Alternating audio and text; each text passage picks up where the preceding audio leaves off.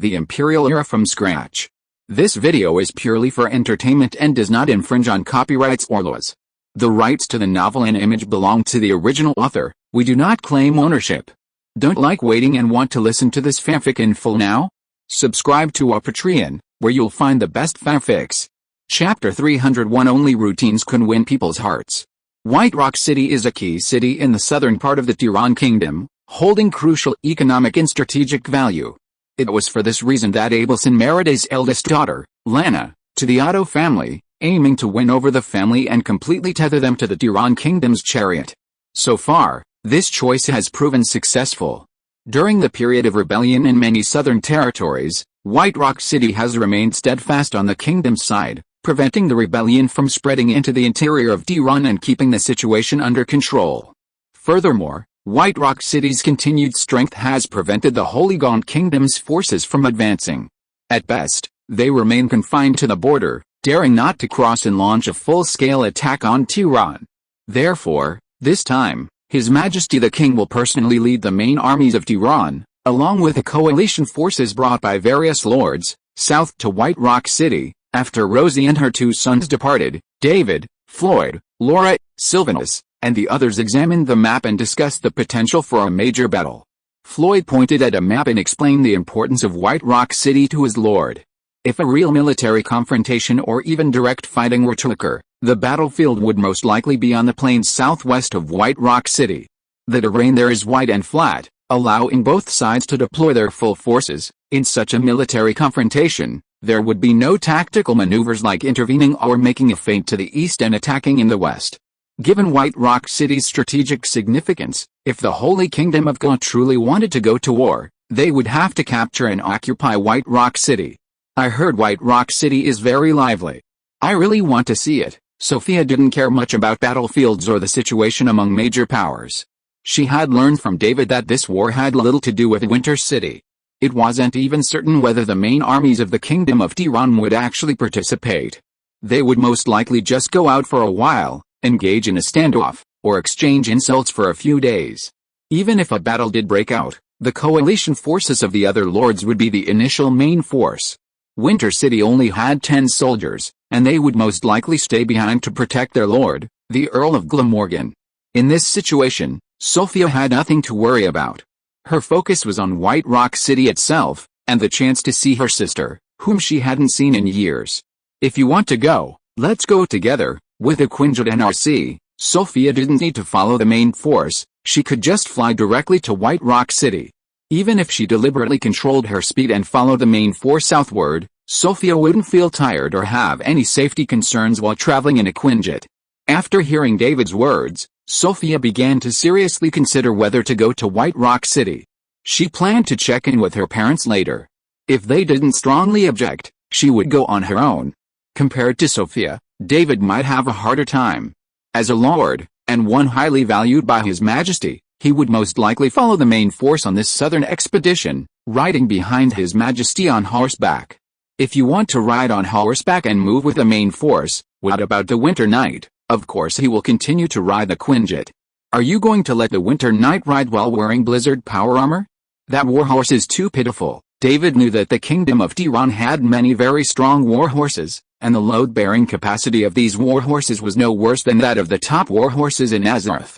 But no matter how exaggerated, it would not be possible to carry the Winter Knight wearing a full set of blizzard power armor for a long journey, right? After hesitating for a few seconds, David found that it did not seem impossible. However, he still thought it would be better for the Winter Knight to continue riding the Quinjet, as the warhorse would limit the Winter Knight's combat effectiveness. Your Excellency, don't you leave a few knights with you? Floyd was not worried about David's safety. David, who was following His Majesty the King, could not have any safety issues. He asked his lord to bring a few knights with him just to keep up appearances. That's not necessary. I'm not wearing blizzard power armor. I'll follow David. Sylvanus thought the blizzard power armor was excellent equipment, but she had her own combat habits. Unless there was a special situation, she would wear her own armor and fight with a bow. Her attire didn't affect her riding, nor was it suitable for airborne operations from a Quinjet, making it more suitable for her to operate with David. Jaina was in the same situation, but the sorceress had no interest in traveling on horseback. When everyone looked at her, she decisively stated that she preferred flying. "Why don't I also accompany you, my lord? Wearing the armor and the jet won't affect anything. As for commanding the battle, honestly, Brock is more suited to this kind of airborne operation than I am." David nodded. This meant that the ceremonial officer Elias Parker, the personal guard Knight Floyd, and Sylvanus, who was temporarily acting as a bodyguard, would accompany him. For a lord who had brought few soldiers with him, having 3 trusted followers was quite a lot. The remaining men continued their journey aboard the Quinjet. If Sophia also headed south, RC would accompany her to ensure her safety. "Let's arrange it this way." David checked the time. Sutton Stewart had previously invited him to go out of the city with him to see the encampment of the soldiers, arriving one after another. David didn't want to miss this opportunity to see the strength of the other lords of the Tiran kingdom, so he accepted Sutton's invitation. Mounting the 12 war horses specially provided for him, David and Sutton, accompanied by several guards, made their way out of the capital unimpeded. The encampment His Majesty had arranged for the lords was located in an open area in the southwest corner of the capital, chosen to facilitate the subsequent assembly of the army for the southward march. David and Sutton rode out of the capital's south gate, turned west, and soon came upon a specially fenced-off temporary military camp. The camp was currently guarded by the Tiran Royal Guards, who not only protected the camp but also monitored the soldiers who had arrived from across the country. But their mission was simple. Soldiers were forbidden to leave the camp without proper reason or orders. They didn't care what these disparate soldiers did inside. Even if conflicts erupted between these soldiers, even direct brawls, as long as the fighting didn't spill outside the camp, the guards would ignore it entirely, even watching and cheering from the sidelines. Under such circumstances, the chaos within the makeshift camp was easy to imagine. Entering the camp on horseback, David surveyed the chaotic, disorganized, and haphazardly arranged tents and campfires, and seriously suspected this coalition was a ragtag army of men haphazardly drafted by local lords. How could such an army be effective? David felt that with such rubbish, his 10 winter knights could wipe them out without even firing a shot. These are indeed ragtag troops. The truly elite would occupy better positions. Sutton had more experience with such situations. The Kingdom of Tiran had summoned lords numerous times, and he had personally witnessed many such occasions. With much experience, one understands much. It also has to do with a lord's own status. Upon receiving a call to arms, a high lord would pass the order down to the lesser lords below them. This process of recruiting troops, one level at a time, would form a small, united force. These forces would receive varying amounts of supplies and treatment. Upon arriving in the capital, territories would be divided based on the lord's strength, rank, and other factors. Their trusted troops would be placed in the best positions, before considering those at lower ranks. The outermost territories generally consisted of lords whose own strength was weak, and whose superiors were also of limited power. The troops they brought with them were simply a ragtag group of soldiers. Besides providing numbers, these soldiers could only perform auxiliary tasks, such as setting up camp, patrolling, standing guard, and scavenging for food and water. Continuing inward, the surrounding tents gradually became cleaner, tidier, and more organized. One could even spot some strong soldiers spontaneously training or maintaining their weapons and armor. These soldiers look quite good. David, astride his tall warhorse, wore no armor or formal earl's robes, but his ornate everyday attire betrayed his noble status. Coupled with his handsome young face, he looked like a nobleman, drawn to the scene out of curiosity. The soldiers' reactions to this nobleman varied. Some trained even harder, while others calmly continued with their tasks. David glanced around, but saw no signs of disdain or contempt. Then he realized this was normal. In this world, the supremacy of the nobility was a matter of course. Furthermore, the soldiers in the camp were also vested interests in the aristocracy, including many knights, who were also part of the nobility. They might feel envy, jealousy, and a desire to be part of it, but they wouldn't look down on him with disdain. As David continued to survey his surroundings, a sudden commotion erupted from the front. This wasn't uncommon here, but it caught David's attention because the voice was a woman's. "Get out of here, you idiot!" David looked in the direction of the voice, but before he could open his mouth, he asked Sutton beside him, "Whose troops are those over there?" Sutton was already galloping over to watch the excitement. David followed on horseback, "Needn't worry about missing out. The guards who had come with the two of them had already stepped forward to drive the onlookers away, clearing a path for Earl Sutton Stewart and Earl David of Glamorgan to ride into the circle and see clearly what was happening. A red-haired female knight in armor was facing off against a strong man.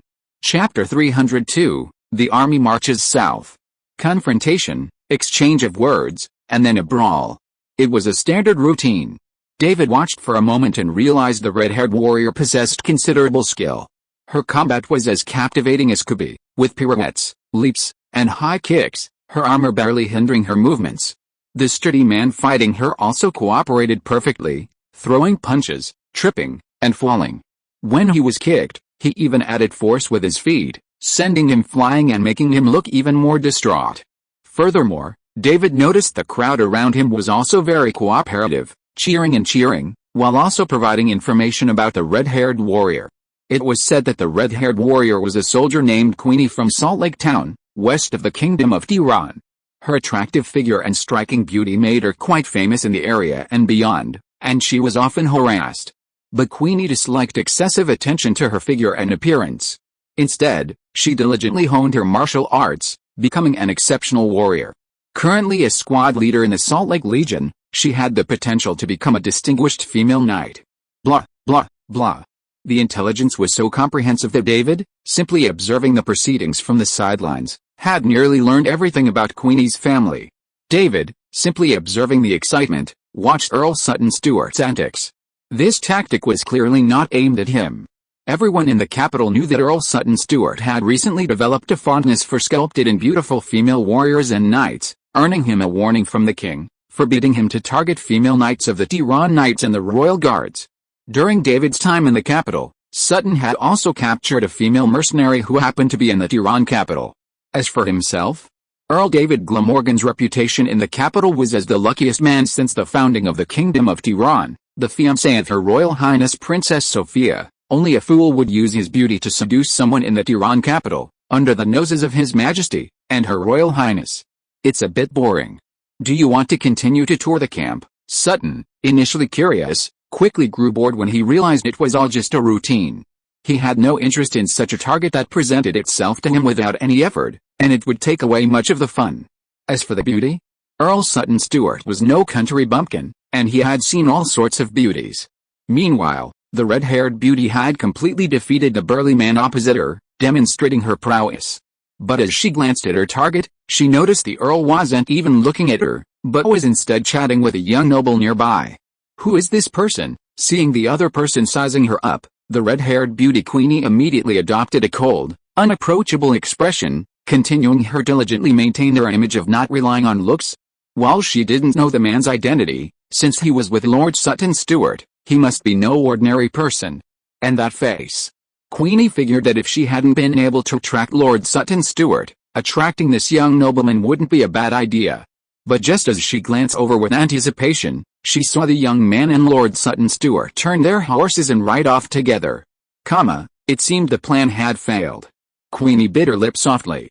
She had always been confident in her looks and figure, but the lecherous lord hadn't even glanced at her, and the young noble next to her had only glanced twice. She didn't think it was her own lack of beauty, she thought the problem lay with the person who had devised the plan. While everyone in the capital knew Lord Stewart had recently been fond of female warriors and knights, after so long, perhaps he had grown tired of them? As for the other person, perhaps the young noble didn't like this style. I've been finding ordinary female knights a bit boring lately, Sutton said, looking at David beside him. Your visit to the capital has really given me some new inspiration, David asked, puzzled. He'd been mostly discussing business matters during his visit to the capital, hadn't he? Even when Sutton boasted to him about capturing another female mercenary, he'd only casually responded before moving on to more serious matters. Sutton suddenly said that. What inspiration had he given him? I suddenly feel that we shouldn't limit our targets to humans. David scratched his head. All he could say was, as long as you like it, Count. He didn't want to comment further on the topic. Speaking of which, David, your winter city seems to have a variety of races. I've even seen dark elves there. Sutton marveled at the thought. David's winter city wasn't just populated by humans and elves, but even by such fascinating races as the Cybertronians and the Dark Elves, a race rarely seen in human realms. You really should bring the Dark Elves to the capital, David was speechless. Why would he bring dark elves to the capital? To make it easier for Sutton Stewart to conquer Enid? If you bring dark elves, the people of the Holy Kingdom of Gaunt will probably be even more upset. Huh? Don't you know that the Holy Kingdom of Gaunt has frequent conflicts with the dark elves? Of the major human kingdoms, only the Holy Kingdom of Gaunt's territory bordered the barbaric lands inhabited by the dark elves. Sutton didn't know that the dark elf in Winter City came from the Eternal Night Empire, further west. Furthermore, when the people of the Holy Kingdom of Gaunt see the dark elves appearing in our area, they'll likely assume that the Kingdom of Tiran has reached an alliance with the dark elves, and a direct withdrawal isn't out of the question. David marveled at how the Earl could seamlessly switch from such a frivolous topic to such a serious military strategy. On their way out of the makeshift camp, they encountered another female knight who wanted to showcase her charm. Unfortunately, her script wasn't as sophisticated or as dedicated as that of Queenie, and she wasn't accompanied by a supporting cast, so Earl Sutton Stewart simply ignored her. David took a few looks, finding her appearance rather ordinary, so he ignored her. Back at the old house, David had some free time, plenty of time to communicate with Winterfell daily and check on the situation in his territory. According to Eva's report, everything in the northern plains was progressing steadily as planned. The orcs were being eliminated in ever-decreasing numbers, and there were no longer any orc villages, towns, or factories or other gathering places on the northern plains. As the orcs found it increasingly difficult to find a place to live on the northern plains, they began fleeing to the hills and mountains east of the plains. Once in those areas, the complex terrain slowed the Spartan heavy infantry's efforts to clear them. Some were rumored to have built boats, preparing to escape the northern plains by sea.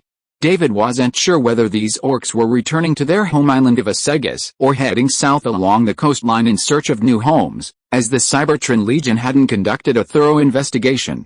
Meanwhile, the first semester of Winter Academy was still underway, and it would take several years to train this new batch of students.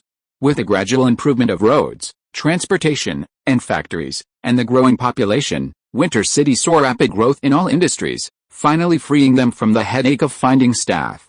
The minor security issues were, by comparison, perfectly acceptable. Furthermore, Cecil had returned to Winter City. After spreading evidence of his activities throughout the Savage Lands, the Lost Lands, he attempted to invite the people there to live in Winter City, but was rejected.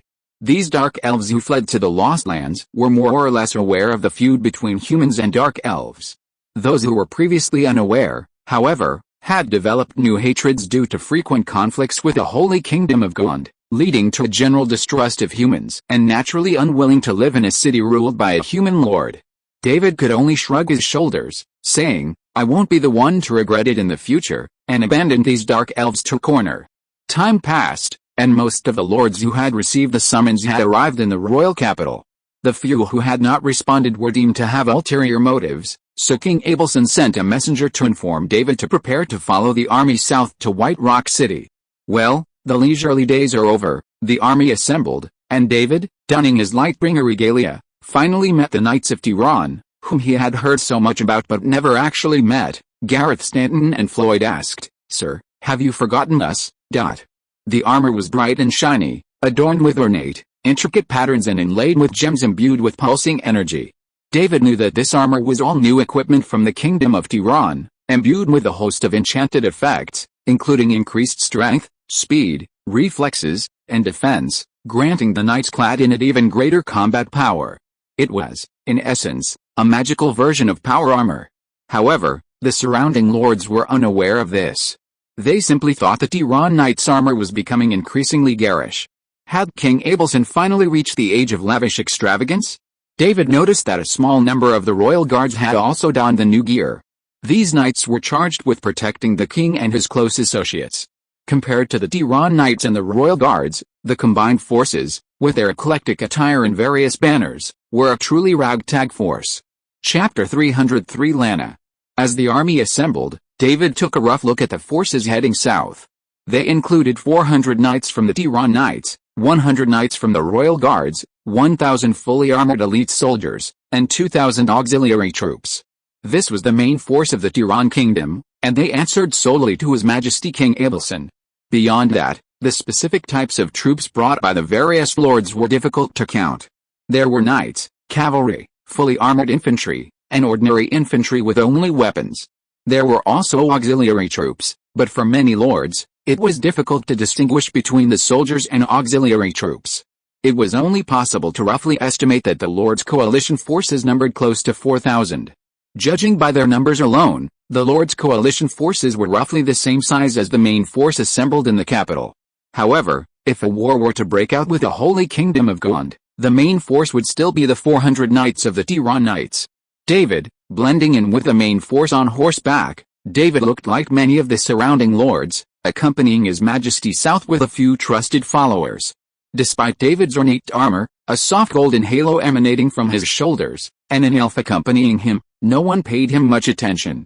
They all hurried on their own, whispering only a few words to their closest associates.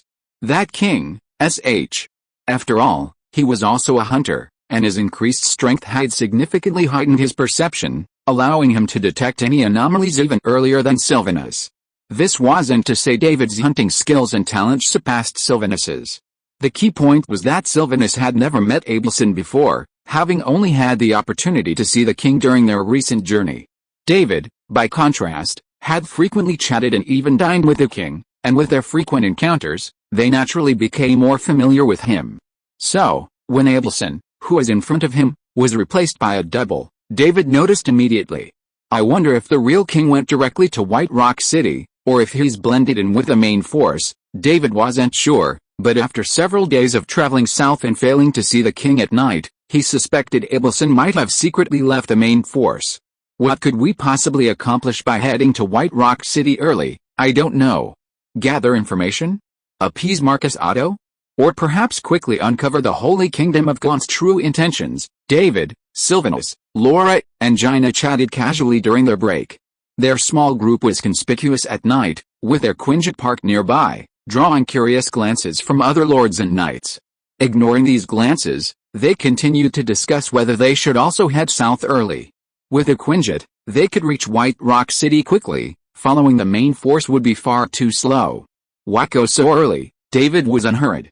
He felt a slower pace would be better. The Winter Knights won't enter the battlefield early. Even if war with the Holy Kingdom of God were to break out, the initial phase would rely on the armies brought by these lords. Then, it would be the stage for the Knights of Tiran to perform. It wouldn't be our turn to intervene. Arriving early, would that allow the Winter Knights to drive the Holy Kingdom of God away? If he did so, not only would Abelson not be grateful, he might even blame David for ruining his plans. After all, Abelson wasn't just hinting at David, he was explicitly telling him not to get involved in the battle so soon. Just think of it as an outing with so many people along with such a grand spectacle. Not many people could enjoy such pomp and circumstance. David had a good attitude, simply enjoying the fun. This intensified after he noticed that many of the lords were ostracizing him. He understood their rejection. After all, he was practically the king's son-in-law. The lords and David had little in common to discuss, and talking too much might even make the king wary. It was best to avoid contact. They didn't realize they might have missed their last chance. If they could have established a relationship with David during this period, perhaps he would have offered some support. Now, no one could stop David's eagerness to enjoy the fun. Continuing their journey, the mighty army, after many days of marching, finally arrived at White Rock City, a major southern city of the Tiran Kingdom. As the city, its walls clad entirely in a blanket of white, came into view, David felt a sense of shock. Wow, it wasn't that White Rock City was magnificent, but rather that this pure white city held a distinct character. Constructed entirely of the local white rock, mixed with other materials, its buildings and architecture, combined with a slightly different architectural style from that found in most of the Tiran Kingdom, gave White Rock a distinct character. The army didn't enter the city, instead setting up camp in the open space outside.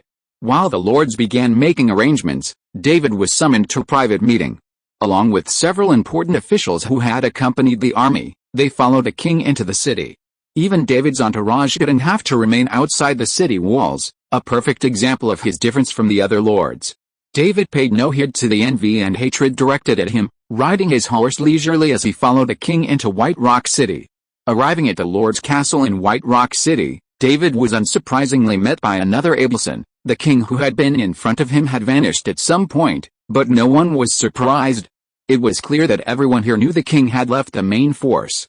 "Lord David, Earl of Glamorgan, just land your fighters in the open space over there." A cleared area inside the castle's main gate had been cleared, likely by Abelson's order, specifically for David. This command drew a few more glances at the young, rapidly rising Earl. The soldiers of White Rock City were curious, not only about David, but also about the slowly descending Quinjet fighters. If the king hadn't warned them otherwise, they would have already launched an attack on the monster that had been circling in the sky for some time. As the Quinjet landed smoothly, Princess Sophia emerged and warmly embraced the young woman standing next to Abelson. David then confirmed that the woman, who appeared to be in her mid-20s, was indeed Sophia's sister, Abelson's eldest daughter, Lana Tillon. She was now the wife of Marcus Otto of White Rock City. David quickly scanned the area but couldn't spot anyone who looked like Marcus Otto. His doubts were soon resolved. Lana, on behalf of her husband, welcomed the nobles and dignitaries from the capital and explained her husband's absence. "Marcus Prior Otto has been unwell lately and unable to see guests. I am here on his behalf to welcome His Majesty the King and all of you." After a brief exchange, everyone dispersed to attend to their respective tasks, surveying the surroundings, observing the weather, formulating and preparing battle plans, and even developing possible retreat and escape plans. David and Sutton stayed behind to get to know Lana Tillon. "This is David, Earl of Glamorgan, Sophia's fiancé." The Lord of Winter City on the northern plains had been introduced beforehand, and with a previous forced population relocation order issued by the Kingdom of Tiran, Winter City's location was known to everyone in the kingdom.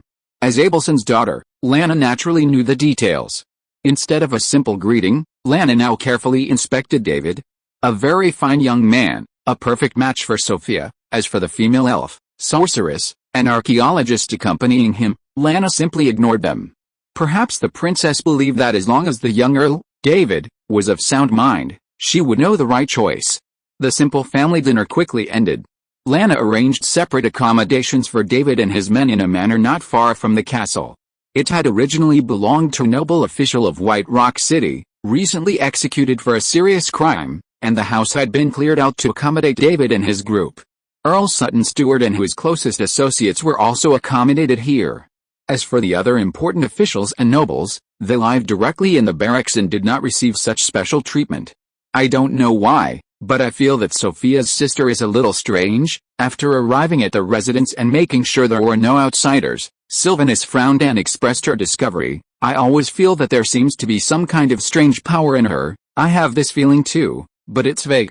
I even suspected it was an illusion." Gina shared the same opinion, but because she only took a few rough glances, she was not sure whether her judgment was correct. Finally, everyone's eyes fell on David. David had been in contact with the Marquise the longest and was closer to her, so he should be able to make a more accurate judgment. "Your feeling is correct. The fluctuations in Lana's body should be the power of a god on the temple. If you're listening to this novel on a channel other than Fanfic World, it means they downloaded and uploaded it without effort. We cordially invite you to visit our channel, Mundo Fanfic Novelis. There you'll find the original version of this story and you can explore many other novels of various genres. We're waiting for you to immerse yourself in a world of incredible novels. Chapter 304 Thunder. David was so certain because he had encountered this kind of energy fluctuation before. Back when Winter City was still Winter Village, consisting of only a few wooden houses, he was attacked by an assassin while conducting his daily training at the edge of the Winter Forest. The power wielded by the assassin, as well as the small tool found on his person, emanated energy fluctuations that were essentially identical to those emanating from Sophia's sister, Lana. After hearing David's words, the others exchanged glances, realizing that the situation in White Rock City seemed even more complex than they had initially anticipated. With the support of the Holy Gaunt Kingdom, several surrounding lords rebelled. The Holy Gaunt Kingdom's army was stationed just across the border, poised to invade Tiran territory at any moment. Marcus Prior Otto, the Lord of White Rock City, was ill and unable to attend to official duties, not even to welcome His Majesty the King, who was coming south to oversee the war. This left his wife, Princess Lana, the king's eldest daughter, to handle all matters. On the surface, Princess Lana, representing the Tiran royal family, was responsible for all matters related to White Rock City, seemingly ensuring that this strategic location would be protected from rebellion by the Holy Gaunt Kingdom. However, Lana Tiran, a Tiran princess, was found to be carrying the power of a deity from the temple. What could this mean? Had even the princess been influenced by the Holy Gaunt Kingdom? Perhaps Princess Lana has been cursed by the mages and sorcerers of the Holy Gaunt Kingdom. Jaina's speculation was not impossible. Given Marcus Otto's health, this possibility was plausible. What are you going to do? Help Sophia's sister heal. Laura turned to look at David, who had his eyes closed, seemingly resting or perhaps meditating. But the constant tapping of his fingers on his thigh suggested he was actually thinking. After taking David's hand and placing it back on his own leg, David reopened his eyes. For the time being, no one should act alone. David hadn't yet decided how to handle this situation. If she were truly being plotted against, it would be easy enough. Helping to remove the curse wouldn't be a big deal. But if Lana wasn't cursed, but had actually sided with the temple, the situation would become more complicated. Her rash statement, "I detect traces of the temple on you," would simply be a warning to the other side to act quickly. The most practical approach was to continue observing. If Princess Lana showed any signs of health problems, it was likely she had been plotted against. On the other hand, if Princess Lana remained energetic and appeared to be showing no signs of abnormality, she was likely already siding with the temple. Although David didn't know what bargaining chips the temple had offered to persuade the princess of the Kingdom of Tiran to side with him, he didn't find it difficult to understand. It wasn't uncommon for princes and princesses to stab their fathers for various reasons. He had one standing right before him. If it weren't for him and Fordring, Jaina would have already killed her own father.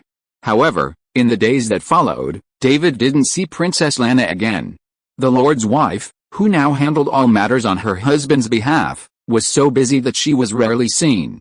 Furthermore, with His Majesty constantly mobilizing troops, and David often accompanying him to broaden his horizons, he had no idea of Princess Lana's current situation. However, as the army left White Rock City and headed towards the plains not far from White Rock, David's attention was completely captivated by the overwhelming force of the two armies. This scene is truly magnificent. Still perched on his warhorse, some distance from the battlefield, David watched the army gradually forming in the distance, and the faintly visible army of the Holy Kingdom of Gaunt even further away. The two armies faced off on the plain, a scene far more striking in real life than it had initially appeared on television or on a computer screen. Knights constantly marched through the ranks, shouting and adjusting their formations. Although they were allies, the lords possessed capable men, many of them experienced knights. On the battlefield, these knights commanded the respect of all soldiers and diligently executed every order. Returning home alive was a matter of life and death. No one wished to remain buried so far from home. Furthermore, several members of the Tiran Knights appeared on the battlefield, escorting several nobles. These high-ranking Tiran officials would initially engage in dialogue with the Holy Kingdom of Gaunt, perhaps even a confrontation. In short, while both sides had already established their positions, it remained uncertain whether a fight would ensue. David watched from his horse for a moment when Abelson, standing in front of him, suddenly motioned for him to come forward. "Your Majesty, if you were to lead the Winter City army in this battle, could you win? The Kingdom of Tiran will undoubtedly win." David wanted to proclaim Winter City's invincibility, but he forced himself to hold back. "Your Majesty, do you believe this war is unavoidable?" Abelson was silent for a few seconds before confirming David's suspicion. "I came to White Rock City ahead of time to investigate. This war is inevitable. The Holy Kingdom of Gaunt's determination exceeded my expectations." He had come early to gain a quicker understanding of the situation. In fact, after issuing a call to all lords, Abelson dispatched his best scouts and intelligence personnel from the Tilan Shadow Guard to various southern regions to gather intelligence. He had also arrived early to gain early access to this intelligence and make advance arrangements. The information he received alarmed Abelson. Many of the territories in the southern part of the Kingdom of Tiran were already heavily infiltrated by the temple. Some territories even openly prioritized the temple's interests over those of the Kingdom of Tiran. What he found most difficult to accept was that even his own daughter had sided with the temple. Abelson already knew his daughter, Lana, was colluding with the temple, and he scoffed at her naive notion.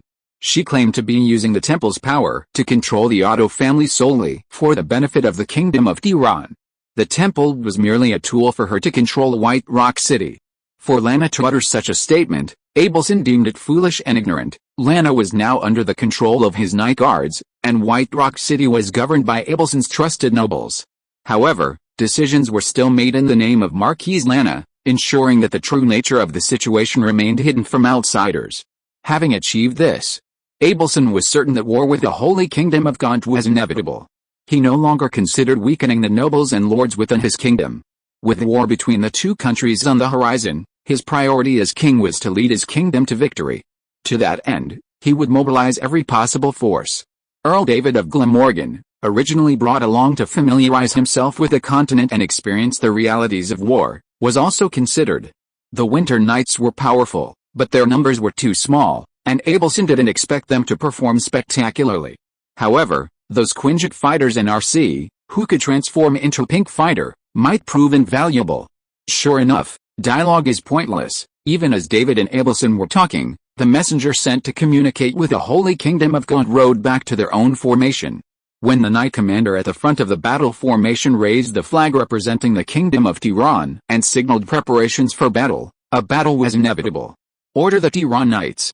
Attack. Seeing this, Abelson decisively gave the order to commence battle. And he didn't order the allied lords to attack, but rather the most elite Tiran Knights to launch a surprise attack. As the order was issued, the rumbling sound of galloping horses emanated from the battlefield. A cavalry unit, radiating a golden glow, suddenly appeared out of nowhere. Immediately, the knights' bodies shone with various lights, and their speed visibly increased. They charged the Tiran army from the flank. It's the Knights Templar. Where did these guys come from? Damn it! It must be the magic of the followers of Umber, the god of shadows. When did Umber's shadow magic become so powerful? Just as the Lord's coalition forces urgently adjusted their formation to prepare for the Templars' charge, and the knights and cavalry were still adjusting their formations, preparing to launch a flanking attack, the Tiran Knights, having received the order to attack, suddenly appeared.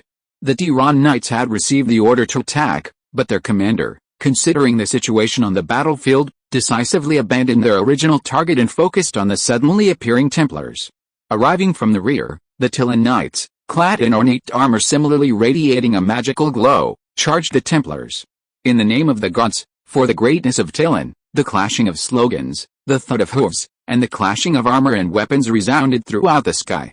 As the two knight orders clashed in a fierce battle, the allied forces of the lords responded swiftly, gradually surrounding the two engaged orders from the outside, preparing to cooperate with the Tilan Knights in strangling the Templars. As the allied forces gradually encircled the two knight orders, the Templars seemed to be willingly offering themselves to the enemy's mouth. This made Abelson, standing in the distance, smell a hint of conspiracy. Something's wrong. Just as Abelson was debating whether to order some adjustments, the once cloudless sky suddenly became overcast. Thunder flashed within the thick black clouds, as if brewing some terrifying power.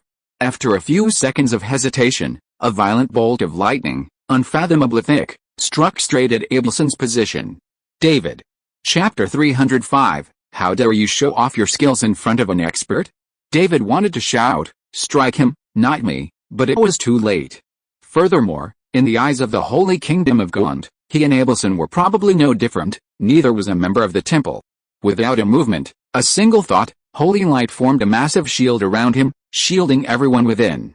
Boom. Boom.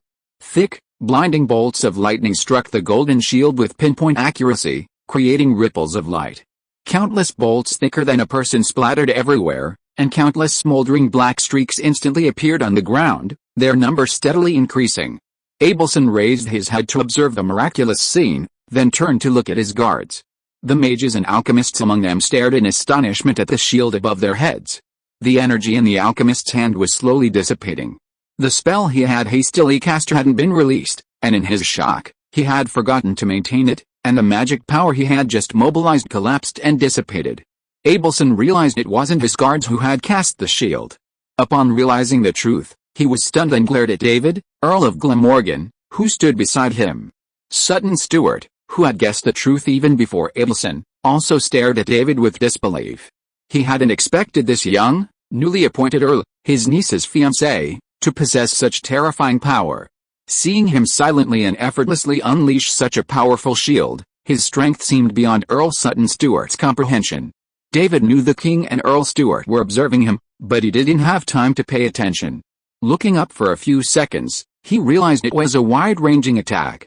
Not only was King Abelson and his dignitaries under constant attack, but the Terran army on the battlefield was also suffering a devastating blow. Won't this indiscriminate attack kill the Knights Templar as well? Could they have some method of making them immune to magic? David thought of the god of magic enshrined in the temple. Since it was the god of magic who established a magic system, then distinguishing friend from foe wouldn't be that difficult. After a closer look, David discovered that not only were the Knights Templar impervious to the terrifying thunder, but they themselves served as location tracking devices. It was precisely because they were intermingled with the Tiran army that the thunderbolts were able to pinpoint a small area. So, there's a traitor. David was bombarded with lightning for over 10 seconds, his holy light shield having withstood countless bolts of lightning. While the shield showed no signs of collapse, David wasn't prepared to continue taking the brunt of the blows until the spell ended. He raised his left hand and gently punched upward. The surrounding holy light energy instantly received its command. The golden light grew increasingly condensed and dense, finally radiating upwards into a straight, thick pillar of divine light, blasting a massive circular hole through the thick, dark clouds. Sunlight streamed through the hole, bathing David and the group around him in its light. As the holy light pierced through the layers of dark clouds, the immense magical power contained within them was dispersed, and the surrounding clouds gradually crumbled and vanished. The thunder and lightning within the black clouds grew fainter and fainter until they vanished completely. As the clouds dissipated, sunlight gradually spread from David's position to the surrounding area, quickly returning to its previous state of cloudless, sunlit skies. David had long ago withdrawn his gaze. This situation had been predetermined from the moment he decided to strike. "How dare you show off your petty tricks in front of me? The common language of Brunia is profound and rich." These weren't David's exact words, but the translation was roughly the same. Looking toward the battlefield, despite only 10 seconds of indiscriminate bombardment, the Tiran army had suffered heavy losses. Even those not killed directly by the terrifying thunderbolts were mostly wounded, and many of their weapons had been damaged by the terrifying magical attack. The Tiran Knights' new equipment, in particular, had suffered some problems during this terrifying onslaught. Meanwhile, the enemy, the Templars, were sleek and energetic, brandishing their weapons in a devastating slaughter. Perhaps in the eyes of the Templars, all around them were mere lambs to the slaughter. Their resistance was doomed to failure, and the great god of magic would bring a resounding victory to the temple. "Be prepared for divine judgment," the Templars howled, admiring the sight of their wicked enemies falling beneath the boundless thunderbolts, only to discover that the weather had cleared and the thunderbolts had vanished. They didn't know what had happened, but the enemy's situation was dire. Even without the thunderbolts, they were no match for the Templars. "This is the opportunity granted by the god of magic. Let us personally destroy these evil Tyranids," the Templar commander reacted quickly. He believed the enemy had already lost their fighting capacity, and the Templars were poised for a foregone victory. As they pondered this, the sunlight seemed to intensify. They then noticed a continuous stream of golden silk threads falling from the sky. These threads, like snowflakes, sank into the enemies ahead. Then, something incomprehensible to the Templars occurred. The seriously injured, illuminated by the golden light and touched by the silk threads, all returned to normal. Because the scene was so shocking, the battlefield suddenly fell into an eerie silence. The Knights Templar were filled with questions. This power looked like the magic of the god of light, Lumiere, but wasn't the god of light on their side? Why would a priest of the god of light cast a spell on the enemy? Had he cast it on the wrong target? Or was it actually an indiscriminate healing spell? Was it just that they were uninjured, so they didn't feel the effect? But if they and their companions were unharmed, why would they cast a healing spell? The Kingdom of Tiran was completely confused as to what was going on. Even the Knights of Tiran were seeing nothing like this before. Compared to the soldiers on the battlefield, those around David reacted faster. "Don't let him continue casting the spell." Several nobles drew their weapons and rushed towards David. They had realized that a mysterious scene on the battlefield was caused by the spell cast by the Earl of Glamorgan. While they didn't understand why Earl Glamorgan could wield a spell resembling Lumiere's, they knew that David Glamorgan's interference would shatter their previously flawless battle plan. The Holy Kingdom of Gaunt's goal of completely destroying the Kingdom of Tiran's primary military strength in a single battle would be utterly thwarted. "Destroy these traitors," Abelson reacted quickly. He had known that many of those around him were untrustworthy, so he wasn't surprised by what was happening and immediately responded appropriately. Earl Sutton Stewart immediately rallied behind David. He knew that the Kingdom of Tiran had lost a battle, But David had given the Tiran army a glimmer of hope. As long as they weren't completely annihilated in this battle, the Kingdom of Tiran could continue its struggle against the Holy Kingdom of Gaunt. If the remaining forces were completely destroyed, even if Tiran managed to survive, the losses would be devastating. Even in the best-case scenario, large swathes of Tiran's territory to the south would be occupied by the Holy Kingdom of Gaunt, and who knew how many more lords would be turned against them. Therefore, David was crucial right now. Although Sutton was usually frivolous, he was never foolish when it came to serious matters. Drawing his sword and taking a stance, Sutton chanted a few incantations, the sword in his hand glowing faintly. But before he could demonstrate his true strength, a gust of wind swept past his ears, and then Sutton saw a strange pink hammer, enveloped in golden light, strike an enemy's head accurately. Bang! A brilliant burst of holy light, mixed with a red and white viscous substance, exploded, and 4 such enchanting flowers bloomed in succession, exactly matching the number of nobles charging David. In the blink of an eye, these nobles, who had declared, "I'm done pretending, I'm going to show my hand," fell to the ground forever. Those who shielded them didn't hold out for more than a few seconds, falling one after another under the combined attack of the other loyal nobles and guards. The few skilled warriors who managed to hold out under siege were left with no effective defense against David's sneak attack, and fell one after another to David's hammer of judgment. The pink one-handed hammer, enveloped in golden holy light, flew straight back into David's hand after successfully slaying the last enemy. As the holy light gradually faded, Sutton finally saw the hammer in David's hand. He had seen it many times before, but only today did he realize how powerful it was. "What kind of weapon is this, hammer of judgment?" David gently tossed the hammer, then suddenly raised his left hand, unsheathed the holy light hunter, and aimed it at Abelson. "Don't move!" Bang! Before Abelson could react, he heard a fall behind him. Turning back, he saw a figure in the armor of a royal guard's knight lying behind him. Abelson didn't suspect David of anything wrong, but realized that even the royal guard's knights had been infiltrated. His face immediately turned the same color as the surrounding ground, which had been struck by lightning. The night guards muster their forces and attack, repel the Knights Templar. Chapter 306 Blizzard and Metal Storm. Abelson was perfectly clear-headed. He couldn't question the loyalty of the entire guards, but he couldn't keep them around any longer. The situation on the battlefield was unfavorable for the Kingdom of Tiran, making it a perfectly suitable excuse to dispatch the guards. The commander of the guards knew the situation and believed the best option was to lead his men out to perform meritorious service. As for investigating the traitor, that would be dealt with later. The commander, his face equally sullen, led the guards away. Abelson remained silent, but he distanced himself not only from the guards but also from the entire guards. Meanwhile, Sutton Stewart stepped beside Abelson, separating the king from the remaining guards. This left Earl Sutton Stewart and Earl David of Glamorgan on either side of the king, seemingly unproblematic.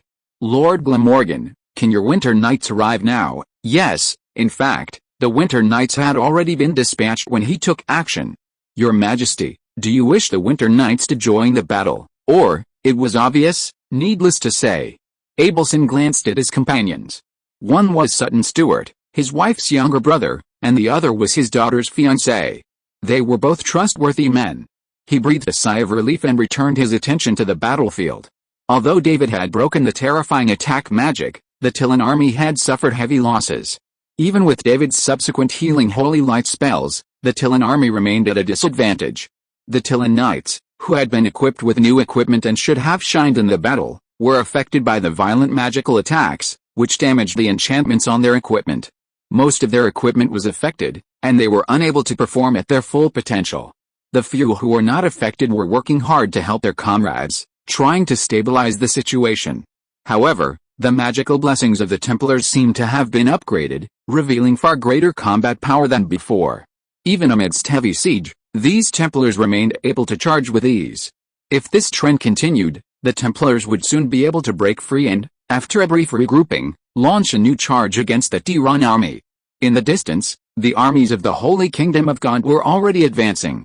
Given the Tiran army's current state, a contact would likely result in a crushing defeat. The Winter Knights. Abelson knew the Winter Knights were formidable. Though he had never personally witnessed them, Sutton's words were trustworthy. He now regretted having asked Lord David Glamorgan to bring all the Knights of the Winter Knights with him, so he could have more aces to draw upon in such a situation. Can the Quinjet attack the distant Holy Gaunt Kingdom's army? We just need to slow their advance. Well, David pondered. 3 Quinjets, RC, and 10 Winter Knights in Blizzard power armor would be enough to hold the enemy host in check for a while.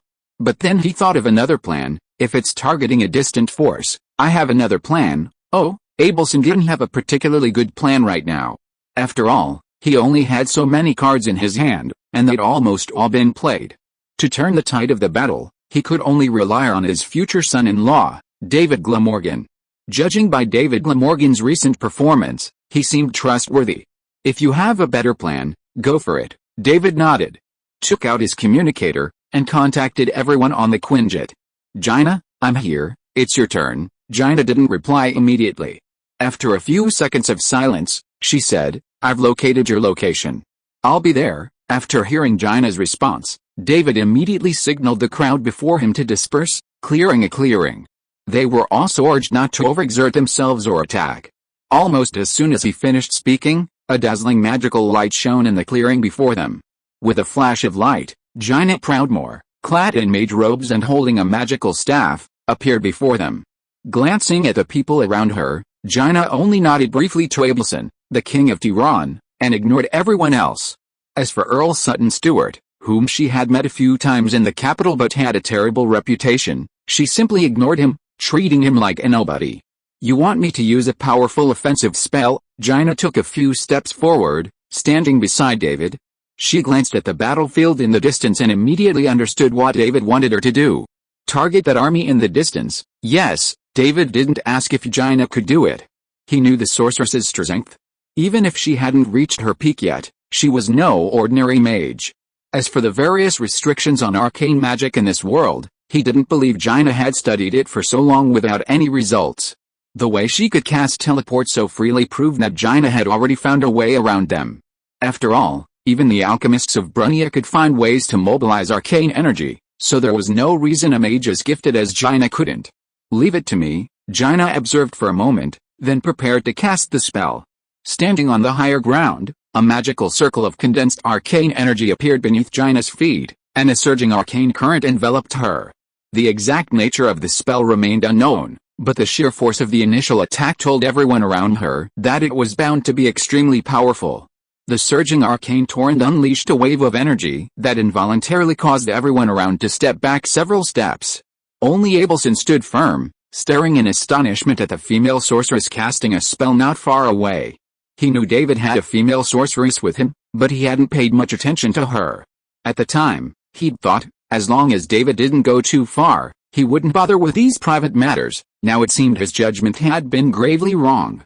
This female sorceress might not have been brought to Lord David Glamorgan's side simply for her striking looks and stature. As magical power was channeled, an immense magic circle slowly materialized in the distant azure sky, diagonally above the Holy Gaunt Kingdom's army. Immediately afterwards, a blue-white meteor, formed from condensed icy air, shot out from the vast magic circle at high speed, slamming straight into the Holy Gaunt Kingdom's army. Blizzard. This is one of the signature spells of Azeroth's mages. But most people don't know that Blizzard isn't actually an evocation, or the frost magic many assume, but a summoning spell. Summons a flood of cold air and ice crystals from the polar regions, condenses them, and launches them towards the enemy. The terrifying icy air, combined with the immense impact, inflicts devastating damage. The blizzard Jaina unleashed this time couldn't have come from Northrend, the polar region of Azeroth. Instead, she summoned the ice crystals from the summit of the towering mountain known as the World Pillar, north of Winterfell. Just as Jaina unleashed her blizzard on the Holy Gaunt Kingdom's forces, 3 Quinjet jets arrived above the battlefield. Abelson, stunned by the terrifying power of Archmage Jaina, was once again astonished. This time, he was struck by the Winter Knights' combat style and the sheer force they displayed. As the 3 Quinjet jets slowed slightly, one by one, the Winter Knights leaped from their jets and, under the gaze of the King of Tiran and numerous nobles, plummeted into the ranks of the Templar Knights. This, Abelson and many other Tiran nobles thought the Winter Knights had made a mistake, mistaking the Templars for their own. But when the mid-air Winter Knights unleashed a shower of flaming iron shards, blasting a clearing into the area where they were about to land, they realized the Winter Knights had aimed their dives at the area with the most enemies. Boom! Boom. Boom. Though they were very far away, the moment the Winter Knights landed one after another, everyone seemed to hear the heavy thuds. Then, they watched helplessly as these mere 10 Winter Knights slaughtered the Templars in the center of their formation, surrounded by countless enemies. What a valiant fighting style! The nobles present had fought countless battles, but this was the first time they had witnessed such a ferocious and valiant fighting style. It wasn't just about jumping from a high altitude onto the battlefield, they also leaped into the densest area of the enemy, then, surrounded by countless enemies, fought multiple enemies. What kind of madman would it take to devise such a madcap fighting method? However, the Winter Knights' appearance immediately turned the tide of battle. The Templars were swarming from the center, their formation completely disrupted, and they were unable to move as a whole to escape the encirclement. The battlefield degenerated into a chaotic stranglehold. Under these circumstances, the Winter Knights' performance became even more impressive, their weapons spitting flames with almost no pause. Although the Templars possessed various divine powers, they were immune to rifle fire. However, this protection wasn't invincible. When the Winter Knights unleashed a barrage of volleys, the Templars were doomed to a bloody massacre. As more and more Templars were reduced to blood, their morale plummeted, and the tide of battle began to turn. Chapter 307 Candidates for the new King of the Tiran Kingdom. While the Winter Knights continued their onslaught, Jaina had already stopped her blizzard spell. With the final volleys of frost meteors, the Holy Kingdom of Gaunt's army was thrown into chaos. While the exact number of casualties was unknown, regrouping and continuing the advance in their current state would take at least half a day. This spell can't be used anymore, Jaina sighed. She had indeed found a way to circumvent the restrictions on using familiar magic, but there were also drawbacks. Once used, many spells would likely attract the attention of the permissions manager, who would unlock access to them and incorporate them into the current management system. Or, in other words, it can't be used again until I find another way. Jaina had anticipated this situation and didn't mind it much. After all, she knew many spells, and as long as she didn't use them recklessly, even if they could only be used once, it would solve many problems. By the time all spells were locked, perhaps she would have found a way to completely bypass the restrictions. We've successfully stopped the advance of the Holy Gaunt Kingdom's army. Our goal has been achieved. David gazed into the distance. The army was unable to advance further, and the Knights Templar were trapped under heavy siege, surrounded by the Winter Knights, the Tiran Knights, and the newly arrived Guards Knights. The Lord's Alliance wasn't just a bystander, they had effectively blocked the Templars' escape routes. If the fighting continued at this rate, the Templars would suffer heavy losses, if not utterly annihilated. Under these circumstances, even if the Tiran Knights and the Lord's Alliance were severely damaged, the Holy Gaunt Kingdom would be unable to continue the war. Just as David was about to watch the excitement, the blue sky seemed to be tinged with a golden glow, and then tiny droplets of light like raindrops fell on the battlefield. Bathed in the golden rain, the Templars regained their full strength. Their physical strength and energy were restored to peak condition, and even their blessings became even more powerful, coating their already sturdy armor with a thick layer of radiance. The Winter Knights' piccolo assault rifles rained down ammunition, sending up countless splattered beams of light, but they were no longer able to penetrate the enemy's defenses and kill them as easily as before.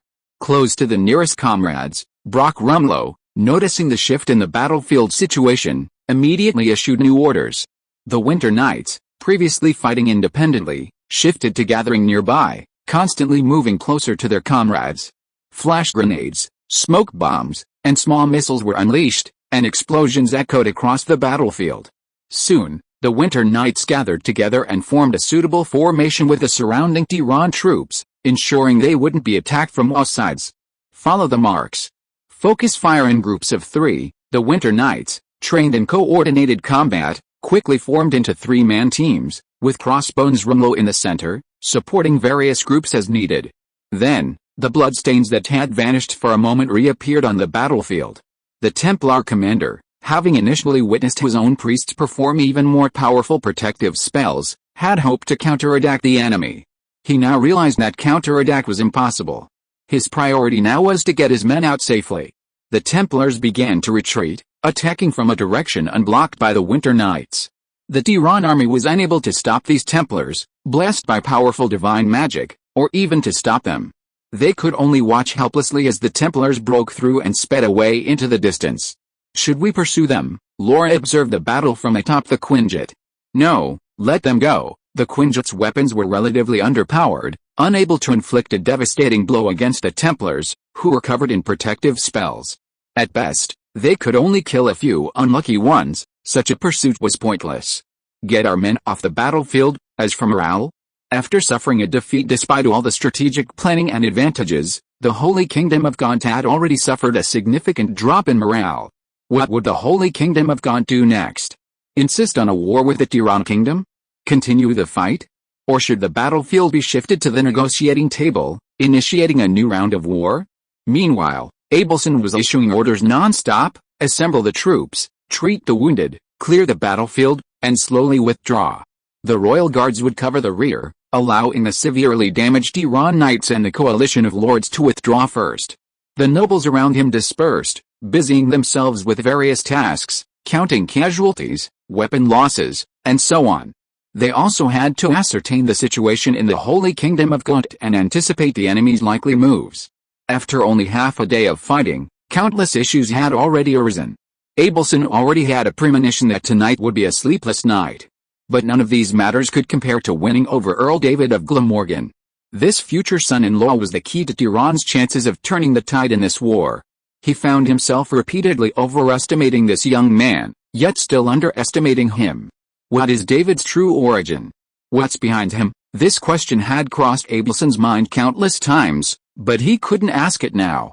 The Kingdom of Tiran still needed Earl Glamorgan to hold the line.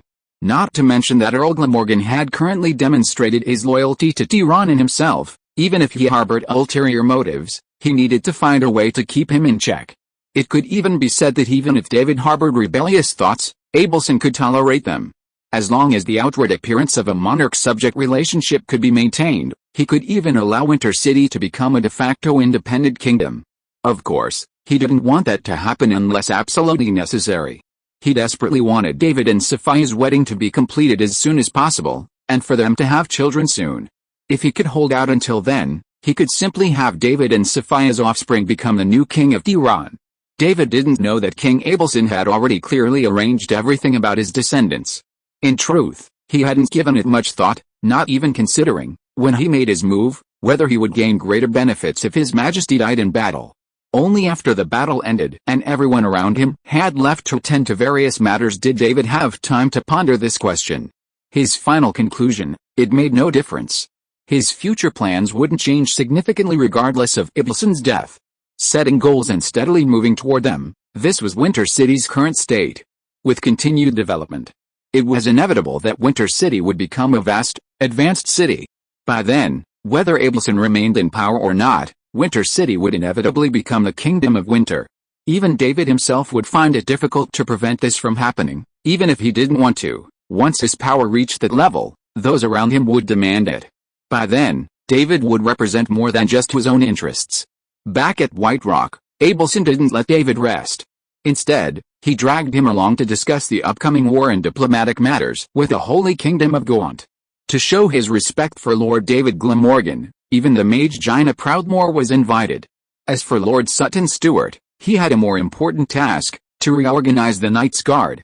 Until the traitor within the guards was completely eliminated, His Majesty was no longer willing to let the guards take charge of his security. Earl David Glamorgan seemed safer by comparison. Perhaps he should let the Winter Knights handle his protection. Since business always ends, and many matters were being investigated and handled by others, Abelson could only turn the conversation to matters unrelated to the Holy Kingdom of Gaunt. For example, where was Mage Jaina Proudmoore from? Mage Jaina Proudmoore is the daughter of the leader of the island city of Kultiras. She's currently a guest in Winterfell, and this trip was to experience the customs and people of the continent of Brunia. Oh, Abelson was surprised. He didn't ask where Kultiras was. Since it was an island city, it certainly wasn't on Brunia, so it wasn't surprising he hadn't heard of it. It was Jaina's identity that surprised Abelson. The leader's daughter, wouldn't it mean she was a princess? No wonder she was so outstanding in appearance, temperament, and knowledge. In reality, both David's description and Abelson's speculation were inaccurate. Kultiras wasn't technically a kingdom, and while Dylan Proudmoore was its leader, he wasn't truly its king. However, Jaina wouldn't elaborate. In her eyes, the king was merely a passing visitor on her journey, and there was no need for detailed knowledge. So, Master Proudmoore is traveling the continent to broaden his horizons. Yes, next time Master Proudmoore visits the Tiran capital, please give me a good introduction to Kultiras. I believe there could be more connections between Tiran and Kultiras. Jaina smiled and brushed off the question. It was a familiar task. After observing Jaina's performance, Abelson realized that the Kultiran princess was adept at handling such situations. Such impressive performance made Abelson begin to worry. Could his naive daughter, who spent her days enjoying herself and having fun, truly compete with this mage? Chapter 308. Do you know what high technology is? Sophia, who Abelson had dismissed as a mere reader and playboy, was now chatting with her sister, or rather, telling her about the wonders of Winter City. There were Cybertronians, high elves, the Holy Light, cars, airplanes, iron battleships, and so on. And there are so many delicious things. Winter City stored a wide variety of food. Given its small population, a small aquaculture industry was enough to ensure the city's basic meat needs. Combined with the ability to purchase and supplement resources from other worlds, Sophia even felt that Winter City's food supply was more abundant than that of the Tyranid capital. Sophia also discovered that the seafood in the Winter River was particularly delicious. She had already fallen in love with it. Although Winter City didn't have a complete seafood industry, as a princess, if she wanted to enjoy some fish and shrimp, there were naturally people who went out to catch them. They say there's a variety of fruits in the summer and autumn. I'll be able to taste them when I return to Winter City this time. When Sophia arrived in Winter City, fruit season had already passed, and only a few varieties of fruits that could be preserved for a long time were available. In fact, with the establishment of stable trade channels between Winter City and Sparta, and the delivery of various grains and fruit seeds to Sparta, Winter City could now not only grow its own produce but also receive fresh fruit from Sparta. Furthermore, with the advancement of various technologies, growing fresh fruit in winter is no longer difficult. It just wasn't necessary before. David also promised to help me build a set of equipment that can move freely on the water, just like Miss Hood. Who is Miss Hood? Miss Hood is a humanoid warship. How to explain it? It's just a warship, but it looks like us. Lana listened to Sophia's descriptions and thought her sister might be crazy. Otherwise, why would she keep talking nonsense? What was all this? If Sophia's descriptions were true, Winter City was like another world. Clean water could be delivered to every household, and electric lights could make houses as bright as day at night.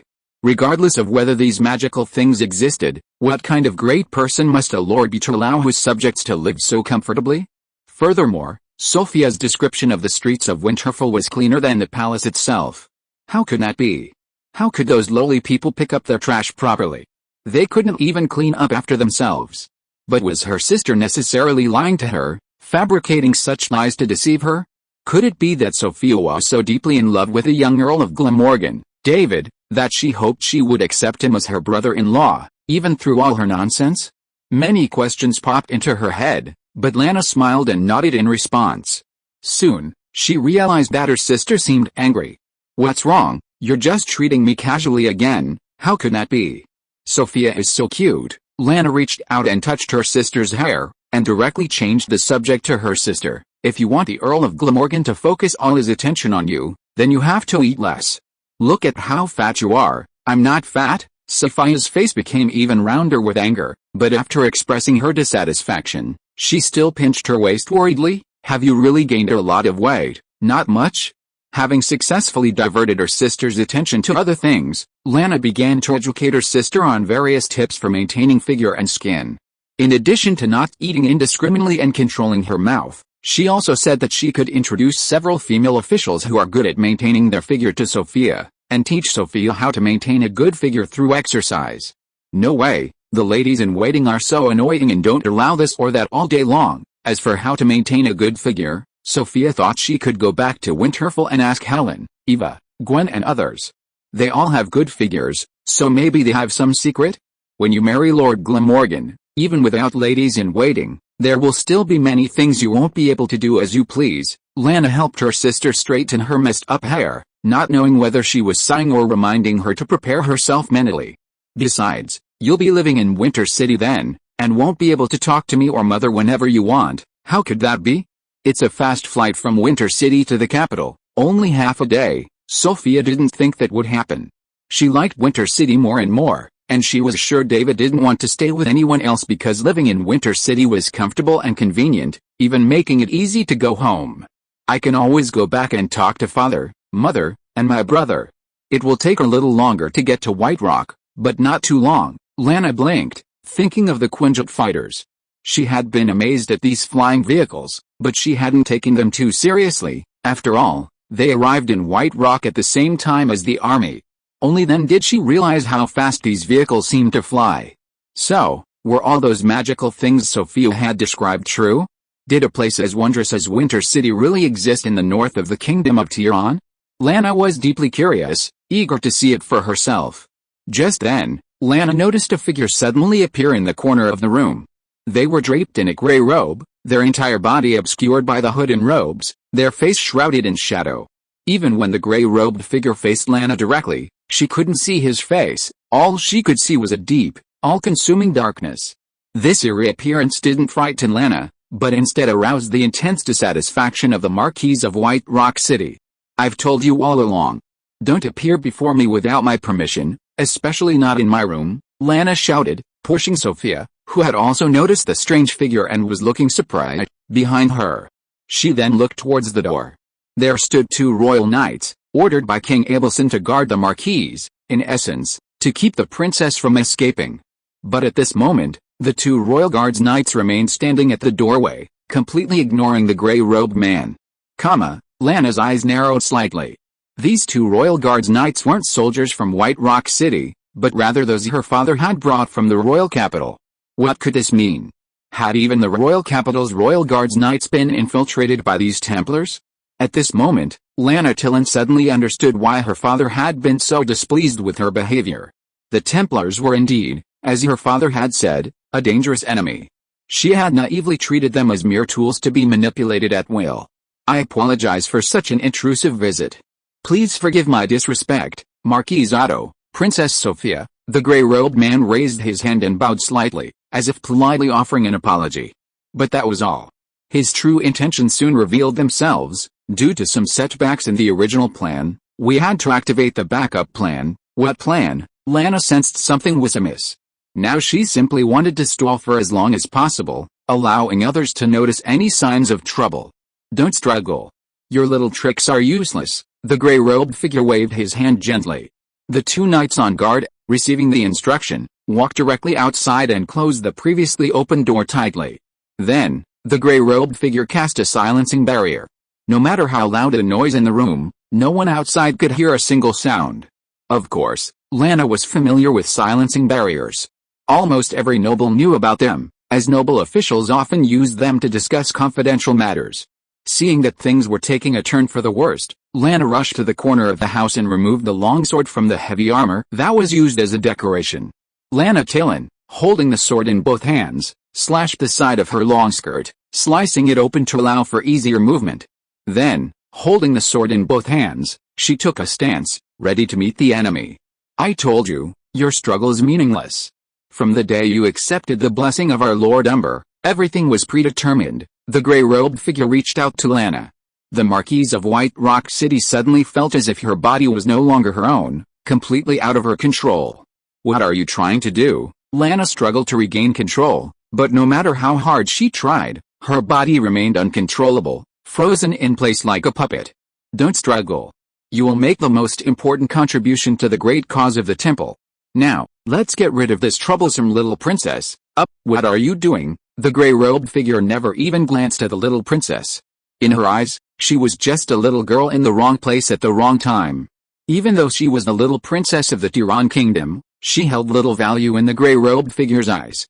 However, the young princess stared with wide eyes, showing no sign of panic or even fear. Instead, she calmly produced a strange object from somewhere, poked it a few times with her fingers, and brought it to her ear. "Hey, David, there's a strange creature in my sister's room, and he's taking control of her." "What? Oh, I see." The gray-robed figure sensed something was amiss the moment he heard the first words. He raised his left hand and unleashed a bolt of energy, resembling smoke and a stream of gray light, towards Princess Sophia. However, as the bolt neared Princess Sophia, it was deflected by the golden light emanating from her body. "Amulet of the God of Light," Just as the gray-robed figure was frustrated that his own spell had been blocked by his own amulet, the roof suddenly exploded, and a wave of golden light, surging through the smoke and dust, shot straight at his heart. Chapter 309. Not a pity at all. A spear blasted like a dragon, the universe shook, a spear shattered the heavens, none of that. From the moment the Sea King's spear appeared to the moment it pierced the gray-robed figure's heart, everything happened in a split second. By the time the smoke and dust cleared and the debris fell to the ground, the gray-robed figure was dead, dangling from the spear. He was still standing thanks to the strength of David, who held the other end of the spear. David silently studied the gray-robed figure before him. As his life force faded, the gray-robed figure's true form gradually emerged from beneath the hood. To David's surprise, the figure was actually a young, attractive woman. I think I've seen this person somewhere before." When Sophia pleaded with David for help, she knew the crisis was over. She didn't think David would be too late to save her. The amulet David had given her before they set out was enough to sustain her until he could reach her. As for her sister, Sophia understood clearly that the gray-robed figure wanted to control her sister, so he wouldn't harm her. She didn't need to worry about her sister Lana's safety. Sure enough, things happened exactly as she thought. As soon as she called for help, David arrived and quickly dealt with the enemy, eliminating the crisis. Sophia ran to David happily and wanted to give him a big hug, but happened to see the true appearance of the gray-robed man opposite. "It looks like a maid in the castle. She is my maid." With the death of the gray-robed man, Lana returned to normal and regained control of her body. But her face was still ugly. What happened today was like a slap in her face. The true identity of the gray-robed man in front of her made her even more angry. The people closest to her had been infiltrated. Is there anyone she can trust in Bayan City? David had already pulled back the spear. Under the water, he made sure that there would not be any blood stains on the golden spear, and then he put the spear away. This person can't be the real mastermind. I know, it's the temple. No, I mean, this maid, like you, has been controlled by a spell. David observed for a few moments and understood the situation. The energy fluctuations from the maid dissipated too quickly, and she wasn't powerful enough to control others at will. All of this pointed to one thing: this maid was, in fact, a victim. Is that so? Hearing that the maid was also controlled, Lana's expression brightened slightly. It seemed that White Rock City wasn't completely infiltrated, and those temple bastards would need to use some tricks to reach them.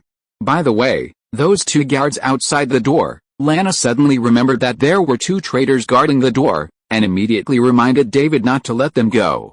"Don't worry, they've been subdued." The door opened, and Sylvanus threw the two heavily armored guards to the ground, one in each hand. Judging from their condition, although not in good condition, they were still breathing. "What should we do with these two?" David, still pretending to be a guard, arrived at the castle.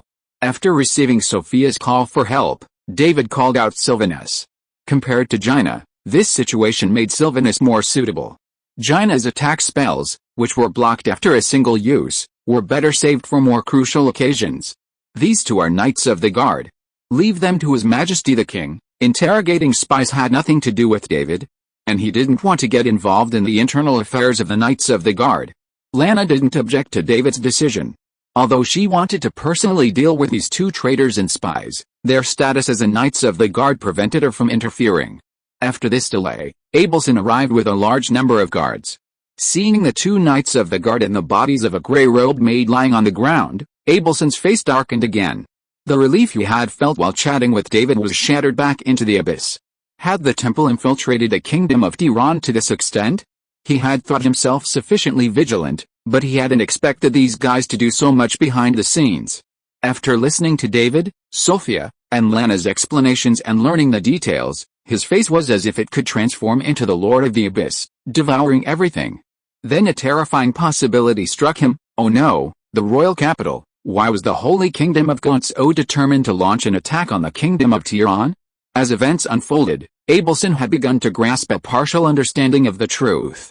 White Rock City had been completely infiltrated, but what about the royal capital?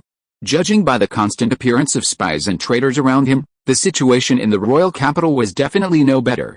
After all, even the royal guards had been infiltrated, so surely other places couldn't be any more difficult to infiltrate than the royal guards? Abelson faced a choice: return to the royal capital immediately, Should he stabilize the kingdom's core and then slowly negotiate with the Holy Gaunt Kingdom? Or should he stay in White Rock City, first inflict a heavy defeat on the Holy Gaunt Kingdom's army, severing its chances of advancing north, and then return to the capital to clean up the mess? He didn't hesitate for long. 2 seconds was more than enough time for him to make a decision. The capital was the linchpin of Abelson's rule over the entire Kingdom of Tiran. He couldn't bear to see Tiran's capital fall into chaos, as that would leave him king in a vain title.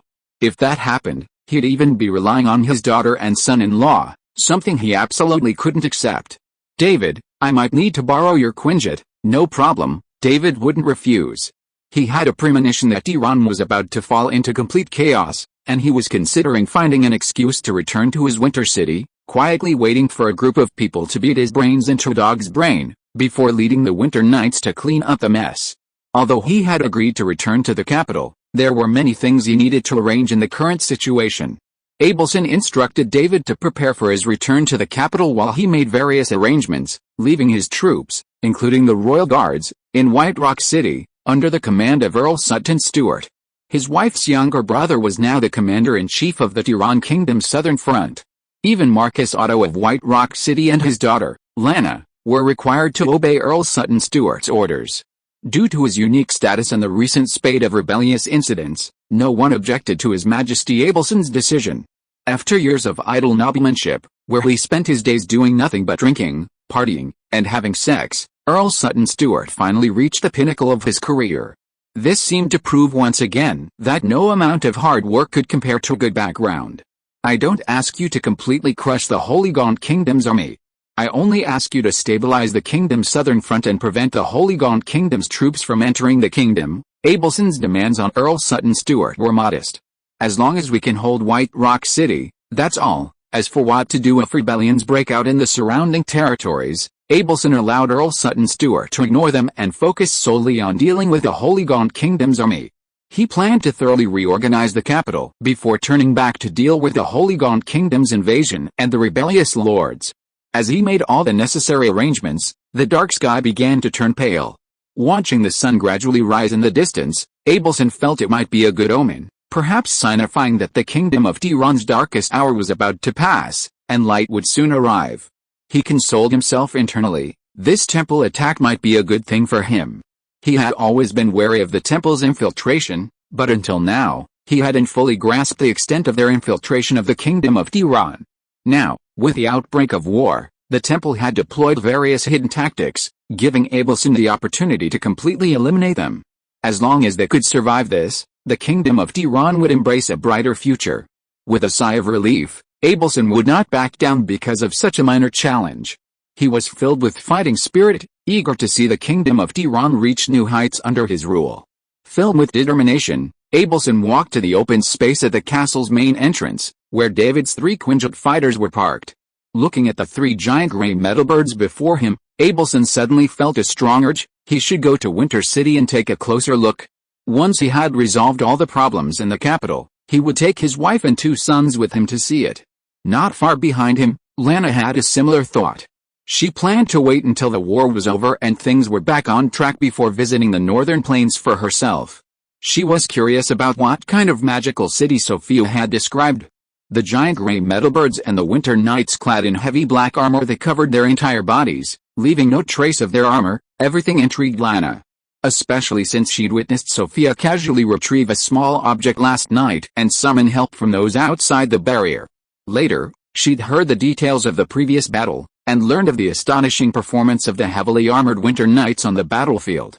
She wished her own knights could possess such formidable combat power. For a moment, she felt a twinge of envy for her sister, Sophia. She wished she hadn't married so young. It seemed that Earl Glamorgan, Lord of Winter City, had greater potential than Marcus Otto of White Rock City. If Winter City was truly as powerful as Sophia had described, Lana might even consider the position. What a shame. Chapter 310. That extremely tempting position. The Quinjet flew through the sky at high speed, the scenery below constantly changing.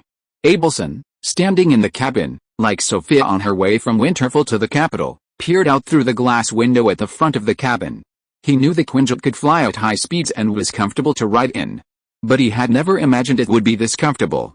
Aside from a bit of turbulence during takeoff, which made him a little nervous. There were no other unusual issues.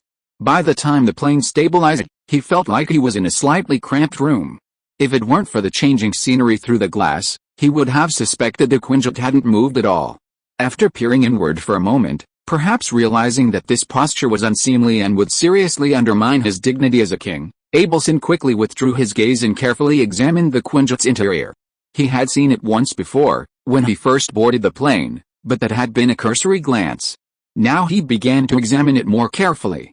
He then glanced at the woman in the driver's seat. He knew the pilot's name was Michaela, a logistics officer for the Winterfell army. She had accompanied David on this trip, primarily responsible for ensuring the proper function of the Winter Knight's power armor.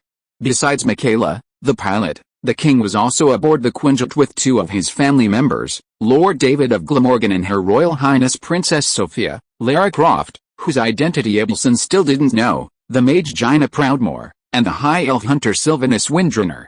David's ceremonial officer, Elias Parker, and his personal guard, Knight Floyd, were not on board. They were traveling with the Winter Knights and the newly appointed cleric Caecilius and two other Quinjets. The cabin was filled with people, but none wore the blizzard power armor that Abelson was most curious about. What a shame. He had hoped to take this opportunity to examine the heavy armor up close, but after carefully examining the interior of the Quinjet, he realized that even if he could get a close look at the blizzard power armor, he wouldn't be able to discern much. The interior of the Quinjet was filled with unfamiliar features. Abelson had always considered himself a diligent and studious person, seeking to understand, even if not completely, a wide range of knowledge to ensure he could make sound decisions. However, upon boarding the Quinjet, he found himself unable to understand most of it. He only understood the controls Michaela was holding, which controlled the craft. As for the various data, instruments, and buttons, what were they for? What were they for? He had no idea what they were. The clever Abelson immediately realized the crux of the matter. Even if Earl David Glamorgan was incredibly loyal to the kingdom and willing to offer this advanced Quinjet to His Majesty, he didn't have anyone skilled enough to fly one. Just by looking at the complicated cockpit, he knew it wasn't easy to train a pilot for this kind of fighter jet. Surely there wouldn't be many such people in Winter City? Abelson had guessed correctly. Winter City was desperately short of fighter pilots. Even Michaela, standing before him, was a knockoff. That was why David had Megatron manufacture a mass-produced Quinjet Decepticon. These three Quinjet fighters were actually mass-produced Decepticons. While they couldn't compare to real Cybertronians in any way, they at least solved the pilot problem. How many soldiers does Winter City have now? After reviewing the list several times, Abelson and David started chatting about the Winter Army. He suddenly became curious about how many soldiers Winter City actually had. The Winter Knights currently have fewer than 100, and they're still expanding. Is your goal to have 100? That number didn't sound exaggerated. After all, the Iron Tree Knights of Iron Tree Castle already had 300 men. However, considering the Winter Knights' terrifying combat power, Abelson felt that if he had 100 Winter Knights at his disposal, he could annihilate the entire Holy Kingdom of Gaunt's army today. Then, he could return to the capital and slay all the troublemakers there. Yes, David preferred rounding up the numbers. Once all 100 Winter Knights were trained and combat ready, he would continue to expand the Winter Knights. Whether that number would reach 300 or 500 would depend on the specific circumstances. Furthermore, there was one thing David hadn't explained to Abelson: the Winter Knights he had seen were still incomplete. David, along with the Order's Grandmaster Gareth Stanton and Vice Grandmaster Floyd, truly wanted to cultivate a Winter Knights composed entirely of paladins and hunters, each of whom must possess some form of supernatural power. Currently, the Winter Knights were striving towards this goal, with all members studying the Holy Light or the Arcane. It's foreseeable that in the future, if any Winter Knight fails to master transcendental abilities, they will inevitably be eliminated from the Order. Once all members have achieved transcendental professional status, one of the requirements for joining the Winter Knights will be to become a paladin or hunter. As for Holy Light priests, they won't need the Winter Knights to train them. The Cathedral of Holy Light is their training base. If the army needs clerics, they can simply contact Liadrin. What about the infantry? The Spartan Heavy Infantry Regiment currently has 800 soldiers, but more than half of them only recently completed recruit training. David remained true to form. The Spartan IIs had indeed recently completed recruit training. Of course, strictly speaking, The entire Spartan heavy infantry regiment had only recently completed recruit training. Their combat experience was accumulated through battles against the orcs. The Spartan heavy infantry regiment was able to be deployed so quickly because David's expectations for them were not as high as those for the Winter Knights, as long as they could skillfully use the weapons and equipment provided by Winterfell, meet the required physical requirements, and perform their battlefield duties according to orders, they would be considered qualified. The Spartan heavy infantry regiment's current ability to crush the orcs on the battlefield was not so much due to the strength of the soldiers as it was to the prowess of Winterfell's weaponry. With a dimensionality reduction attack that was generations ahead, they crushed the opposing orc army. Abelson listened to David's introduction and nodded slightly. Overall, Winterfell's military strength was greater than he had expected, but not by much. Less than 1,000 professional soldiers, responsible for the vast expanse of the northern plains, was actually quite small. Presumably, Winterfell's military strength was severely limited by its population. Perhaps it was precisely for this reason that David focused on improving the individual combat effectiveness of his soldiers. Coupled with the arrival of the Cybertronians, the Winter Knights, equipped with powerful equipment like the Blizzard Power Armor, possessed a formidable combat capability. So, how many troops can be mobilized to the capital without affecting Winter City's defenses against the Orc counterattack? The Spartan heavy infantry regiment has been scattered across the northern plains. Even if they were to be mobilized immediately, it would take considerable time. David stroked his smooth chin.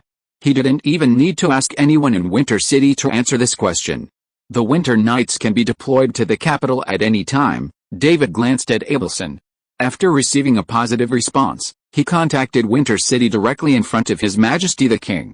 Gareth, what are your orders, my lord? Order all members of the Winter Knights to assemble and be ready to depart at any time, and await my orders. Yes, my lord. Gareth didn't ask David about his specific mission, nor did he inquire whether the Cybertron Legion should send fighter jets to escort them.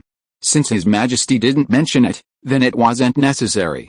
He understood that David's sudden call for the Winter Knights, after accompanying His Majesty on the campaign, might indicate some unfavorable shift in the war situation for the Kingdom of Tiran. Gareth went to gather the Winter Knights. Excluding the 10 who had left Winter City with David, there were currently 73 remaining in Winter City. With the Winter Knights' current strength, even with the addition of a few special individuals, destroying a city or a nation would be no difficult task for them. While Gareth Stanton was gathering the Winter Knights, Abelson finally returned to the Tiran capital. The Quinjet was indeed incredibly fast. Watching it land smoothly at the gates of his castle, Abelson suddenly realized that he should devise some aerial defenses for his castle. These matters could wait. The most important thing now was to eliminate any potential dangers in the capital. What's Granville doing now? Seeing the guard knights, who had been wary and saluted hastily upon seeing him, Abelson directly inquired about his eldest son's current location. Upon leaving the capital, he had entrusted his eldest son Granville with the responsibility of governing it, trusting Granville to ensure its stability while he departed for White Rock City.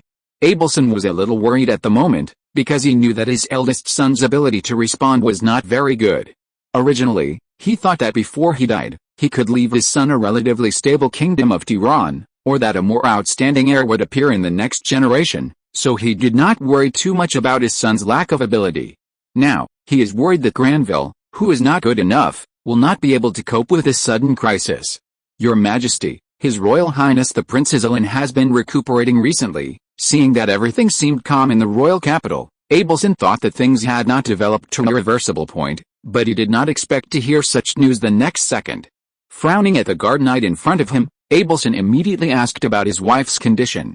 Her Royal Highness the Queen has been taking care of the eldest prince recently, who is in charge of governing the royal capital now. It's His Royal Highness the Second Prince Felix. If you're listening to this novel on a channel other than Fanfic World, it means they downloaded and uploaded it without effort. We cordially invite you to visit our channel, Mundo Fanfic Novelis. There you'll find the original version of this story and you can explore many other novels of various genres. We're waiting for you to immerse yourself in a world of incredible novels. Chapter 311, Good Luck in Having a Daughter. After hearing the guard's report, Abelson realized that the events in the capital weren't merely lingering, but rather nearing their end. He had never imagined that his second son, who spent his days indulging in pleasure and entertainment, would actually surprise him with such a huge surprise. He didn't rush to confront his second son, nor did he lead his men to rescue his wife and eldest son. Abelson calmly issued a series of orders, gathering several of his important officials who had left behind in the capital, as well as all the remaining soldiers from the guards and the Tiran knights. Abelson then entered the council chamber and sat on the throne on the steps, lost in thought. David, invited by His Majesty, stood directly beside the throne, though he didn't see anything special about his position, simply that it was a bit high. Gina, Laura, Sylvanus, and others who had accompanied David stood at the bottom of the steps. The Winter Knights formed 2 rows, each holding a piccolo assault rifle, looking brimming with murderous intent. Not long after, those summoned by the king arrived at the council chamber. First to arrive was Alberto, vice master of the Imperial Guard. Because their master, Sean Cowell, had accompanied the king to White Rock City, the remaining knights were now under Alberto's command. Alberto was also the commander of the defense of the Tiran capital. With the king and numerous high-ranking officials and nobles heading south, Alberto was the capital's highest military officer. Therefore, upon learning of the king's sudden return and summons, Alberto rushed to the scene. He then noticed the strangers in the council chamber, especially the 11 knights in heavy black armor. "Who are you?" Alberto glanced around the chamber and noticed the king seated on the throne, with the Earl of Glamorgan standing beside him. Several theories immediately crossed his mind. He wondered if the Earl of Glamorgan had held the king hostage. Just as he was debating whether to rally his men to rescue the king, His Majesty gently waved his hand, signaling him to step aside. "Deputy Captain Alberto, please wait a moment." His hand, about to reach for his sword's hilt, paused. The king's words told him he'd probably guessed wrong. "Yes, Your Majesty, if the Earl of Glamorgan hadn't held the king hostage, then what was going on?" Normally, soldiers wouldn't be present in the council chamber. Even when the king wanted to discuss something particularly important, he would only have the knights of the royal guard guard the gates, preventing anyone from approaching. Now, these black-armored knights were standing in the council chamber. This was something Albert had never seen before. As Alberto surveyed them, Sanford, deputy captain of the Tiran Knights, arrived. Similar to Alberto's initial reaction, Sanford, upon seeing a dozen heavily armored knights, reached for his weapon. King Abelson also spoke to reassure the vice-captain of the Tiran Knights. Then, Sanford spotted Alberto, who had already been standing nearby. Approaching, Sanford glanced at Alberto, only to receive a slight shake of the head. Similar to Alberto's situation, yet with a slight difference, the majority of the Tiran Knights had marched south, with a smaller number remaining in the capital. Again, the vice-captains were guarding their homes, but the details differed. The Tiran Knights were the main force, led by Captain Scott Kells. The Royal Guards, with a smaller force accompanying the army, were primarily involved in the battles, with Captain Sean Cowell accompanying the king. Consequently, both captains remained in White Rock City, not accompanying the king. Furthermore, wasn't the king's return too soon? After a while, people began arriving, but Abelson's expression grew increasingly grim. Not only was the men he had summoned slow to arrive, but more importantly, David whispered a report in his ear. "The council chamber is surrounded." Which army is surrounding the council chamber? David had no answer for this question. He couldn't identify all of the Tiranid forces. Fortunately, he had Floyd, a former instructor of the Tiranid Knights, by his side. He could accurately identify the various Tiranid units within the kingdom. "I saw the Tiranid Knights, the Royal Guards, the Heavy Infantry, the Light Infantry, the Noble Guards, the Royal City Garrison, and some of the nobles' personal guards." David and his team hadn't deliberately set up cameras or launched drones before entering. The Quinjet was parked at the castle gate, and if they wanted to lead the troops in and surround the council chamber, they had to pass through the gate. These Quinjet were mass-produced Decepticons. While their combat power wasn't top tier and their intelligence was average, they could still accomplish such a simple task with ease. As for how Floyd saw the images, he simply transmitted the image information directly to the Blizzard power armor. "The kingdom's mages are here too." With Floyd's final words, Abelson could no longer sit still and stood up. "The kingdom's mages? Shouldn't they have been on the Eastern Front defending the Satarunma Empire long ago?" Floyd stared at the enraged king in silence. Unsure how to respond, he could only look at his master. David had no intention of trying to explain the king's confusion. He knew Abelson would understand, and interjecting would only add fuel to the smoldering fury. Sure enough, Abelson had the answer without even needing to ask anyone. His eyes swept over the people who had arrived in the meeting room, observing a wide range of reactions. Confusion, bewilderment, disdain, joy, anger, every emotion seemed to represent their respective perspectives. Abelson found that he could easily discern loyalists and traitors simply by their expressions. Did they feel that things had reached such a point that some people were no longer willing to hide? His gaze lingered on Alberto and Sanford. These two vice-captains of the Knights Tempest seemed loyal? This surprised Abelson somewhat. Upon learning of the king's silent change, and the subsequent siege of the Royal Guards and the Tiran Knights, he had assumed the two vice-captains had already betrayed him. David, yes, your majesty, kill all the traitors outside, leaving no one alive, as you wish, your majesty. David nodded to Floyd beside him. Floyd knew what to do, needing no orders. Receiving the command, Floyd immediately retrieved his two-handed bastard from his storage, a melee weapon specifically designed for use with his blizzard power armor. He held the massive two-handed bastard upright before him, and a halo of light unfolded beneath his feet. A second later, a blue-white halo flashed beneath the feet of the Winter Knights in the conference room, then vanished. After using his aura of piety to enhance the defenses of his Winter Knights, Floyd, wielding his greatsword, led the 10 Winter Knights out of the council chamber. Each step of the Winter Knights, clad in blizzard power armor, was heavy and resonant. As the black, humanoid figures marched resolutely out of the chamber, reactions varied. Some were concerned, others mocked. No one believed that just 11 heavily armored knights could change anything. Alberto and Sanford observed for a moment, understanding what was happening.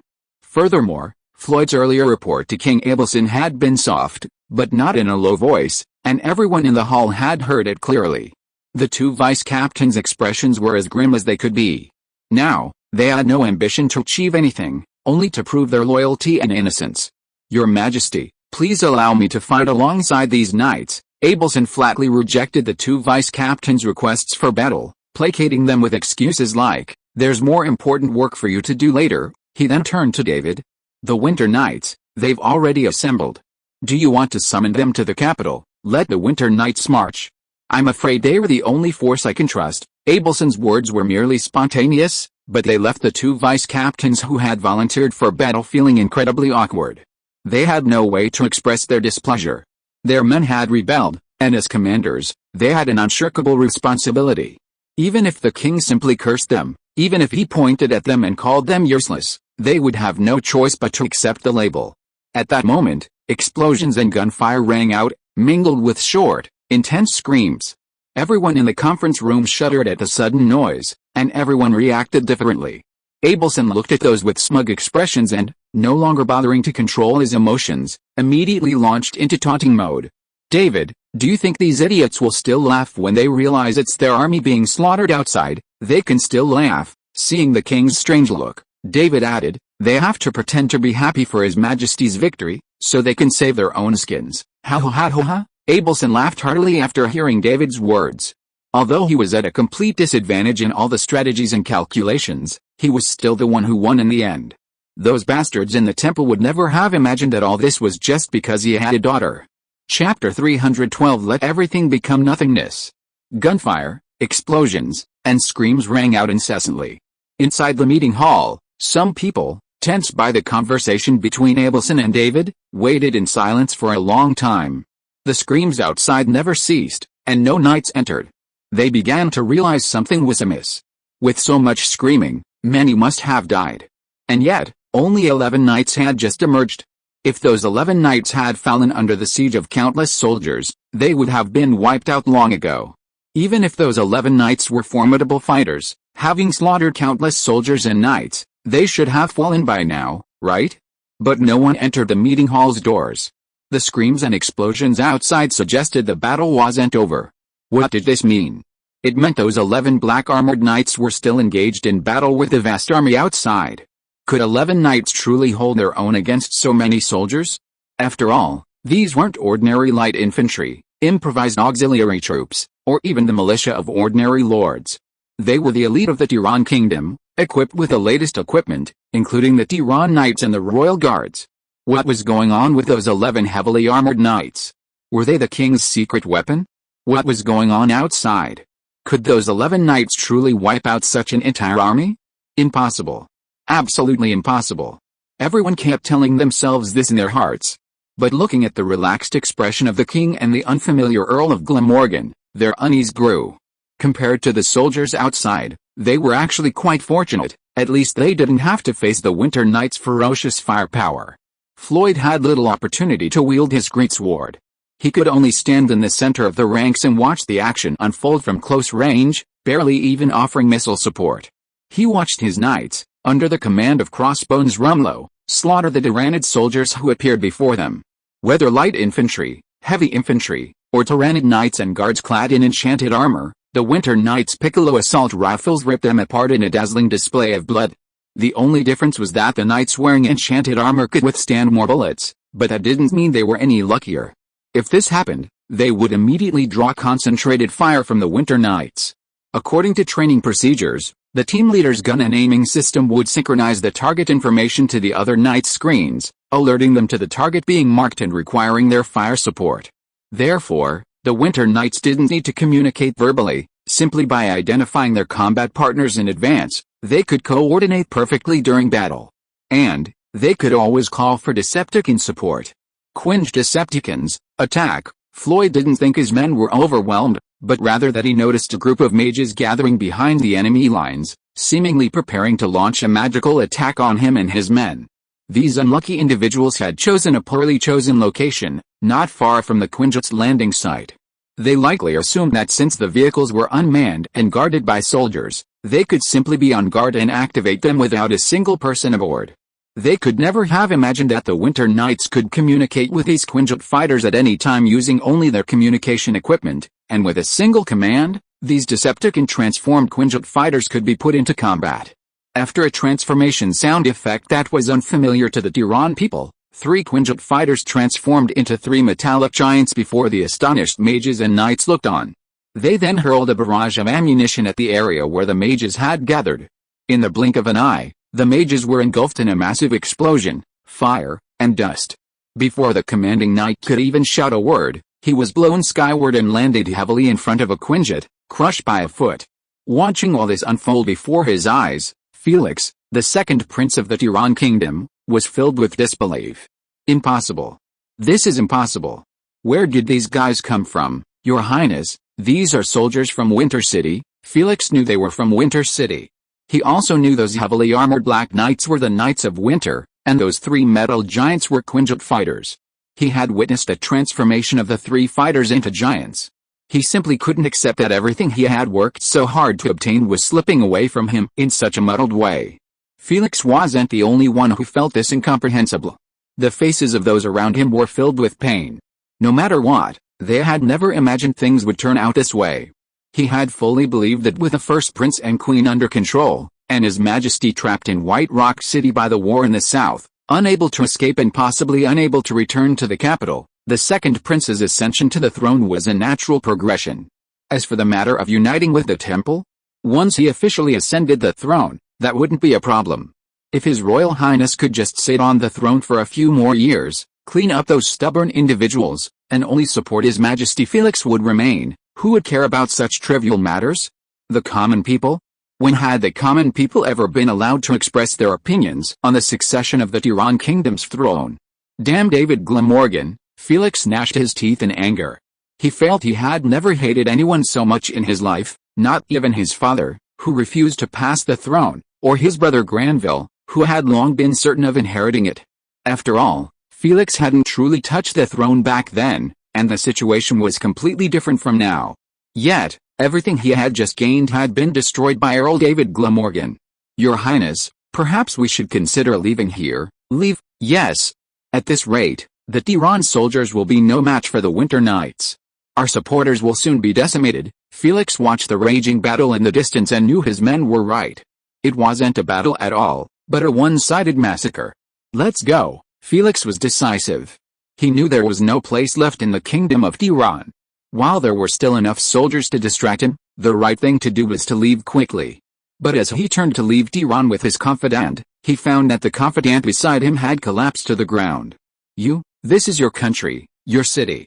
How can you give it up and leave so easily? A wizard in ornate robes, holding a blood-stained dagger, stared at Felix with an eerie glint in his eyes. Felix exchanged a glance with the wizard, and felt himself grow light. as if his soul had been ripped out of his body.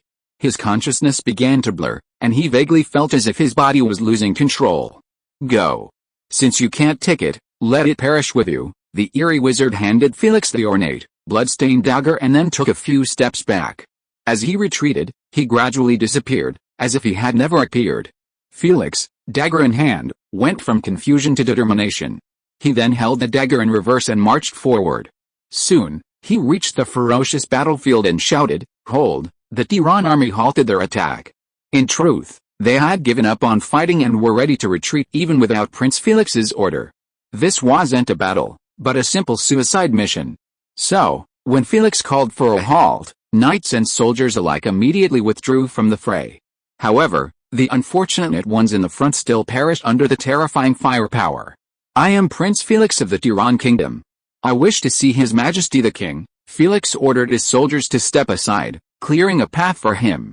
Then, he walked straight toward the terrifying group of heavily armored knights ahead. These heavily armored winter knights had become a nightmare for countless people, and they believed there could be no being more terrifying than them. Initially, they harbored deep resentment towards the second prince, who had put them through such a hellish experience. But as they watched him approach the demons with unwavering composure, they admired his courage. Not everyone could stand up to these black-armored knights at such a moment. Felix's appearance caused Floyd to hesitate. Although the king had previously ordered to kill all traitors, the man before him was, after all, his own son. Perhaps, out of respect for their father's relationship, the king would be willing to grant him a chance to live? He quickly made his decision. With the second prince dead, his own son would have a legitimate chance to ascend the throne, now that the eldest prince and princess had committed grave sins. He resolutely carried out His Majesty's order. Crossbones Rumlow, commanding the front, immediately followed Floyd's order, raised his rifle, pointed it at Felix, and firmly pulled the trigger. Bang, bang, bang. The powerful firepower of the Piccolo assault rifle struck the second prince's unprotected body, instantly reducing him to bloody mist. With a clang, an ornate dagger fell to the ground from the bloody mist, and the winter knights suddenly saw a flashing high-energy alert on their screens. Danger! Floyd immediately summoned Holy Light, attempting to grant his men divine shield, but his holy light was not powerful enough to achieve that level of power. At that moment, Floyd discovered that he, the Winter Knights, the Quincy Decepticons, and the castle behind them were all protected by golden holy light. The next second, the sky and earth were ablaze with blue and white, enveloping the entire city of Tiran in a brilliant blue-white glow. Chapter 313 Superversion of the Soul of Redemption. David stood in the meeting room and surveyed the crowd. Most, including Abelson, looked terrified. After all, not everyone could remain calm while watching someone explode right in front of them. After the tremendous light, the explosion, and the tremors, Abelson hadn't recovered from the shock of life, and it took him a while to recover. By then, David had already taken stock of everyone present. Aside from his own men, protected by his divine shield, only a handful of people were unaffected. The two vice-captains of the knights had both perished in the explosion. It wasn't that David couldn't protect them, but rather that these people, more precisely, their equipment and accessories, had been the cause of the explosion. What the hell is going on? The new equipment manufactured by the Kingdom of Tiran for the knights has become a weapon for the enemy. David glanced at those who had previously revealed their true allegiance. And even those nobles who defected to the temple have been made into weapons, and that wasn't all. At that moment, David also sensed several particularly powerful energy fluctuations, located in various locations throughout the Tiran capital. After he gave these approximate locations, Abelson's face paled. A sudden thought struck him, and he rushed straight out of the castle. David didn't stop him. Seeing Laura and the others looking at him, he nodded helplessly, answering their questions. Although everyone had their suspicions, the precise answer still shocked them. Could the temple be so ruthless? They all emerged from the meeting hall, which had been ripped apart by the explosion and showered with dust and debris, and headed outside.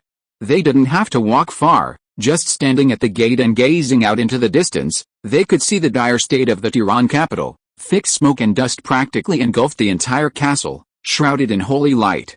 What would become of the Tiran kingdom after such a horrific explosion? The answer was clear. The Kingdom of Tiran is gone. Abelson stood there, stunned, gazing at the thick smoke and dust that obscured the sky, as if he could already see the ruins of the Tiran kingdom. He hadn't imagined the temple would go this far. If they couldn't make the Kingdom of Tiran their own, they would completely wipe it out. Without its capital, the Kingdom of Tiran would be in disarray, leaving its lords powerless against the invasion of the Holy Kingdom of Gaunt. Moreover, after such an event, how many lords would still be determined to continue fighting the temple? Good, very good. Abelson, furious to the point of rage, quickly regained his composure. In that instant, he understood a lot. Those free mages who didn't believe in the temple were all bullshit. The mage community had always been under the control of the temple, and the equipment created by these mages could naturally be turned into weapons by the temple against anyone. Even the alchemists, so deeply hated by the temple mages, were largely under the temple's control. He had thought he could use the alchemists to counter the mage community, but now it seemed his idea was naive.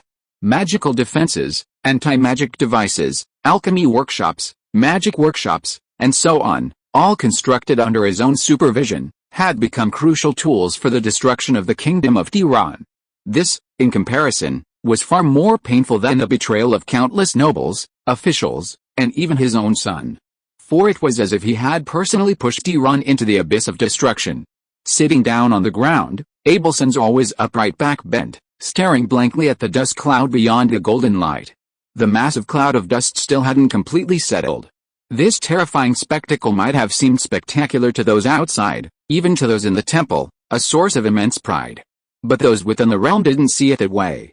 Laura, ever since she'd been able to freely travel between worlds, had always appeared cheerful. But now, a serious expression settled on her face, as she gazed up at the cloud of dust that enveloped her. David, glancing around, Laura knew that with such a terrifying explosion, the inhabitants of the Tiran capital outside the Holy Light's protection were likely all dead. But she still inquired, as if hoping to hear a miracle. People outside, no one's out there. David's perception was now very strong, especially when it came to determining the presence of life. Even within this protective barrier, there are only these people standing here. The Winter Knights and 3 mass-produced Quintype Decepticons were not far ahead. By the time they arrived to reunite with David, Floyd had already reported what had just happened. Floyd blamed himself, believing his rash decision had led to such a dire outcome. David, of course, disagreed, believing Floyd's decision was the right one. It was clear that, whether Prince Felix's own initiative or being manipulated by the temple, he was preparing to attack once he reached the king, perhaps to ensure the complete destruction of King Abelson. Floyd's premature killing of Felix actually bought David time to react. Otherwise, if Felix were to approach and attack David, he wouldn't have been able to react.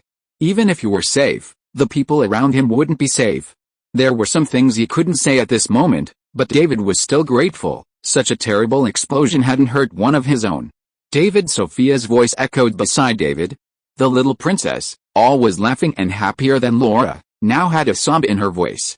She had never imagined such a terrible thing would happen, not even in her nightmares. She had been in a daze for a while, and only now had she regained some consciousness. Faced with this situation, she had no idea what to do. The only thing she could think of was to ask David for help. You have a way to change this, right? Knight Magnolia, who had been invisible since leaving Winterfell, stepped forward to comfort the princess. In her opinion, the princess had been deeply shocked and her mind was no longer clear. What could Lord David, Earl of Glamorgan, do in this situation? Could he bring back to life all the people of Tiran who died in the explosion? That wasn't something a human could do, only a god could reverse life and death. Unfortunately, a god stood across the way, and it was their followers who had caused all this. Your Highness, please what? Please be reasonable? Magnolia found herself completely speechless, her words of comfort barely beginning to flow. Just then, in front of her, Lord David Glamorgan frowned and said, I can try. What? David's gentle words startled everyone present. Even Laura, who knew him best, wondered if David had been shaken by the horrific scene. Perhaps she shouldn't have asked that question. Abelson, sitting dazed not far away, was also shaken. He turned to look at David with a look of astonishment. He no longer cared if his appearance tarnished the king's dignity. Beyond surprise and disbelief, his expression was filled with anticipation. David could feel the gazes of everyone around him, including the 10 Winter Knights. They had heard his words and were equally skeptical of their master's words. Was he mad? Insane? Or just bragging? No one questioned him, as those around him were either David's subordinates or close friends and associates. Even Abelson, the king of Tiran, was not entirely an outsider. Only a few nobles from the Tiran capital were present, but they had no right to speak at this moment. At most, they secretly suspected that the Earl of Glamorgan had suffered a head injury in the explosion. Amidst the crowd's suspicion, surprise, and anticipation, David slowly crouched down and placed his hands on the ground. This gesture puzzled everyone, but the next moment, they had no time to ponder David's reasoning as the surrounding holy light barrier suddenly contracted and condensed around him. Just a few seconds later, before the barrier could shrink and engulf the surrounding smoke and dust, the holy light concentrated within David suddenly erupted. A golden beam, slightly thicker than an ordinary human's, shot straight into the sky, piercing the smoke and dust above. Immediately afterwards, the holy light within David's body expanded in all directions. Divine ripples continuously released, blowing away the surrounding smoke and dust, revealing the shattered remains of the massive explosion. No one paid attention to the devastating wreckage as David slowly ascended under everyone's gaze. This was just the beginning. Even more incredible happened. As David hovered in mid-air, translucent figures with enormous wings continuously emerged from his body. What are those? Everyone's heads were filled with questions, unsure of what these winged, translucent figures could be. But when one of them flew over the corpse of a Tilan light infantryman and released holy light to revive him, everyone suddenly understood. Can the dead really be resurrected? Sophia gazed in amazement at David in mid-air. David was now completely enveloped in holy light, and figures continued to fly out of the golden glow. The holy pillar of light that had shot straight into the sky exploded, bathing the entire Tiran royal city in a golden shower of holy light, restoring the weakened people who had just been resurrected by the winged, translucent figures to normal. Chapter 314. A Tilan fell. The only thing still standing in the ruined capital of Tiran was the central castle, making it the most conspicuous target. Countless people stumbled back to their feet, feeling the golden light rain down on them. As the feeling of weakness gradually faded, they instinctively turned their gaze to the most conspicuous spot. Although the translucent figures with large wings constantly passing by were eye-catching, their gazes remained fixed on the ball of light in the distance. What's that? What just happened? What's wrong with me? What's happened to my home? What on earth is going on? I remember. I think I was killed? Was it all an illusion? One after another, including those killed by the winter nights, stood up. Clad in tattered protective gear, clutching weapons that were either damaged or intact, they stood there with dazed expressions, staring at the terrifying black heavily armored knights not far away. Their first reaction was to drop their weapons. A continuous clanging sound awakened many still dazed. Those who were revived first soon witnessed a scene that completely overturned their worldview. Countless translucent figures soared through the air. They would then stop at a specific location, spread their hands, and release the golden light. Then, a living being would stand there. No matter how shabby the person looked, after standing there for a moment and bathing in the golden light, they would quickly become energetic and healthy. There was even an elderly man who, after a few seconds of being bathed in the light, dropped his cane and ran and jumped in delight, shouting, "I can run. I can jump." Various bizarre scenes occurred from time to time, but they did not diminish the incredible scene in the slightest. Instead, they made it even more incredible. Many who realized what was happening pinched themselves, wondering if they were dreaming. Abelson was one of them. His Majesty had straightened his back again. Bathed in the golden rain of light, he felt as if his body had returned to its youthful state. But compared to everything happening around him, this slight change was insignificant. The true God has appeared. Watching the ball of light not far ahead gradually fade, David still hovering in mid-air, Abelson began to wonder if the young Earl of Glamorgan, David, was actually a deity who had descended to the mortal world to play with the world. Otherwise, there was no explanation for what was happening. Could a human being truly resurrect the dead? Even the high priests of the temple, with the power of the gods, be capable of such a feat? By the time David landed again, the golden light and the shower of light had vanished, and the translucent figures with large wings had vanished long since. Abelson remained in shock. When he finally came to, he vaguely saw several people kneeling in prayer. That pious expression had once been something he hated, but now he could understand their actions. David landed smoothly, the intense weakness he'd experienced not long ago returning. However, the holy light within him wasn't completely depleted like last time. He even felt it would be significantly enhanced this time. Without dwelling on the reason for this, David glanced at Sophia, whose eyes were wide and her mouth was open, and touched her head. I couldn't save everyone. I tried my best. The surrounding ruins were densely packed with people, but they weren't the entire population of the Tiran capital. Many of them he couldn't resurrect because their souls no longer existed, leaving no one to revive. This included Second Prince Felix. Their souls seemed to have been part of the magic bomb that had detonated. This was a key factor in the complete destruction of the Tiran capital. Not only the facilities, equipment, and some accessories, but even some of the people who had been infiltrated were part of the bomb. Nearly every area of the capital was covered in the bomb, which was a key reason why only David and those around him survived. Ah, no, this is incredible.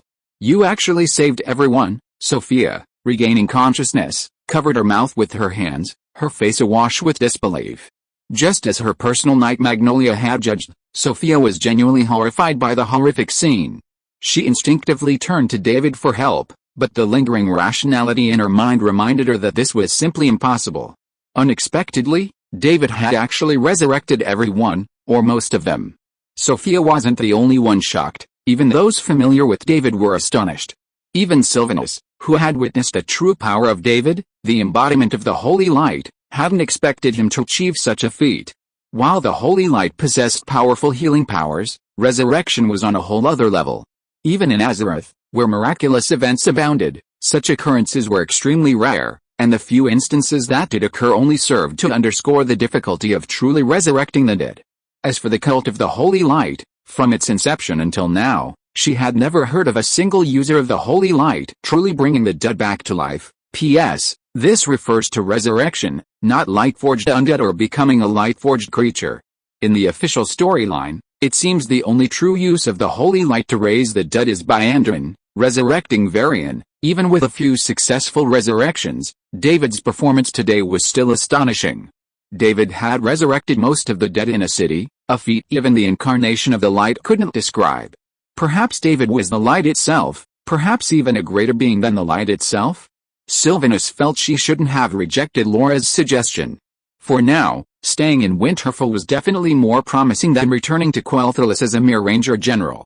Jaina, too, pondered David's true identity. She didn't believe he was human, after all.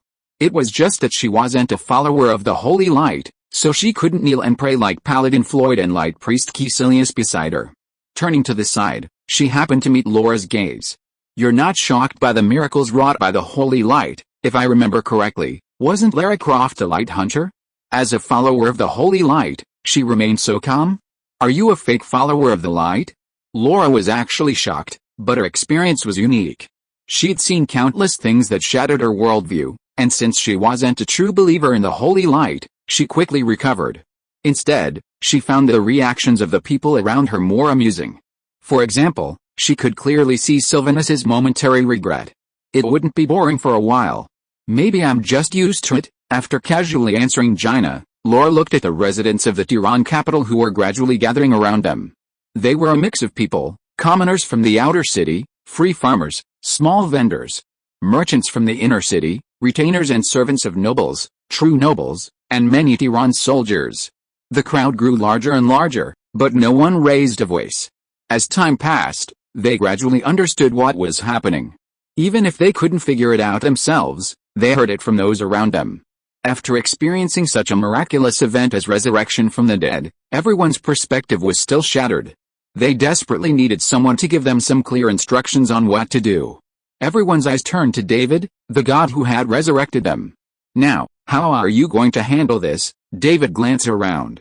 He had many ideas in mind, but right now he wasn't sure whether to send King Abelson away.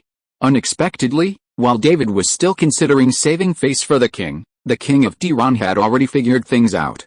Do it your way. Abelson had been embroiled in decades of intrigue with nobles and officials, having grown up in this environment. Naturally, he could sense David's intentions. Moreover, he felt David had no intention of hiding anything.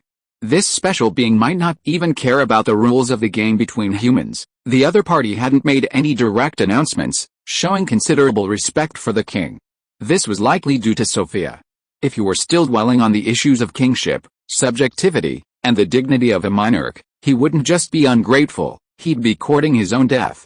He believed that even if David didn't take action himself, if he even slightly offended the god, there would be plenty of people around willing to do it for him, to instantly slay the king who had plunged the kingdom into the abyss and caused the deaths of countless citizens. Even a random stone would be enough to crush him to pulp. Dylan is no more, although he didn't know what a being like David was up to. Abelson didn't care. He was ready to offer David all the support he could, quietly waiting for David to destroy the temple and avenge Dylan. Seeing that His Majesty Abelson had been so blunt, David didn't need to continue his pretentiousness. Looking at the dense crowd around him, he prepared to pack up and take everyone back to Winterfell. As for how to move so many people to Winterfell without any supplies, such a small task would not be a problem for Jaina Proudmoore, a master of large-scale teleportation magic. Although Dylan was dead, winter was coming. Chapter 315, Winter Earth. When David first left Winter City for the royal capital to answer the king's call, he was simply fulfilling his duty.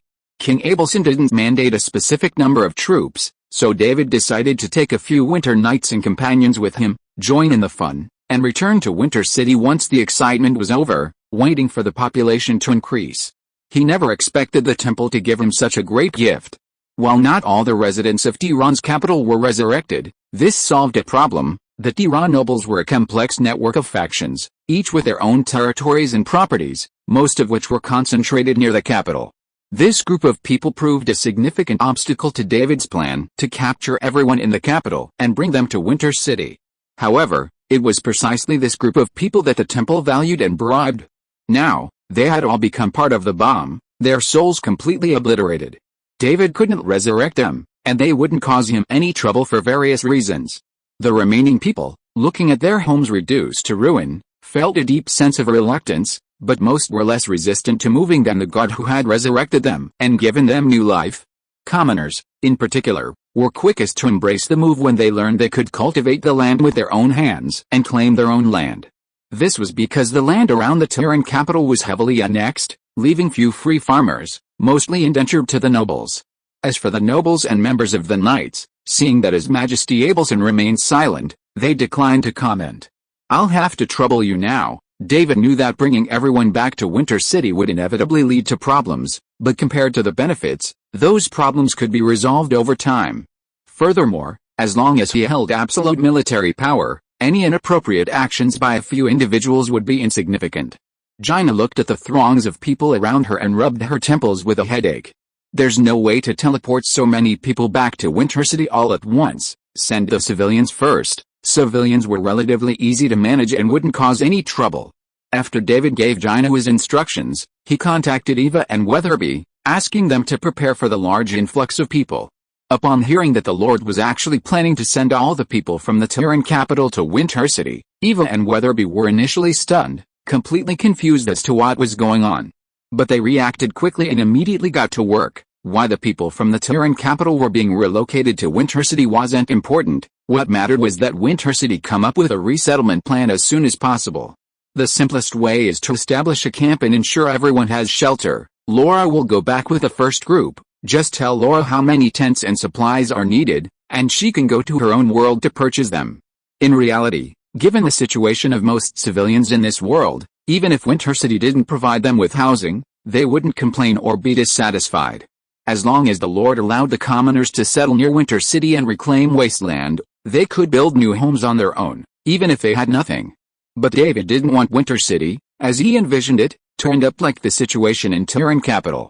After living in the temporary camp for a while, the diggers and the craftsmen within Winter City would quickly build a large number of houses, perhaps even a number of apartment buildings.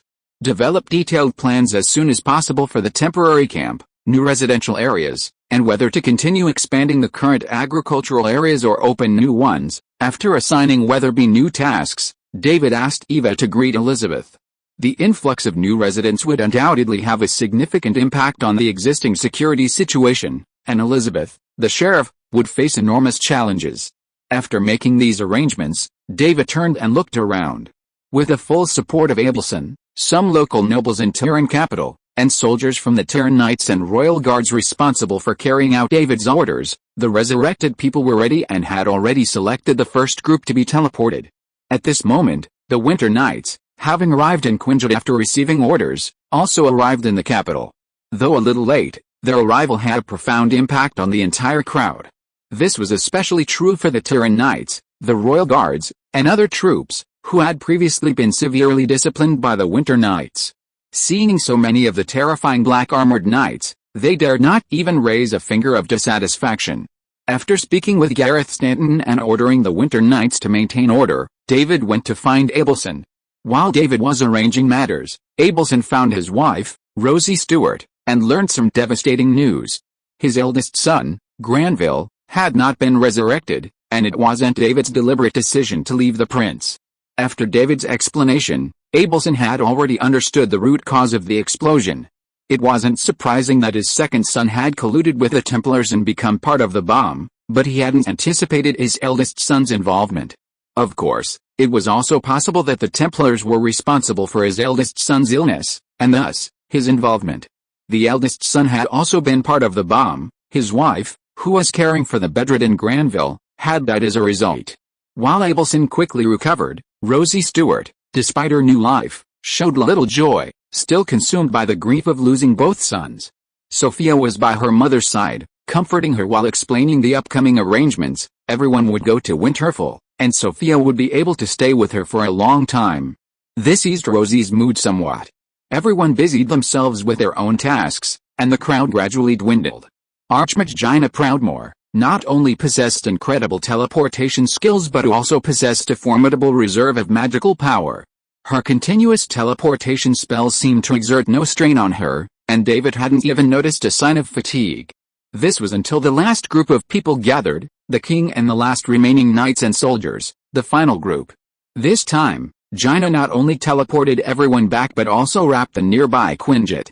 If you're tired, the Winter Knights and I can take the Quinjet back. It's just a few teleportations, not too much to bear. In that case, let's go back to Winterfell. David hadn't finished his words when a bluish-purple magical glow appeared around them.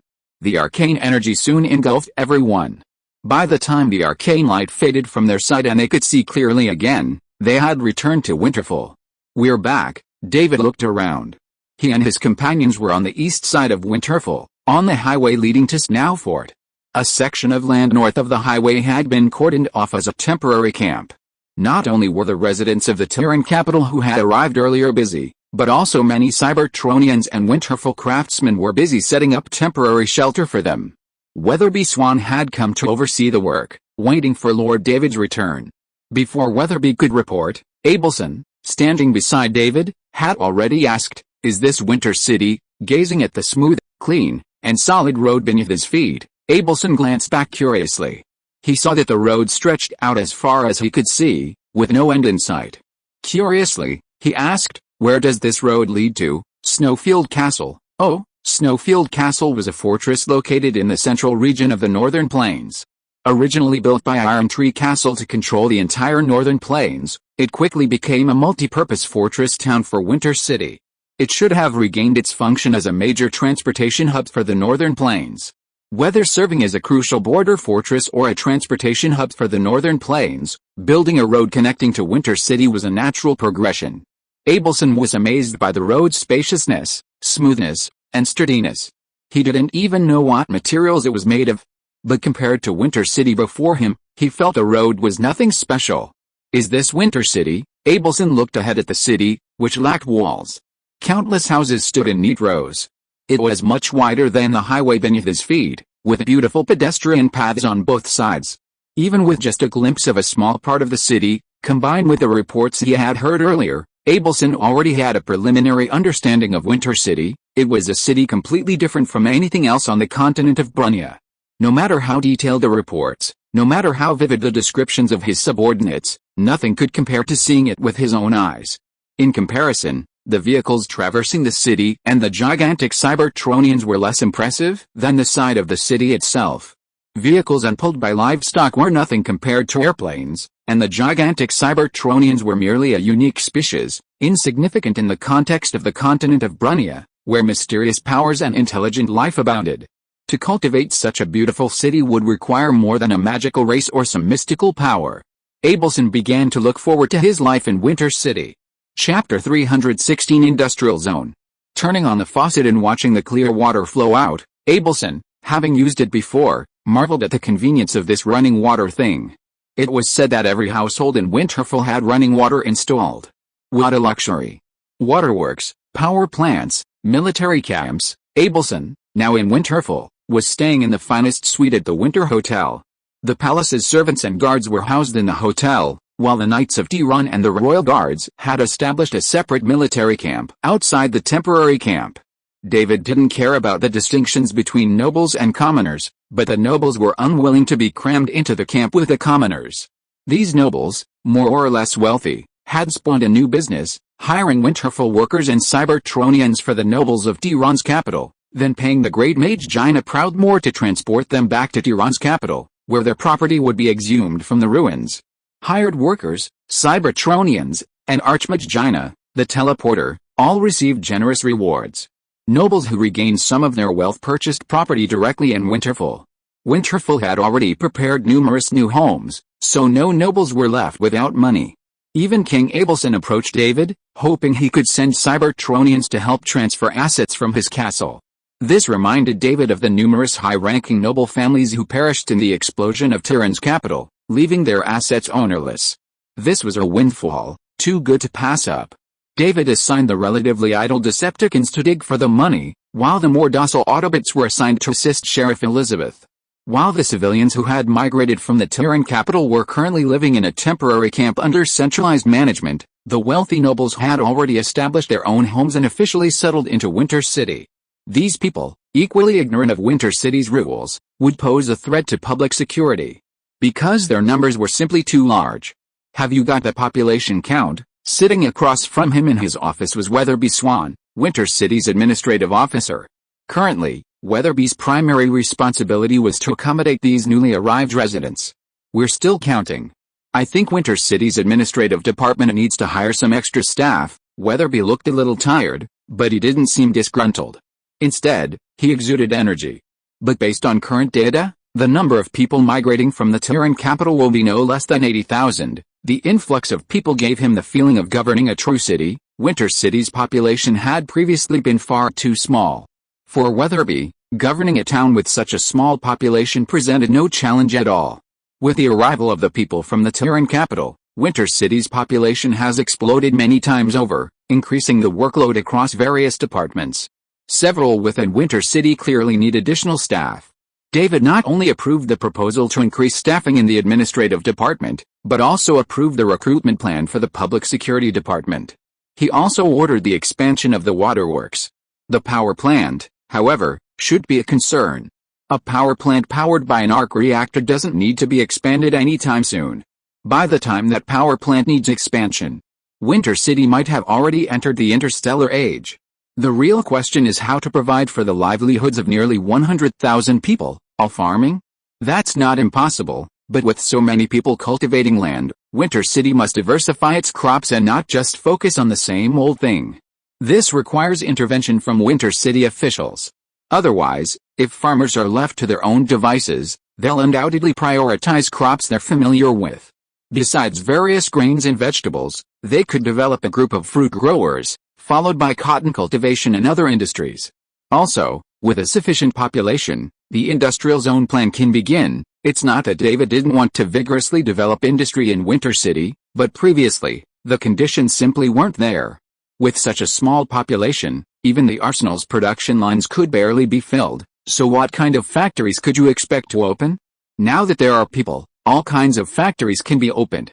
These factories will not only allow Winter City to produce a wide variety of goods, but also create a large number of jobs, providing income for the civilian population, ensuring their income needs and ensuring a normal life in Winter City.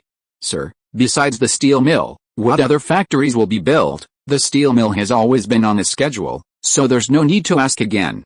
Clothing, shoes, socks, bedding, etc. Currently, Winter City's clothing and bedding products are still in the relatively primitive era of handmade customization.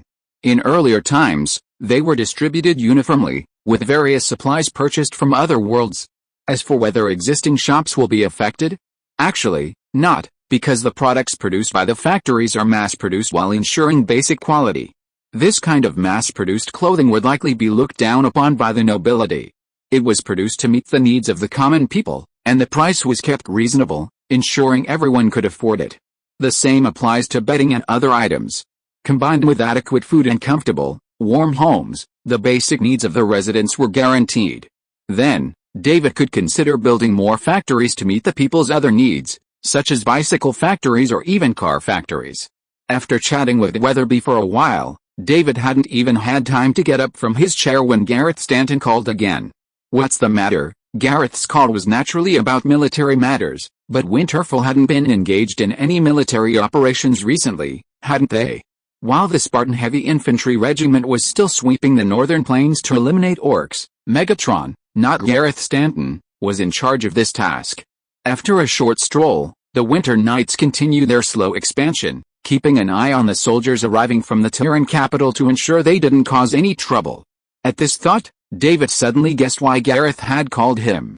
"Sir, what shall we do with the Tiran capital army, including the Tiran Knights?" It sounded like dealing with prisoners of war. While the Tiran Knights and the Royal Guards weren't prisoners of war, the situation didn't seem any different. Especially the nobles' personal guards, who were being held under direct control. Even when some nobles expressed discontent, David showed no sign of backing down. "Either take your guards and get out of Winter City. If you want to stay here, you must abide by its rules." As for what those rules were? Of course, whatever the Lord said was the rule. Since the Lord of Winter City was the god who had resurrected them and granted them new life, these nobles weren't foolish enough to challenge David, which was why the nobles' personal guards were obediently accepting the vaccination. But this wasn't a long-term solution. And then there were the Tiran Knights and the Royal Guards. They couldn't just be left outside the city forever, could they? "What are your ideas?" "Reorganize them into the Winter Army." These were the most elite soldiers of the Tiran Kingdom, especially the Tiran Knights. These knights had been trained from a young age, using potions and spells to constantly push their limits, resulting in exceptionally strong physical qualities. Combined with their mastery of various combat techniques and their exceptional military prowess and obedience, a little training in the use of Winter City's weaponry would instantly transform them into another formidable army. While the other units weren't as strong as the two major knightly orders, they were still stronger than ordinary civilians. Gareth had no desire to see such a large pool of high-quality troops go to waste, but obtaining permission to reorganize the Tiran Knights and the Royal Guards would likely be difficult. "I'll have dinner with His Majesty later, and I'll bring this up with him then," David thought for a moment. The situations of the Tiran Knights and the Royal Guards were special, but the noble guards, the capital garrison, and the ordinary light and heavy infantry regiments could all be reorganized. Leave the Tiran Knights and the Royal Guards alone. Bring all the other units to the barracks for reorganization. What if there are those who refuse to be reorganized? They're soldiers, they must obey orders. David wouldn't indulge them, especially now that they've all arrived in Winterfell. Those who don't meet the requirements but have good character and integrity will be sent to Sheriff Elizabeth Swan. As for those who don't meet the requirements, whose character and professional qualities aren't up to par, David would still give them a chance. They can choose new careers, and the government will provide some assistance. As long as they work hard, they can still live well in Winterfell. If they insist on causing trouble, David was going to build an industrial zone, and even if there were diggers, he wouldn't mind having more laborers on the construction site. "I understand what we need to do." Gareth left with the order. He and Floyd would be responsible for the reorganization work. As for the designation of this reorganized army, if nothing unexpected happened, it would be directly named the Winter Legion. This would be the largest legion in Winterfell, and if all went well, it would be the unit responsible for the majority of military missions. After all, both the Winter Knights and the Spartan Heavy Infantry Regiment were Winterfell's ace troops and would only appear on important battlefields in the future. Gareth was full of anticipation for the future. After leaving Glamorgan Castle, he sought out Floyd to discuss the reorganization plan. However, before he and Floyd had even begun their discussion, they were summoned by the Lord again and given a mission. To lead a team of Winter Knights to travel south to determine the situation of Marquis Lana Tiran and Earl Sutton Stewart. Chapter 317, Using the Emperor to Command the Princes. Although many nobles and officials perished in the Tiran capital, the kingdom's key officials weren't completely wiped out. Most were stranded in White Rock City due to the war with the Holy Gaunt Kingdom. Abelson hadn't forgotten this, so he specifically mentioned it to David during dinner. He was also concerned about the situation in White Rock City. The Tiran capital was reduced to ruins, its inhabitants utterly dead. Abelson wasn't sure how the ministers and nobles would react when the news reached White Rock City. Regardless, White Rock City seemed undefendable. Even if Earl Sutton Stewart remained loyal to the Tiran kingdom and still had control over his forces, including the Tiran Knights, the Royal Guards, and the infantry, such a loss would have a devastating impact on the army's morale. Abelson no longer worried about whether the border could be held or whether the southern territories would be occupied by the Holy Gaunt Kingdom. He didn't even care about the ministers and nobles. His only concern was his daughter, and by extension, Earl Sutton Stewart. This is not a difficult task. I will ask Gareth to take a team of Winter Knights to Bayan City to check out the situation. If the situation is critical, I will bring them to Winter City as well. So Gareth took a temporary task and headed south with a small team of Winter Knights. Seeing David decisively dispatch men to protect his daughter, Abelson brought up another matter. What are your plans for the knights and soldiers who came to Winterfell? Except for the Tilan Knights and the Royal Guards, I've ordered Gareth and Floyd to reorganize the rest. Those who perform well will become soldiers of Winterfell. David's response was direct. Now that Abelson had made his position clear, David wasn't prepared to be polite. As for the Tilan Knights and the Royal Guards, Abelson understood David's intention. The fact that they had asked him showed respect, so he readily responded, let's reorganize them together. He saw the current situation clearly. His title of king was a mere figurehead. Power and the army were of no use to him now. The best option was to hand them all over to David. In that case, why not keep the Tilan Knights designation and reorganize the Royal Guards into the Tilan Knights? Abelson's straightforwardness made David a little embarrassed. The entire population of the Tiran capital was taken in, and the king was also brought back. Even the elite knights and Royal Guards were incorporated.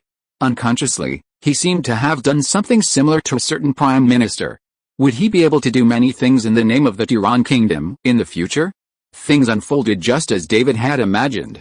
Abelson immediately produced a pre-written letter of appointment, appointing David Glamorgan as Grand Duke of Winter, with domains encompassing the entire northern plains.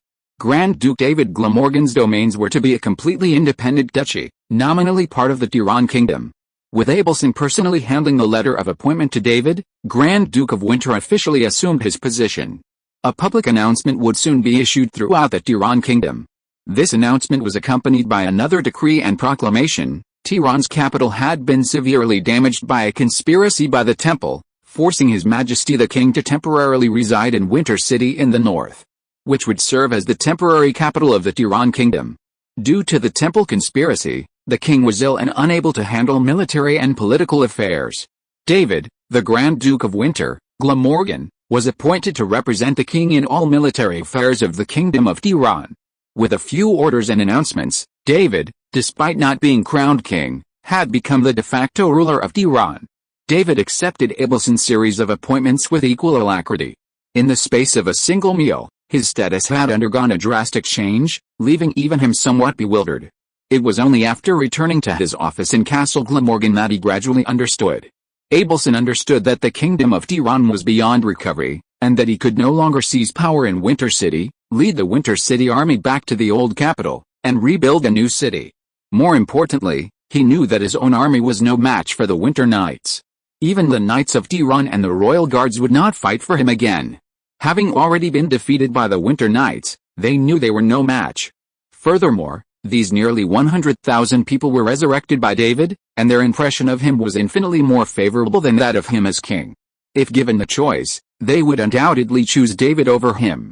In that case, it would be better to arrange everything possible while his reputation still held some value.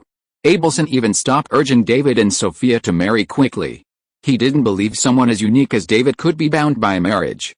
Therefore, whether or not David married his daughter was no longer important. Even if David demanded the throne immediately, Abelson could immediately sign the abdication document. In fact, it was almost the same now.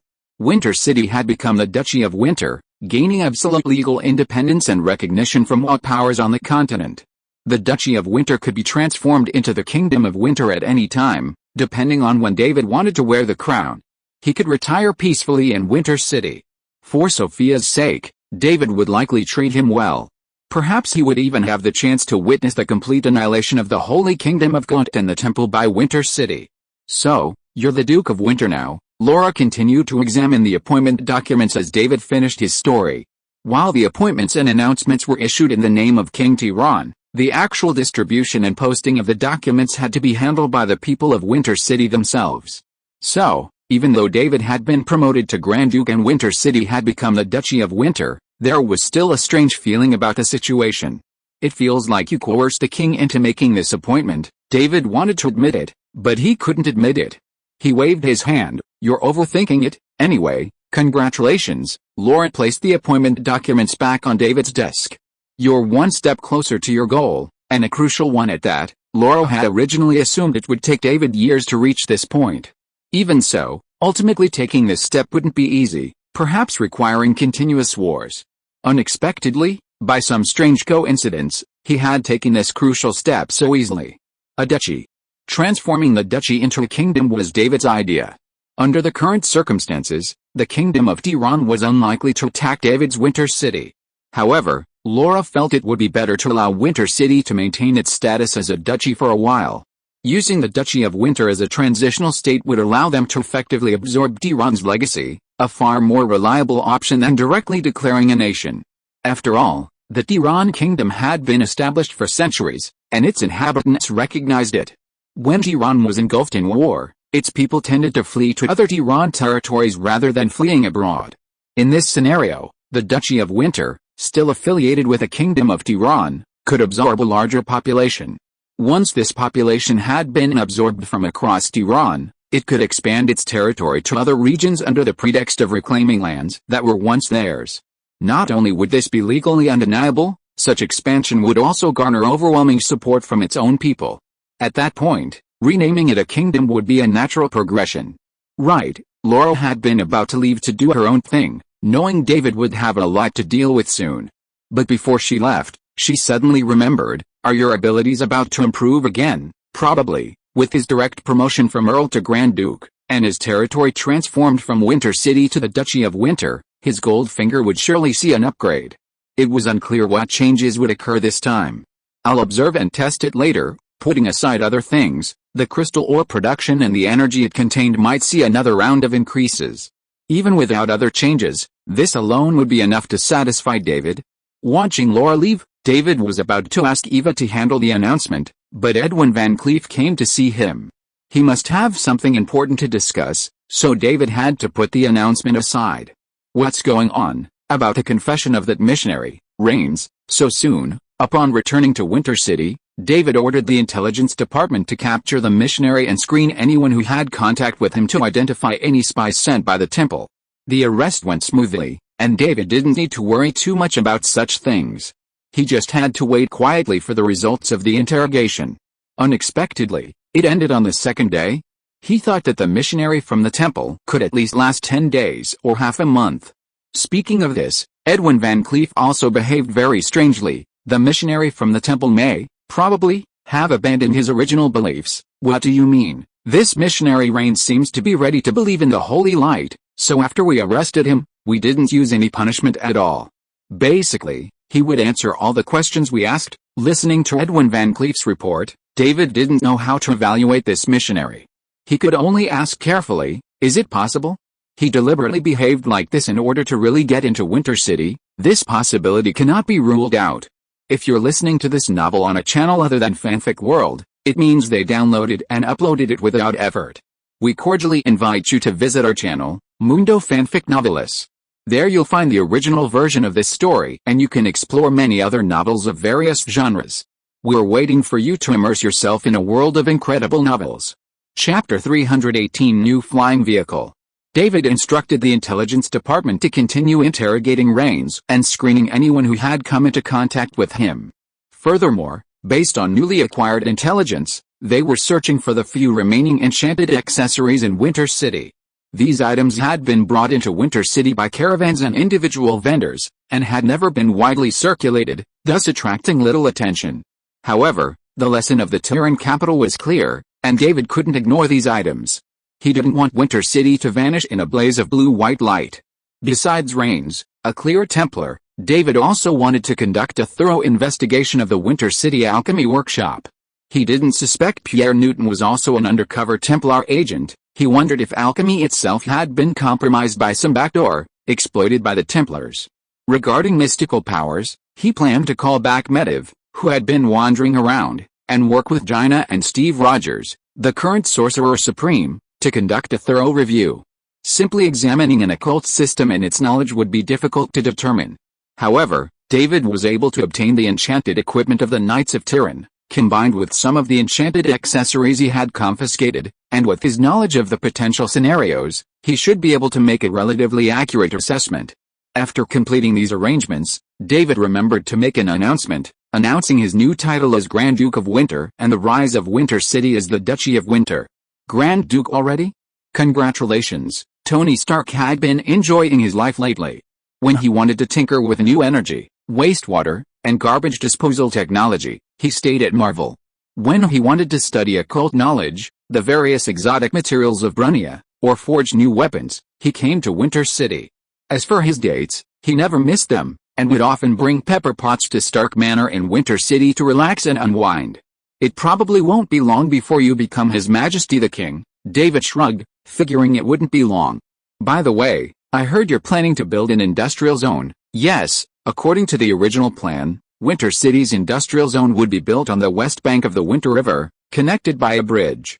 David had even considered building a Golden Gate Bridge, but that was just a casual thought. He wasn't about to give his own bridge such an unlucky name. If he really gave his bridge such a name, what would happen if Magneto arrived right after it was completed? Should he just expel Magneto? It seemed possible. Tony Stark, unaware that David was preoccupied with the idea of a bridge, inquired about David's plans for the industrial zone.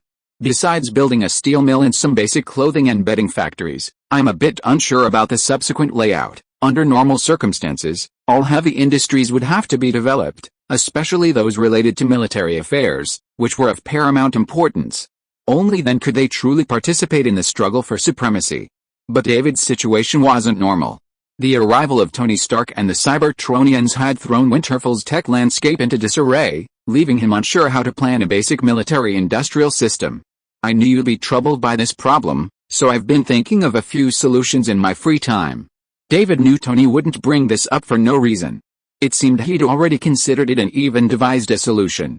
As for why he was so passionate about these things, it was because while helping David solve these problems, he was also satisfying his own spiritual needs, testing out his endless stream of ideas in Winterfell, turning some of them into reality. Compared to the surveillance and restrictions of the Marvel Universe, he had far greater freedom in Winterfell, which was why Tony particularly enjoyed being here. My personal suggestion is to establish an industrial chain centered around the Blizzard Power Armor manufacturing plant. Tony suggested David use the Blizzard Power Armor plant as the core, then expand outward to build various factories tailored to his needs. For example, armor alloys, various parts required for internal use, missile launchers, display devices, and so on. After the corresponding factories are established, what are the needs of these factories? Then, one level down. Once the entire industrial chain is established, the basic military-industrial system of Winter City can be said to have been established. At this time, new businesses can be expanded to produce weapons and equipment other than power armor. Hearing this, David suddenly guessed what Tony was planning to do after saying so much. Do you have any new plans? But it's not convenient to do them in your hometown. I'm thinking about you too. Sooner or later, you will set foot in this field. What project do you want to work on? David didn't care about Tony's words. Instead, he was curious about what Tony was planning to do. Don't you think the Quinjet is a little small? Tony didn't answer directly, but instead mentioned it. Maybe we could build a larger aircraft that could carry more soldiers in Blizzard Power Armor. Before Tony could finish, David understood what he was thinking. It would be best if it could fly higher and have the ability to land and leave planets. Right, you really understand me. Tony pointed at David, not minding the interruption. What do you think? Isn't it promising? David certainly thought it was promising. In fact, he also felt that the Quinjet was a bit inadequate and not particularly suitable for carrying knights in Blizzard Power Armor. The Quinjet was only a small to medium-sized transport aircraft, and its efficiency for battlefield deployment was still too low. At least a large transport aircraft was needed to meet future needs. Moreover, a sufficiently large transport vehicle would allow the Autobots to better participate in the battle. Currently, Winterfell lacks suitable flying vehicles for the Autobots, which limited their range of activities. This was a huge waste. So, what do you think of this? Tony used the holographic projection device he carried with him, projecting a holographic image onto his palm. David stared at the imaginary hologram in Tony's hand, speechless. "This thing looks like an aircraft carrier, doesn't it? That's why it can carry enough soldiers in Blizzard power armor and Cybertronian warriors." Tony gestured with his hand to magnify it, allowing David to see more details.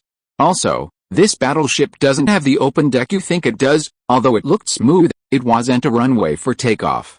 David listened to Tony's explanation, taking in the details that unfolded before him. He had initially thought this was a new helicarrier Tony had modified from a SHIELD Air, but now it seemed more like a real spacecraft. And the more he looked at it, the more he felt its design resembled the Retribution. "Your battleship's design incorporated a lot of Cybertronian technology, of course. How else could you build such a large spacecraft?" Tony said this with a hint of pride. He felt no ordinary person could master Cybertron's advanced technology as quickly as he did. Plus, this battleship can fly freely in the atmosphere. Once it's built, it can serve as the Winter Army's flagship and mobile headquarters. It sounded incredibly appealing. David, initially only slightly anticipating it, now hoped the ship would be completed as soon as possible. Then, the Winter Army would fly directly to the Holy Kingdom of Gaunt on the battleship. He was eager to see what other tricks the gods would employ. "It's a nice design, but how long would it take to build a warship this large from scratch? With Cybertronians in charge, it shouldn't take too long." The Cybertronians were truly a perfect labor force. Whether Autobots or Decepticons, their work efficiency was astonishingly high. When a small group of Cybertronians dedicated themselves to their work, they could construct a large, high-tech device, like a teleporter, in a fraction of the time. However, actual construction on this warship would still require some time. Tony had been spending too much time in Winterfell lately and needed to return to the Marvel Universe to sort out some matters. "By the way, are you pretty much done with your stuff here? Want to come and spend some time with me?" Good suggestion. David thought the idea was a good one. The Marvel Universe was a vibrant world, and it wasn't limited to Earth. One could even explore other planets. The more he thought about it, the more he was tempted. Before he said goodbye to Tony and left Stark Manor, he had already decided to spend some time in the Marvel Universe. But before setting off, he had to deal with the matters at hand first, at least eliminate any potential risks and ensure the safety of Princess Lana and Earl Sutton Stewart before going out. He also had to ask who would go with him. This time, Eva should be brought along. Because he was thinking about something, David did not take the sports car or plane directly back to Castle Glamorgan, but walked back leisurely along the road. As a result, not long after he walked out of the forest, he saw a handsome muscular man who was constantly turning his neck to look around, and at the same time, he was walking towards him with a puzzled look on his face. He was very familiar with the other party's state. Newcomers who had just arrived in Winter City were basically in this state. Coupled with a face that was once nicknamed the God of Toilet War, David had confirmed that the other party was a new visitor from another world, but he didn't know what his specific identity was. Standing there, David waited for the other party to walk up to him and greeted him in English. "Is there anything I can help you with?" Chapter 319, Max Level Elite Farmer. Hearing the familiar language, the man across from him expressed obvious surprise. It seemed he was troubled by the situation, and now that he had finally met someone he could communicate with, he could finally figure out what strange thing had happened to him. "Hello, where's this place?" "This is Winter City." David was still studying the man before him. He sensed a surge of energy from him, a clear indicator of his identity, the toilet god of war who had nearly been beaten to death in the restroom. "My name is David Glamorgan, and welcome to Winter City, Clark Kent. Just call me Clark." Clark shook David's hand, the confusion on his face barely fading. "Where is Winter City?" Winter City is located in the northern plains of the Bronia continent. It's a newly built city. As David continued his story, Clark finally understood that he had somehow stumbled into another world. Although it sounded incredible, he quickly accepted the situation and didn't find David's words too hard to believe. Especially when David explained that Winter City was filled with people like him, having arrived from various worlds. Clark realized he was just one of the many unlucky, or lucky, ones. Clark also suspected that the young man he had met, David, was definitely someone special. Otherwise, how could he know so much and explain everything so enthusiastically? Perhaps he had sensed his presence and had come looking for him specifically? Regardless, Clark never guessed that David Glamorgan was actually the master of Winter City. As he and David discussed the wonders of Winter City, they followed him into the city, soon arriving at Glamorgan Castle. When he learned that the heart of Winter City was called Glamorgan Castle, he began to suspect something. However, the truth was even more bizarre than his suspicions. As he followed David into the familiar-looking building and sat down in the reception room, he realized the young man before him wasn't a junior of the Lord of Winter City, but the Lord himself. "So, you are the Lord of this place?" "Yes, should I address you as Lord?" David didn't say anything directly, merely making a gesture of whatever you want. However, he was surprised to find that Clark, standing before him, actually looked a bit awkward, a rare sight. After a few words, David understood why Clark acted this way.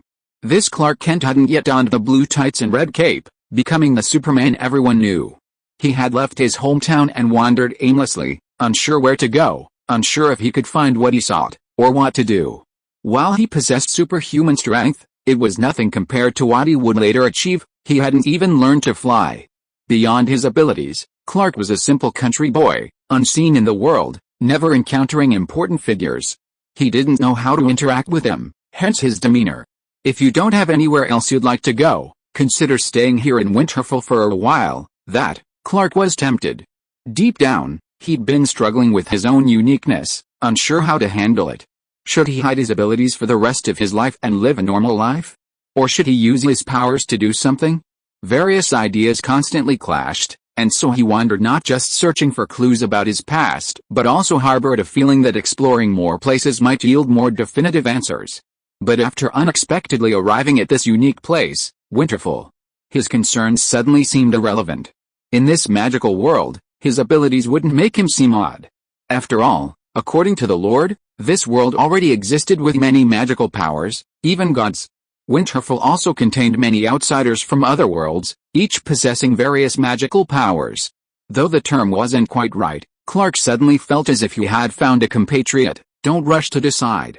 You'll be able to travel freely between your own world and Winterfell. David suddenly became curious. What kind of Superman would this still young Clark become after interacting with the people of Winterfell? Especially considering that this wasn't some sunny Superman, there was a decent chance the cinematic version of him might have turned evil. But before that, you need to learn the language here. Eva brought him a headdress for language learning, and Clark took it, examining it curiously for a long time. Although he'd heard David talk about the many magical powers in this world, it was still amazing to see such a humble headdress so easily able to learn a new language. Curious, he put it on, then took it off a few seconds later. Is this Brunnian? To be more precise, it's the common language of Brunnian, although it was already known that Superman possessed a superhuman brain, and that he could absorb knowledge that would take a normal person a while to gradually instill. It wasn't surprising that he could instantly and perfectly grasp it. However, the fact that he could speak it so fluently was a testament to Superman's prowess. So, do I need to learn another language? Clark glanced at the headdress in his hand again. He figured that if this was the way to learn, learning as many languages as he could would be unnecessary. Oh, that's not necessary, and I don't have any other language learning devices ready. He briefly explained that while Brunnia also had languages like Elvish, Dark Elf, and Orcish, for now, knowing Brunnia's common human language would be sufficient. Since Brunnia was currently in the human age, even other intelligent races understood the common human language, not to mention Winter City, which was primarily human. Knowing that learning another language wasn't necessary, Clark handed the headdress back to Eva and curiously inquired about the available work in Winter City. He had decided to stay in Winter City for a while, but he didn't have the city's currency and didn't have anything valuable on him. Even if his strong physique allowed him to sleep outdoors, he still needed to eat, right?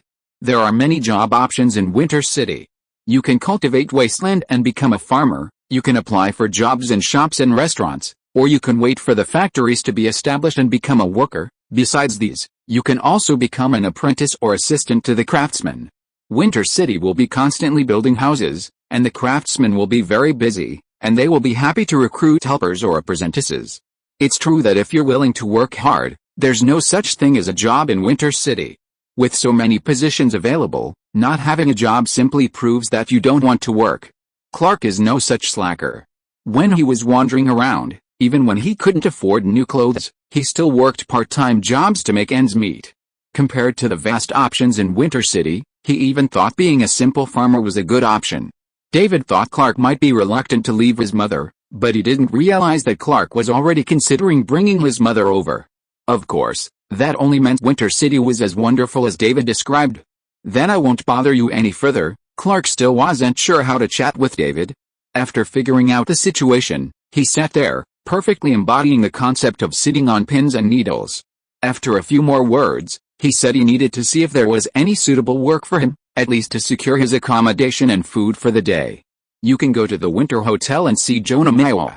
He'll arrange some part-time work for you. Thank you very much. Clark thanked him again before leaving Castle Glamorgan. David stood by the window, watching Clark walk to the gates of Castle Glamorgan. He looked left and right for a long moment before remembering to ask the guards for directions. His awkward, immature look made it hard to associate him with the most powerful superhero. How interesting. David had originally thought that Winter City already had a fair number of alien visitors. His own strength, status, and territory were constantly growing, and he no longer held the same high expectations for them. He even felt that even if no new visitors arrived, he wouldn't be too disappointed. Clark's appearance made him realize that his previous assumptions were incorrect, and he still looked forward to seeing new faces. Even without considering the various rewards he could receive from these people, he was eager to see more of the faces he once knew so well, truly appear before him. Connecting Winter City to New World also meant, in a sense, access to a whole world of resources. Forget Superman's world. If we want to conduct cross-dimensional resource collection, it's better to find a safer world. How about my world? David had just muttered casually, but Eva beside him suddenly interrupted. If Winter City begins to develop various industries, it will definitely require a large amount of resources. Relying solely on the northern plains will probably be difficult to meet Winter City's development needs. As long as they cleared out the obstructing house, there would be a whole world of resources waiting for Winter City to exploit. Chapter 321 Mouth After Another. The idea of gathering resources from other worlds to supply Winter City and ensure its rapid development wasn't a sudden one. David had considered this possibility as he gradually understood the function of the Goldfinger, but he didn't dwell on it much at the time because Winter City wasn't strong enough to undertake such a large-scale, interdimensional resource plunder. Now that Winter City has begun to gain some strength, David has narrowed his focus to the worlds of Helen's home kingdom of Sparta and Rick's world of the Walking Dead. The former is still in its backward, pre-BC era. All he needs to do is provide Sparta with some assistance, and Sparta will assist him in scavenging for useful resources. Later, as Winter City's industrial capabilities grow, David will also send advanced machinery to Sparta. The latter is a pure apocalyptic world. To harvest its resources, David would have to send his men there personally. With the combat prowess of Winter City's soldiers, they could easily crush the enemy in that world without any danger. As for Eva's Red Alert world, there's no rush. Eva's world was a world where the Empire of the Rising Sun triumphed. If he led his army there, he could be considered a savior, right? However, the Empire of the Rising Sun was formidable, and Winter City's current capabilities weren't sufficient to completely annihilate it in one fell swoop. Especially since Winter City's development focus was on the continent of Brunia, it couldn't send all its forces to fight in another dimension. A mere back-and-forth battle would not only be time-consuming, but it might also provide a tactical advantage to others, a huge loss. Walking back to her office, she inquired about the progress of various Winter City matters. Eva didn't bring up the previous topic again, realizing that Winter City wasn't strong enough at the moment. To save her world, she realized it wouldn't require just a few hundred Spartan heavy infantry and a few dozen winter knights. Putting that aside, Eva began to report on the progress of several Winter City projects. Overall, everything was proceeding according to plan. The announcement of David's appointment as Grand Duke of Winter has already been sent out. As for announcements to other parts of the Tiran Kingdom, these announcements will need to be made by envoys from the Tiran capital, traveling by Quinjet. David doesn't need to be overseeing these matters. His subordinates will naturally handle them. In fact, many matters don't require David's daily oversight. He had previously accompanied the king on a tour, and Winter City continued to develop steadily. This is the normal state of affairs once everything is on track. Unless there are emergencies, David, the Lord, will have less and less time on a daily basis. If this continues, once Winter City has grown to a certain scale and its various departments are gradually established, David, the Lord, will likely have very few matters requiring his personal attention for years. In the blink of an eye, half a month passed, and the temporary camp was gradually completed, providing shelter for the ordinary people who had migrated from the Tiran capital. Furthermore, Winter City has provided various options for these people, and many have already begun working there. The common people were quite pleased with the Lord Glamorgan's arrangements, especially after witnessing the construction of beautiful houses one after another. The Lord Glamorgan personally promised that these houses would be sold or rented to the common people at low prices, ensuring that every citizen had a warm home. They were filled with anticipation for their new lives in Winter City. Even when they lived in the capital of Tiran, even if they had the money, they could not afford such beautiful houses. This alone was enough to delight many commoners, and their happiness was even greater when they learned about the average cost of living in Winter City and the income of most jobs. They found that these houses were indeed affordable and would not be a heavy burden. The allure of housing also brought unexpected surprises. Many people chose to work various jobs, hoping to quickly earn enough money to buy new houses, rather than rushing to reclaim wasteland and acquire their own land, as David had predicted. The proportion of free farmers in the capital of Tiran is very low, so these people are accustomed to working for others and don't see anything wrong with this lifestyle. At the same time, these commoners worry that the supply of these beautiful new houses is limited. If they don't buy their own home soon, they'll never have the chance to live in such a beautiful house again. This is especially true at a time when many nobles are splashing gold on the streets. While commoners still have to work and save money, the nobles have almost all moved into their new homes in Winter City. Some wealthy nobles, even more wealthy, are not satisfied with this. After learning about Winter City's situation, they scour the city for a desirable homestead, then purchase unbuilt plots of land, hoping to build larger and more beautiful manors. These nobles say this is the only way to demonstrate their superiority. Of course, many nobles are dissatisfied with the idea of living on the same streets as commoners, and strongly suggest that the Duke of Glamorgan designate a separate residential area for the nobility, allowing only nobles to purchase and reside in this area. It stands to reason that the aristocratic district should be closer to the Grand Duke's castle of Glamorgan, surrounded by a wall to isolate the lower classes. David simply ignored this. Winter City's development would never be carried out according to these people's ideas. Even if they approached Abelson, David would still not agree. However, a purely upscale residential area would still emerge.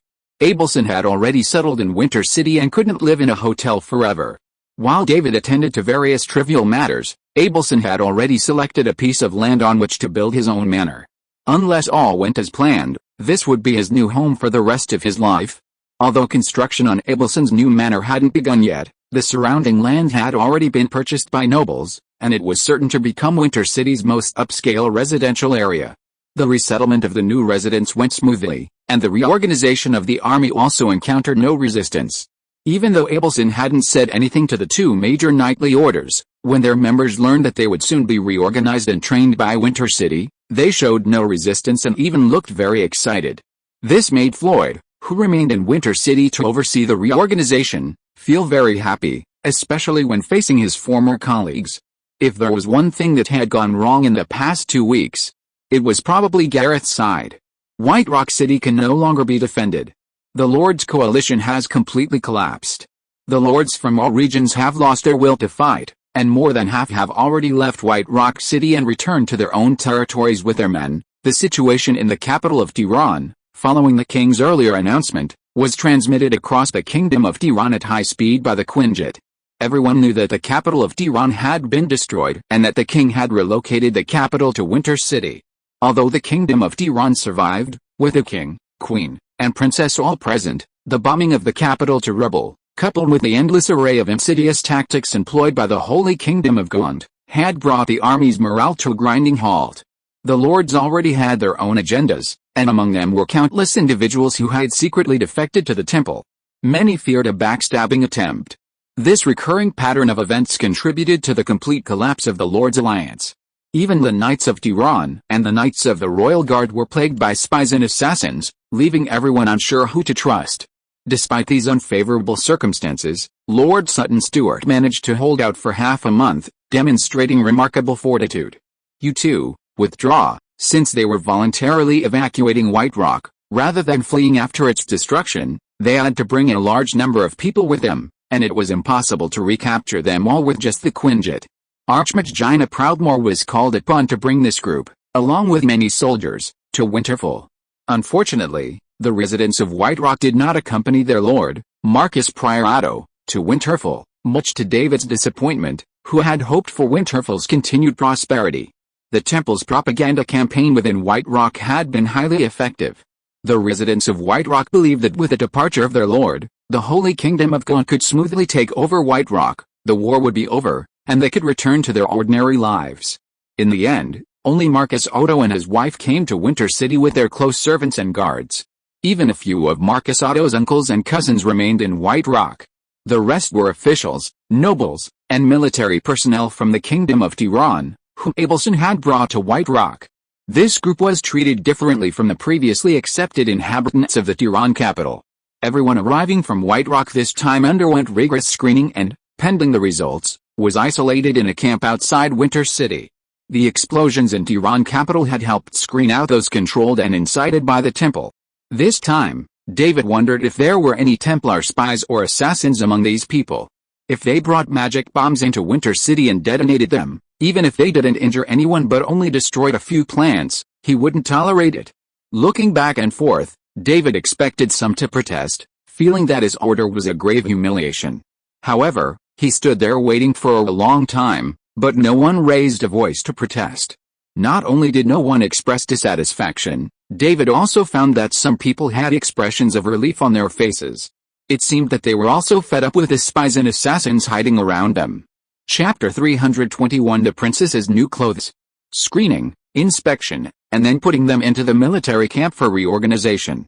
Marcus Prior Otto did not say anything about the fact that some of his guards were also taken away by Winter City for reorganization. Instead, his wife Lyanna Tillin was a little dissatisfied. However, she did not say too much. After realizing the current situation, she clearly chose to keep quiet and follow the instructions of Winter City. After all, even her father Abelson chose to step aside, so she, the Marquise of White Rock City and the eldest princess of the Tillin Kingdom, was nothing. In comparison, the Duke David of Glamorgan in front of him was also a family member. Living in Winter City, he should not have to worry about the trivialities of life. At most, he would not be able to grasp power and show some of his ambitions. However, perhaps this is not absolute? Including the soldiers from White Rock City, the current reorganization of the Tiran Knights and the Royal Guards totals 424. These knights are experienced and physically strong. Barring any unforeseen circumstances, they can quickly form a new Tiran Knights order and become combat-ready. The former Tiran Kingdom's light and heavy infantry regiments, the capital's garrison, the noble guards, and the noble's personal guards total 1,663 men. While their quality may not be up to par with the two major knightly orders, they are still significantly better than many ordinary soldiers.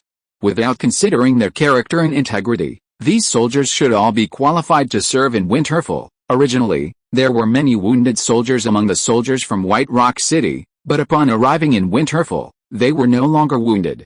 Clerics and paladins like Liadrin, Sally Whitemane, Renaer Mograine, and Taryn Fordring worked together to nurse these wounded soldiers back to health. This operation also helped Liadrin gain a number of followers for her Cathedral of Holy Light. Aside from these soldiers, there were no mages or alchemists. David now hesitated to recruit mages and alchemists, fearing their homeland would be bombed. Fortunately, after a period of exploration, Steve Rogers and Jaina Proudmoore offered a somewhat reassuring answer. Alchemy itself was not problematic, the key lay in the user. In other words, as long as the alchemist wasn't a Templar agent, Winter City could continue to use alchemical products. Pierre Newton had been highly cooperative with Winter City's investigations, proving his innocence. He was indeed a pure alchemist, not a Templar agent. This way, Winter City could continue to train its own alchemists. Even if spies infiltrated in the future, with trusted individuals overseeing quality control, a tragedy like the one that struck Tiran's capital wouldn't happen again. As for the mages, Winterfell currently has only 3. One is stationed in the Marvel Universe, another returned to help out briefly before traveling the continent. Only Jaina Proudmoore remains in Winterfell. Caecilius and Mordo are no longer Camartage mages, but true priests of the Holy Light. The Winter Legion, the Spartan Heavy Infantry, the Tyranid Knights, and the Winter Knights, After the reorganization, Winterfell's military strength primarily consists of these legions plus the Cybertron Legion. While the Cybertron Legion is nominally a legion, it's more of a temporary deployment of Cybertronian warriors to work alongside Winterfell's other forces. James Norrington's navy is now taking shape. Is it time to prepare a suitable warship for Norrington? Listening to Eva's question, David pondered, should he wait until the industrial zone is up and running and then build a new ship himself? Or should he start with an existing warship and let Norrington operate it? He thought for a moment before coming to a decision. The Walking Dead was in a post-apocalyptic world, with a plethora of ownerless warships. Wouldn't it be easy to just pick one? He'd first find a suitable ship for Norrington to pilot, which would also serve as further training for his sailors. After all, there would be warships capable of taking to the skies in the future. Learning how to operate a watercraft first would lay the foundation, as taking to the air would be exponentially more challenging than sailing on a flat surface. How do we get the warship here? Well, given the warship's size, getting it to Winterfell wasn't a simple task. It suddenly occurred to him that he really needed to visit the Marvel Universe, and with Ant-Man's help, things would be much easier. Besides using PIM particles, perhaps the Diggers, combined with Hercules, could carry the warship back directly? David wasn't sure. Hercules was incredibly powerful, but he'd also been crushed by the broadsides transformed into aircraft carriers. If Optimus Prime has been upgraded to Super Optimus Prime, he and the Diggers could go to Rick's world and bring the warship back. The chances of success would be quite high. If Optimus Prime successfully upgrades, not only will his combat power increase significantly, but his size will also rival that of the Combiners. 2 large Combiners carrying the warship back shouldn't be a difficult task. However, before setting off, Rick and his team need to find a suitable vessel. Time can't be wasted searching, selecting, or traveling. This will also prevent the Diggers from delaying their current, crucial task, building the Winter Bridge, connecting the land west of the Winter River to the current area of Winter City. I'll talk to James Norrington later to see if he'll go to Rick's world himself or send a representative with expertise in this area. Eva noted the matter down for later. How's Clark doing? That's Superman. Although Eva came from another world, she'd spent time with Laura, Mark, and the others, so naturally she'd learned a lot of random facts. Especially since Superman wasn't just in comics, he had his own film and television productions, and he'd been mentioned in numerous works. Naturally, Eva knew Superman. He's working part-time at a hotel, and at the same time, he's applied to reclaim Wasteland and become a farmer. Clark, the Superman, would surely be incredibly efficient at reclaiming Wasteland. Perhaps he'd soon be able to cultivate a large tract of land and become a farmer.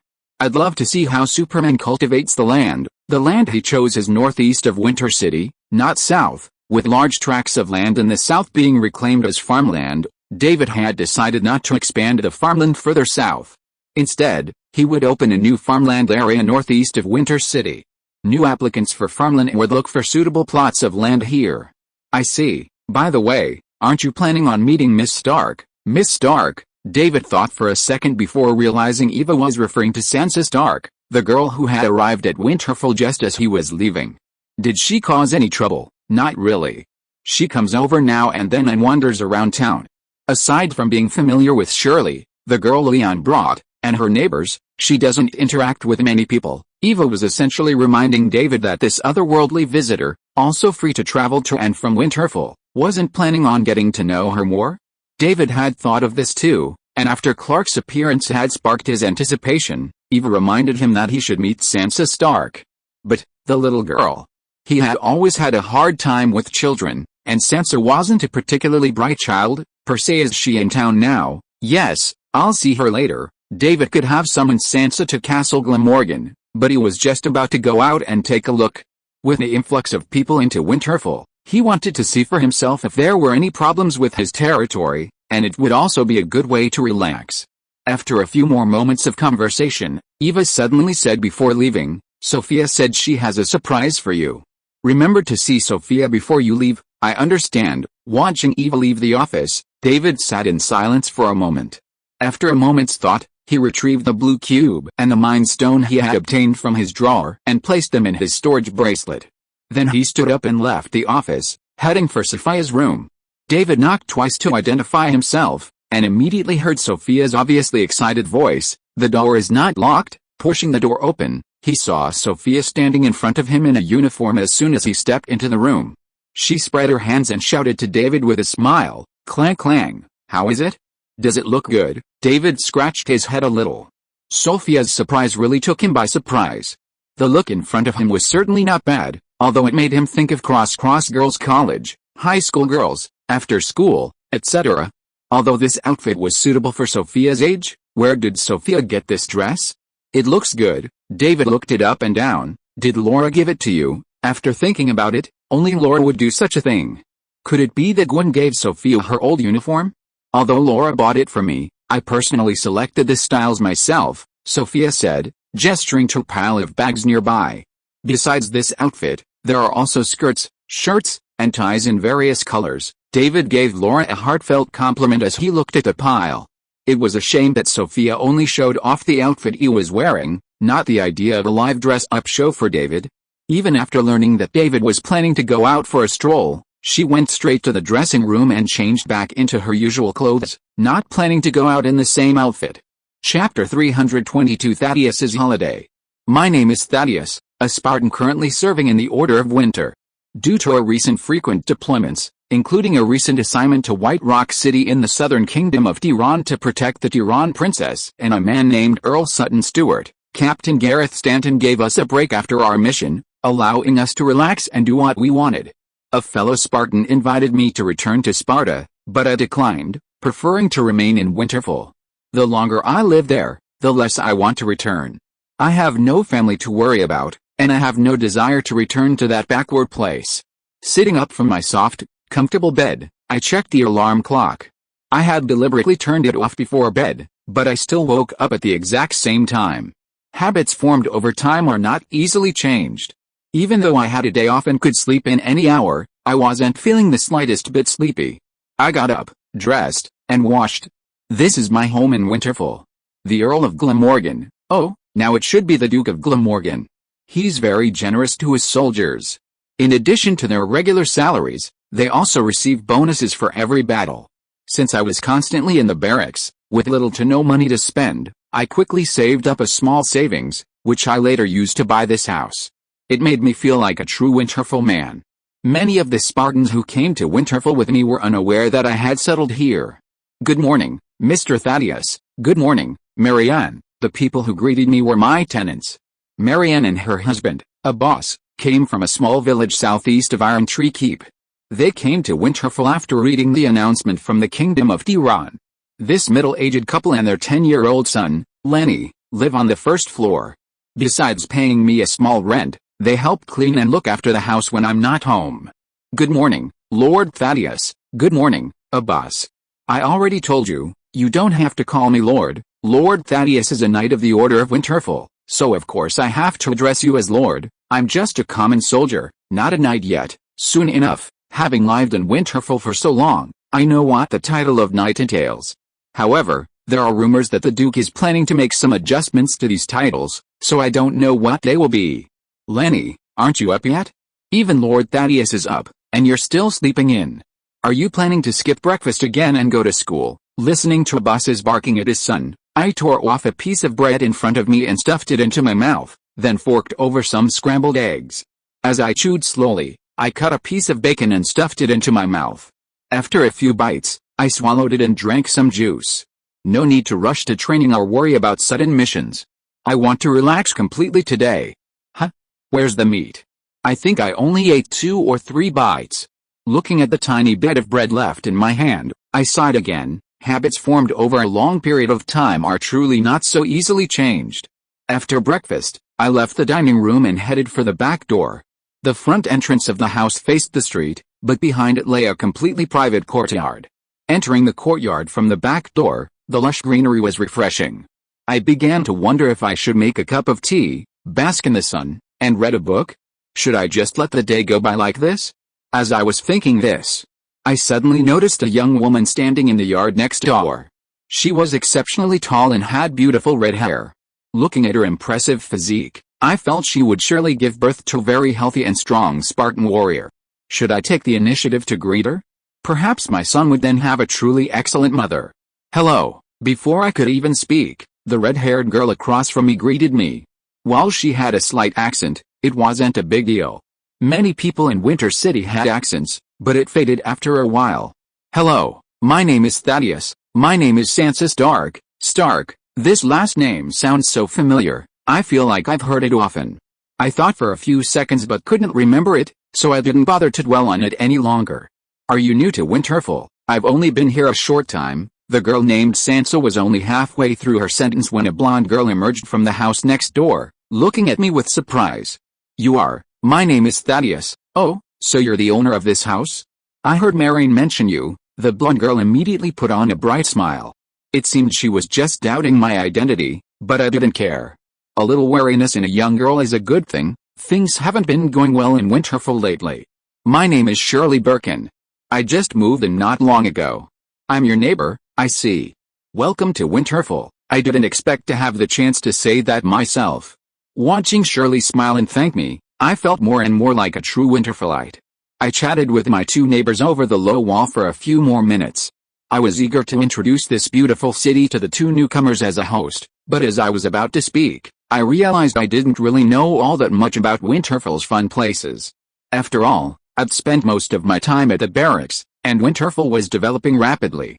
During this break, I noticed the city had more houses and a plethora of new shops. But it didn't matter. I could be your escort. Wherever the girls wanted to go, I'd just go along. Sansa wants to see the school. School? I thought about it. The only real school in Winterfell was Winter Academy. Winter Academy, yes, Shirley nodded, confirming my suspicions. Sansa wants to know what people her age do in Winterfell. People her age? Yes, Sansa's only 13. I looked from Shirley to Sansa. I seriously suspected Shirley was kidding me. How could she be only 13? But looking at it from another perspective, with such a strong physique at only 13, she'll definitely grow up to be an excellent mother. The last name Stark, however, bothered me. It seemed quite significant. Oh, the chief advisor of Winterfell seems to have the last name Stark. Could this Sansa Stark be that advisor's daughter? I felt a little panicked, constantly thinking about my behavior, wondering if I had offended this girl named Sansa. It dawned on me that the advisor wasn't the easiest person to get along with. If I'd somehow offended him, would my wonderful life in Winterfell be over? My head was spinning. Should I apologize first? Thankfully, I soon learned that Sansa Stark had no connection to that advisor, so I didn't have to worry about any trouble from the chief advisor. I also learned that Shirley currently works for the sheriff's department and recently became a patrol officer. It was a surprise. When Shirley and Sansa were together, I thought Sansa would be the more capable one, but the reality was completely the opposite. I know it boss works for Marty and Diogo's farm. Marianne works at the corner grocery store. What do you do, Thaddeus? I serve in the Order of Winter. I held my head high, proud of my position. But I didn't see any surprise or admiration from either girl. Shirley did look a little surprised, but Sansa, what was that expression, as if she had no idea what the Order of Winter was? Remembering Sansa had just arrived in Winterfell, so she didn't know what the Order of Winter meant, it didn't seem strange. Shirley whispered something in Sansa's ear, and then she sighed. So he's a knight. While she looked surprised, it wasn't the reaction I was expecting. Feeling depressed, I took the bus to Winterfell Academy.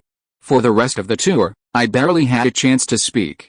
Knowing Shirley was bringing Sansa to visit the school assigned someone to show us around, explaining everything about the school and answering any questions Sansa and Shirley had. 2 Spartan heavy infantrymen accompanied them as guards in case of emergencies. Looking at these 2 unfortunate souls, I was once again thankful to have joined the Order of Winter. Otherwise, I'd still be assigned to the school's rotation, which would be incredibly unbearable. Thinking this way, I finally waited for the tour to end. But before I could even leave the academy, I saw a familiar figure waiting there, who immediately stopped Sansa Stark. Lord David, Duke of Glamorgan, Lord of Winterfell, had come specifically to see Sansa?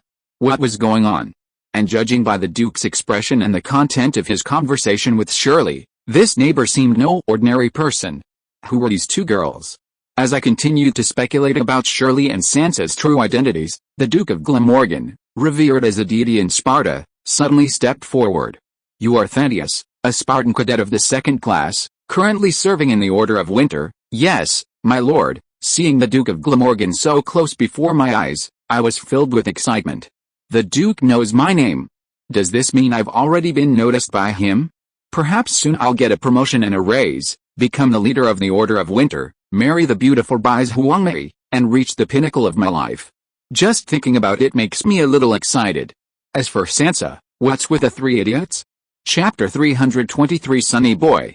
David looked at the young Spartan before him, smiled and offered some encouragement, then let him go about his business. David had, of course, learned all about the members of the Winter Order. Thaddeus, as one of the first Spartans to join the Order, had certainly left a deep impression on David. Even if he hadn't made a specific impression, David could still recall his name. With the Winter Order still numbering less than 100, and his memory improving, he could memorize most things after just one reading. Turning back, he continued chatting with Shirley. This was actually Shirley Birkin's first time meeting David, the Lord of Winterfell. Curiously, she was surprised to find the legendary Duke of Glamorgan, a handsome young man not much older than herself. She couldn't understand why such a seemingly normal man was so much of a threat to Leon, who was avoiding him like a monster. Shirley was filled with questions, while David had already begun chatting with Sansa. Hello. I was supposed to meet you sooner, but something delayed me. Nice to meet you. My name is David. Hello. Sansa looked at David, realizing he was the Lord of Winterfell, David Glamorgan, recently promoted to Grand Duke of Winterfell. She seemed a little nervous, but her upbringing allowed her to respond appropriately. I'm Sansa Stark. Welcome to Winterfell. After a brief greeting and introductions, David asked you if Sansa had already learned the basics, such as how to get there and back, and the basics of Winterfell. Sansa said she already knew all that, but wasn't particularly familiar with Winterfell, having only learned a small amount from Shirley. She had only a vague idea of the continent of Brunia, the Kingdom of Tiran, Winterfell, and Ironfort. As for Azeroth, Cybertron, and the Holy Light, she had no idea. What was the Holy Light? She had no idea. Why could a metal ship float? She had no idea. As for the cars that run around Winterfell, she had no idea how they were made, only that the public buses were very convenient.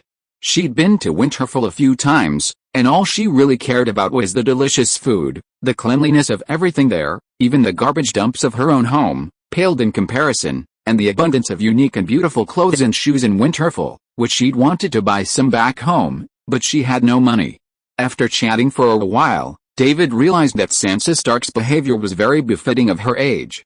She came from a backward world, and even among the educated nobles, her perspective was limited, unconcerned with matters of family and state. She hadn't even considered how the various things in Winterfell could benefit her homeland. Her biggest concern was probably how to earn some pocket money to buy some beautiful clothes. Of course, such a young child didn't have any ill intentions, and Sansa hadn't considered bringing her father or soldiers with her. She didn't even know she could bring people back between worlds. Think of Gwen. When David first met her, she was a few years older than Sansa was now. Back then, Gwen hadn't thought about anything big either. Her mind was preoccupied with how to take David down. I hope you enjoy your stay in Winterfell. That was about it. Knowing that Sansa had a fondness for Winterfell, would visit frequently, and wouldn't cause any harm, he didn't know what else to talk about. Should he ask Sansa if she wanted to become more powerful? If she'd considered helping her father unify Westeros? Or perhaps, even more ambitiously, becoming queen herself? Sansa didn't care about any of these things. Perhaps David's suggestion of her attending Winterfell College and being a classmate of her own age would appeal more to her. Finally, David reminded Sansa, Winterfell might be implementing new IDs soon. If you haven't been here for a while, remember to ask if they are in place next time. Or, take a photo and apply for them in the next few days, and pick up your new ID the next time you visit. David had long considered implementing a dedicated ID for Winterfell.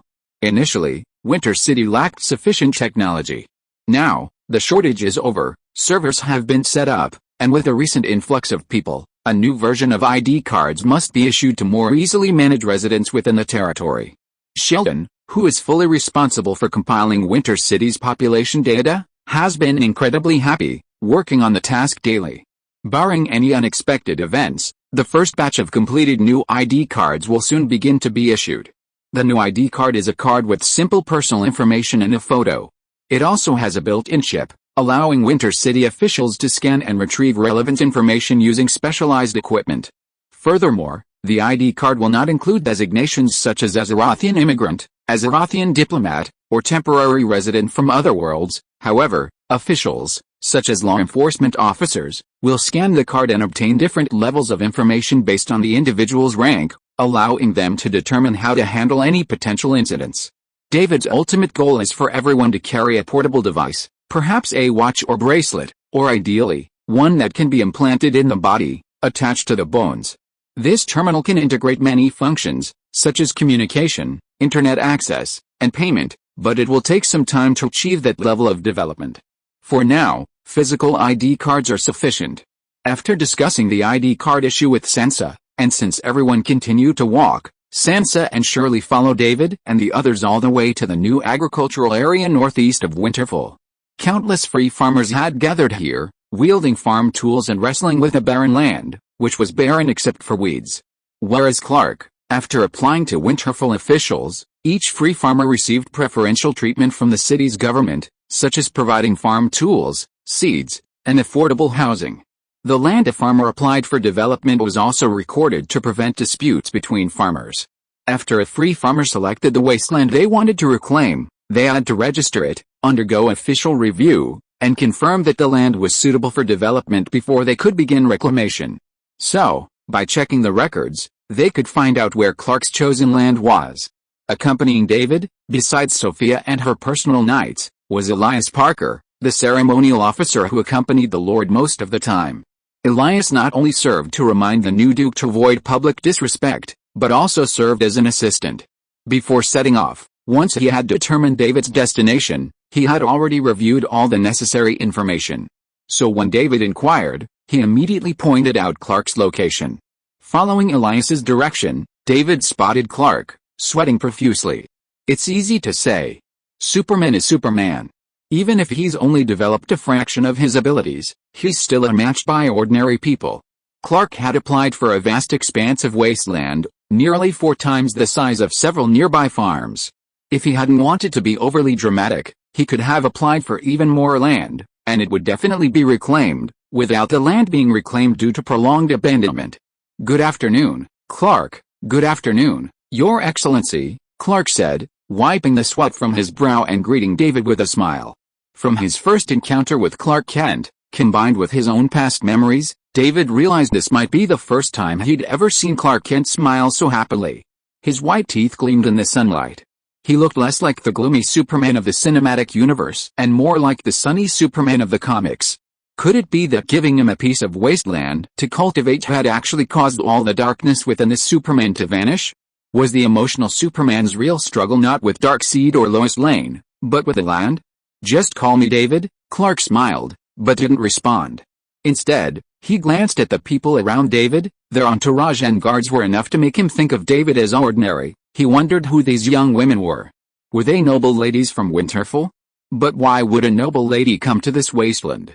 Is this land enough? David looked around. While there wasn't a fence or anything enclosing the land, there were clear markers to identify who owned it. Clark's wasteland was surrounded by signs bearing the name Clark Kent. That's enough, and I've discovered that the soil here is quite fertile, so I think we can grow a lot of crops. Clark felt the land was already quite large. Besides, while cultivating it, he could still return to his original world and continue wandering, searching for clues to his past. With the ability to freely travel between the two worlds, he no longer had to constantly pick up odd jobs in his own world to support himself.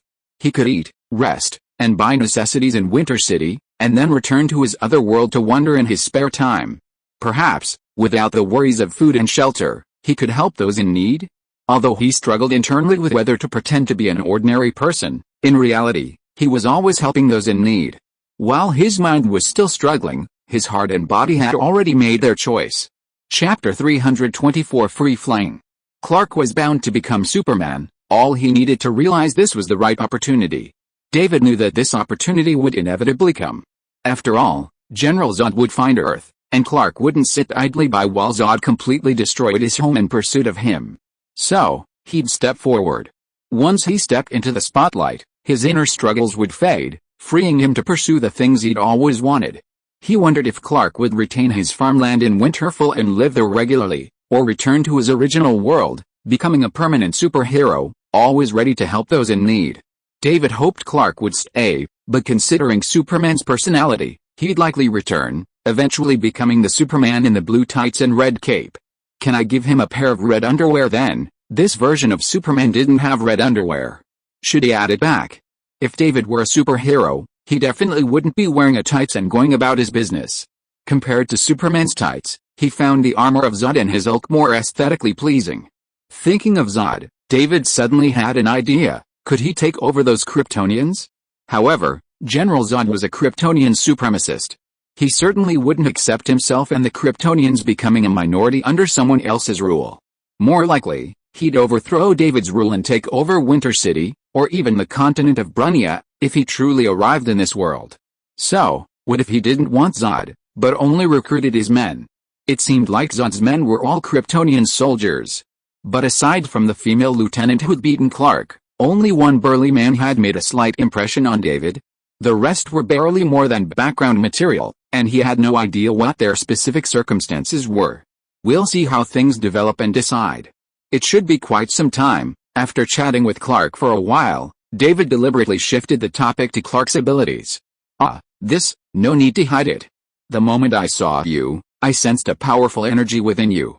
It's not something an ordinary person could possess. Clark hadn't expected his true identity to be discovered so early, but he wasn't as nervous as he had been in his own world.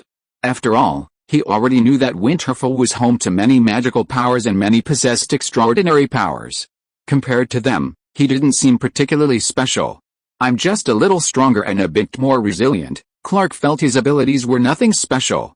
Compared to the holy light that could heal injuries and illnesses, increase strength, and directly attack enemies, or arcane magic with various miraculous effects, they were nothing special at all. You're too modest. I don't think your abilities are that simple, really. Clark was a little skeptical. He didn't suspect David was lying. After all, he wasn't anything worthy of the Duke's attention. He was skeptical. Was his own power really as miraculous as he was being told? If you're interested in exploring your own abilities, feel free to come find me, or visit Winterfell or the Cathedral of Light. I will. Thank you. You're welcome. The conversation ended there. As David shook hands with Clark and said goodbye, he felt a distinct sense of mastery. It was a strange feeling, completely different from the rewards he'd received previously. With this thought on his mind, he didn't wander around Winterfell any further. After saying goodbye to Shirley and Sansa, he headed straight back to Castle Glamorgan. Sophia followed him throughout the entire journey, and before she could ask anything, she saw David walking straight through Glamorgan and into the backyard. Why did you come back so suddenly? Sophia had actually wanted to observe more of the scene. The sight of so many people sweating profusely in the wasteland, yet their faces expressed joy and contentment, captivated her. But since David was coming back, she didn't rush to ask. It wasn't until they were back on their own grounds that she asked David if he'd suddenly remembered anything. Nothing, I just had a sudden realization and wanted to come back and try it out. Oh, Sophia didn't understand what David meant, but that didn't stop her from watching the fun unfold.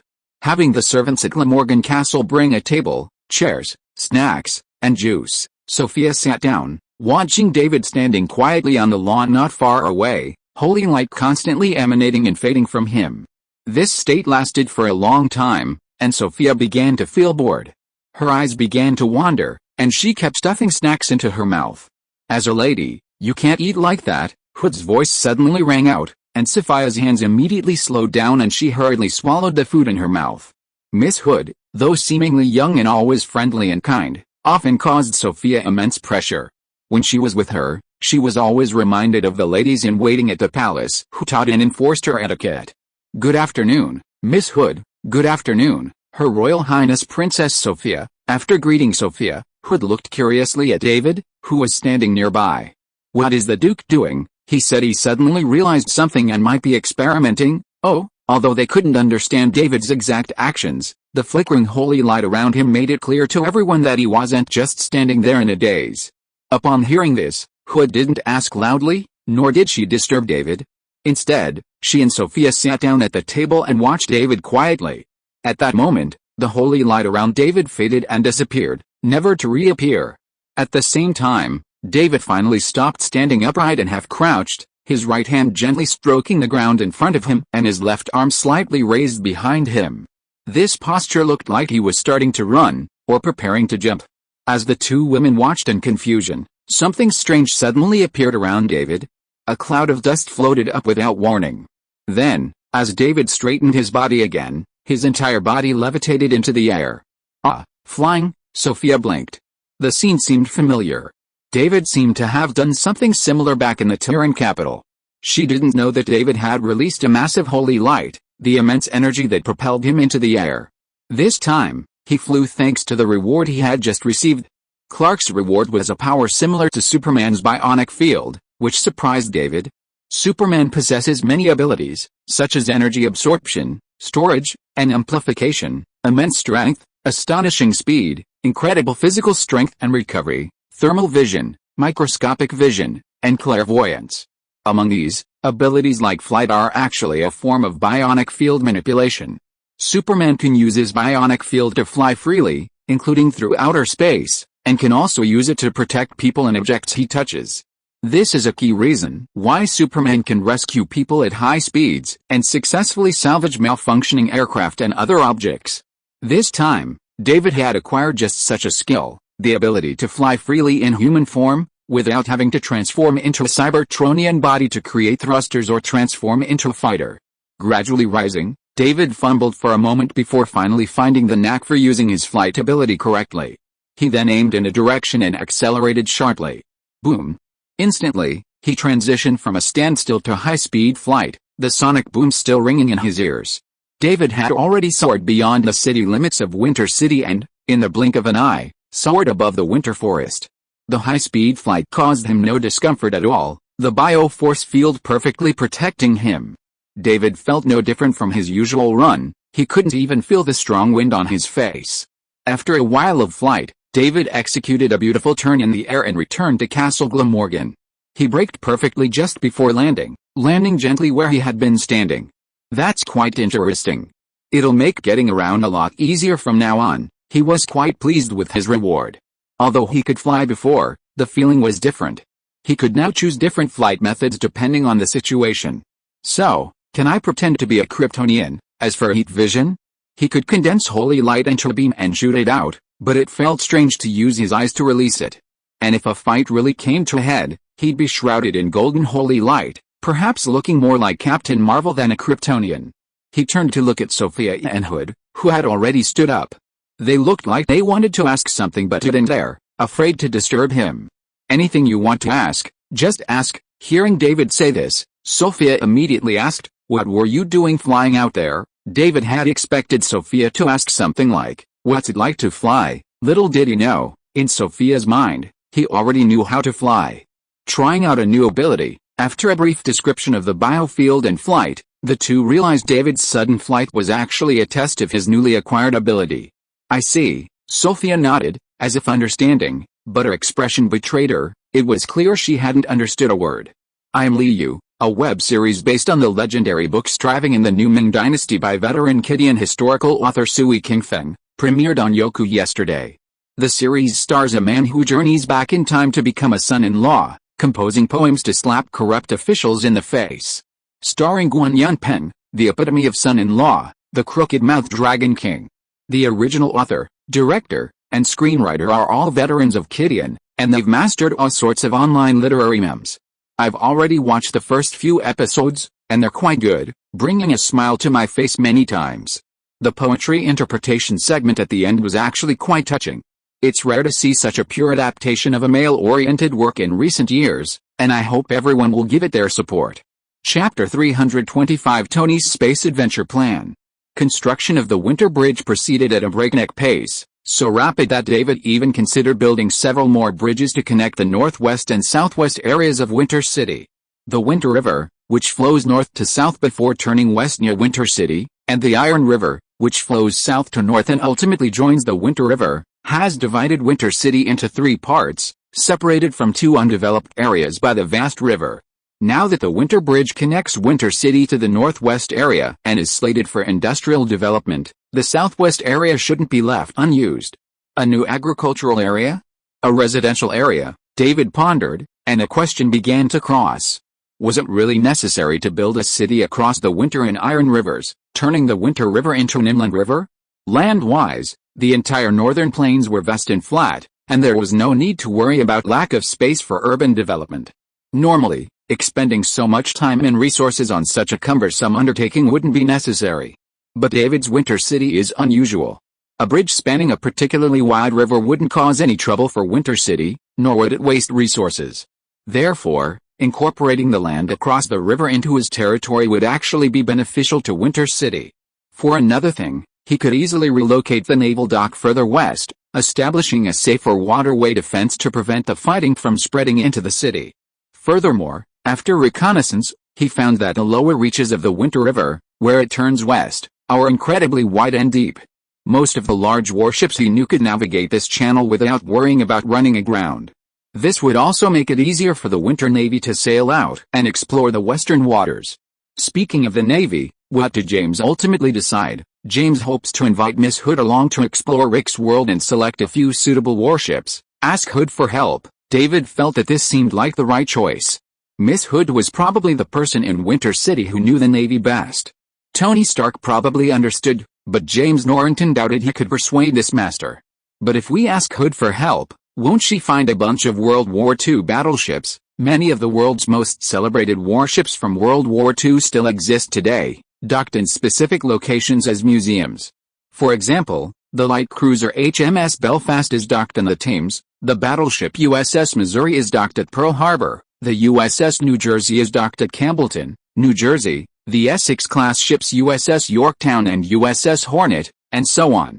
Hood would undoubtedly be very familiar with these ships, and the chances of them being chosen are quite high. David didn't see any problem, however. Given the situation back in Winterfell, these warships could be just as useful after some modifications. As for the spaceship Tony wanted to build, it was still a long way off. It was currently only on paper, and Tony seemed to want to further refine the designs, so it was unclear when actual construction would begin. As soon as he thought of Tony, he came running to him. "What's up? I heard that famous Superman came to Winter City." "You mean Clark?" "Yes, that's him." Tony had been busy with his own affairs recently, and with so many people visiting Winter City recently, he wouldn't have known the famous Superman had come if Sheldon and Leonard hadn't mentioned it during their conversation. "You didn't even bother introducing him to everyone." "Clark hasn't become Superman yet, and he doesn't really want to be in the spotlight. Since arriving in Winter City, Clark has been diligently cultivating the land he applied for and working part-time at the Winter Hotel to make ends meet. He recently rented a room in Winter City, not a whole house, settling down there. In his free time, he would leave Winter City and return to his own world." David suspected he was still wandering around there, searching for clues. But he never interrupted his daily life in Winter City. His life was very routine and boring, and he didn't seem to have any desire to further explore his abilities. In the original story, Clark discovered a spaceship launched by Krypton 20,000 years ago during the space exploration era, activated the small object inside his escape craft, and only after meeting his father and learning about his origins did he begin to master his various abilities. Without these events, Clark is now an honest farmer, happily working and clearing wasteland every day. After hearing David's description, Tony felt that this Superman was wasting his talents. He considered meeting the Superman in person, perhaps asking for blood, hair, or something else, as he was quite curious about Kryptonians. "So, that's the real purpose, right?" "Ahem. Just by the way," Tony casually brushed off the question and looked at David. "You should be free lately, right? Did you agree to come over to my place?" David certainly had a lot of free time lately. Eva just reported on the progress of various tasks daily, and that was it, without any additional instructions from him. Actually, it didn't matter if Eva didn't report, there wasn't that much to report. The army is being reorganized, the bridge is under construction, and the industrial zone will have to wait until it's finished. The screening and testing of new arrivals is nearly complete, the census, identity filing, and the issuance of ID cards are all underway. Even the Winter Knights are preparing to advance to the next stage, mastering supernatural powers, light or arcane. It seems there won't be any major policy changes in Winterfell for quite some time, and these events are enough to keep the entire city busy for quite some time. If David wants to go out, this is the perfect opportunity. So the question is, what exactly do you want me to do with you? I want to see the universe, so I think it's more reliable to go with you. Tony spread his hands. He actually wanted Steve to come with him, but Steve's duties as the Sorcerer Supreme meant he couldn't leave Earth for too long. Furthermore, he also had his duties as leader of Hydra, which also prevented him from leaving for long. Thor also had his own things to do. After all, he was the Crown Prince of Asgard, and Asgard had always been unstable. Banner possesses both strength and knowledge, but he also presents a significant risk. As for Clint and Natasha, after much deliberation, Tony decided David would be the most reliable partner. If possible, it would be best to bring along a few Cybertronians, such as intelligence officers skilled in infiltration and information theft. I see. David, understanding Tony's point, felt that this would also have significant benefits for Winterfell. The Marvel Universe boasts a high level of technological sophistication, with numerous advanced civilizations boasting highly advanced, multifaceted technologies. For all intents and purposes, if they could acquire Xandar or Sovereign technology, it wouldn't even need to be cutting edge. The kind of personal terminal he'd envisioned could be easily constructed. Let me think about who I should bring with me. Originally, he'd considered taking Eva to the Marvel Universe for a vacation, a honeymoon, or something like that. Now, it seemed like he needed to get down to business, and the accompanying personnel would have to be considered based on the mission's requirements. Little Brain needs to be brought along. Little Brain, which can also be translated as Brain Unit, was originally a purely civilian transformer for the Decepticons, responsible for uploading, downloading, and saving intelligence. He could be useful for obtaining various technical data. There's also Disorient, Soundwave's subordinate and an intelligence officer skilled in information theft. Although Disorient had been killed in action, David resurrected this small mini-con upon arriving in Winterfell. At the time, he simply thought such a professional intelligence officer was valuable, but he never imagined he'd be put to use so soon. One of the two mini-cons would be responsible for relatively open technical data on highly developed cosmic civilizations. Even publicly available data is a tremendous asset to less developed civilizations. The other would focus on a more confidential technical information, as it was unclear whether Disorient could breach the firewalls of these advanced civilizations. After a moment's deliberation, David realized there weren't many people he needed to bring along. Then he remembered an important question. Do you have a spaceship? What do you think I've been up to lately? Tony's acquisition of Cybertron's advanced technology naturally also included space travel technology. He only needed to add the necessary equipment for human survival, and a human-usable spacecraft would be designed. Manufacturing was simple, too. Once the Cybertronians had established a good enough relationship, they wouldn't mind doing a favor. It looks like you've already prepared everything.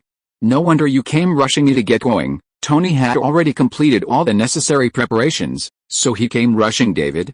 Or rather, he was asking David if he had the time. If David clearly indicated he wasn't going, he'd look for someone else. Clark would be a good choice. Perhaps he could observe up close what changes would occur to Clark under direct sunlight in space. Thinking of this, he couldn't help but ask, how about bringing Clark along? If you can convince him, leave it to me.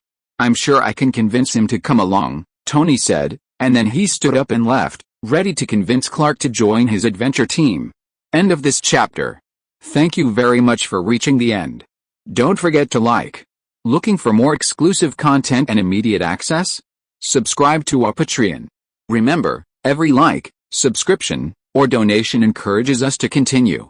Thanks to everyone. See you in the next video.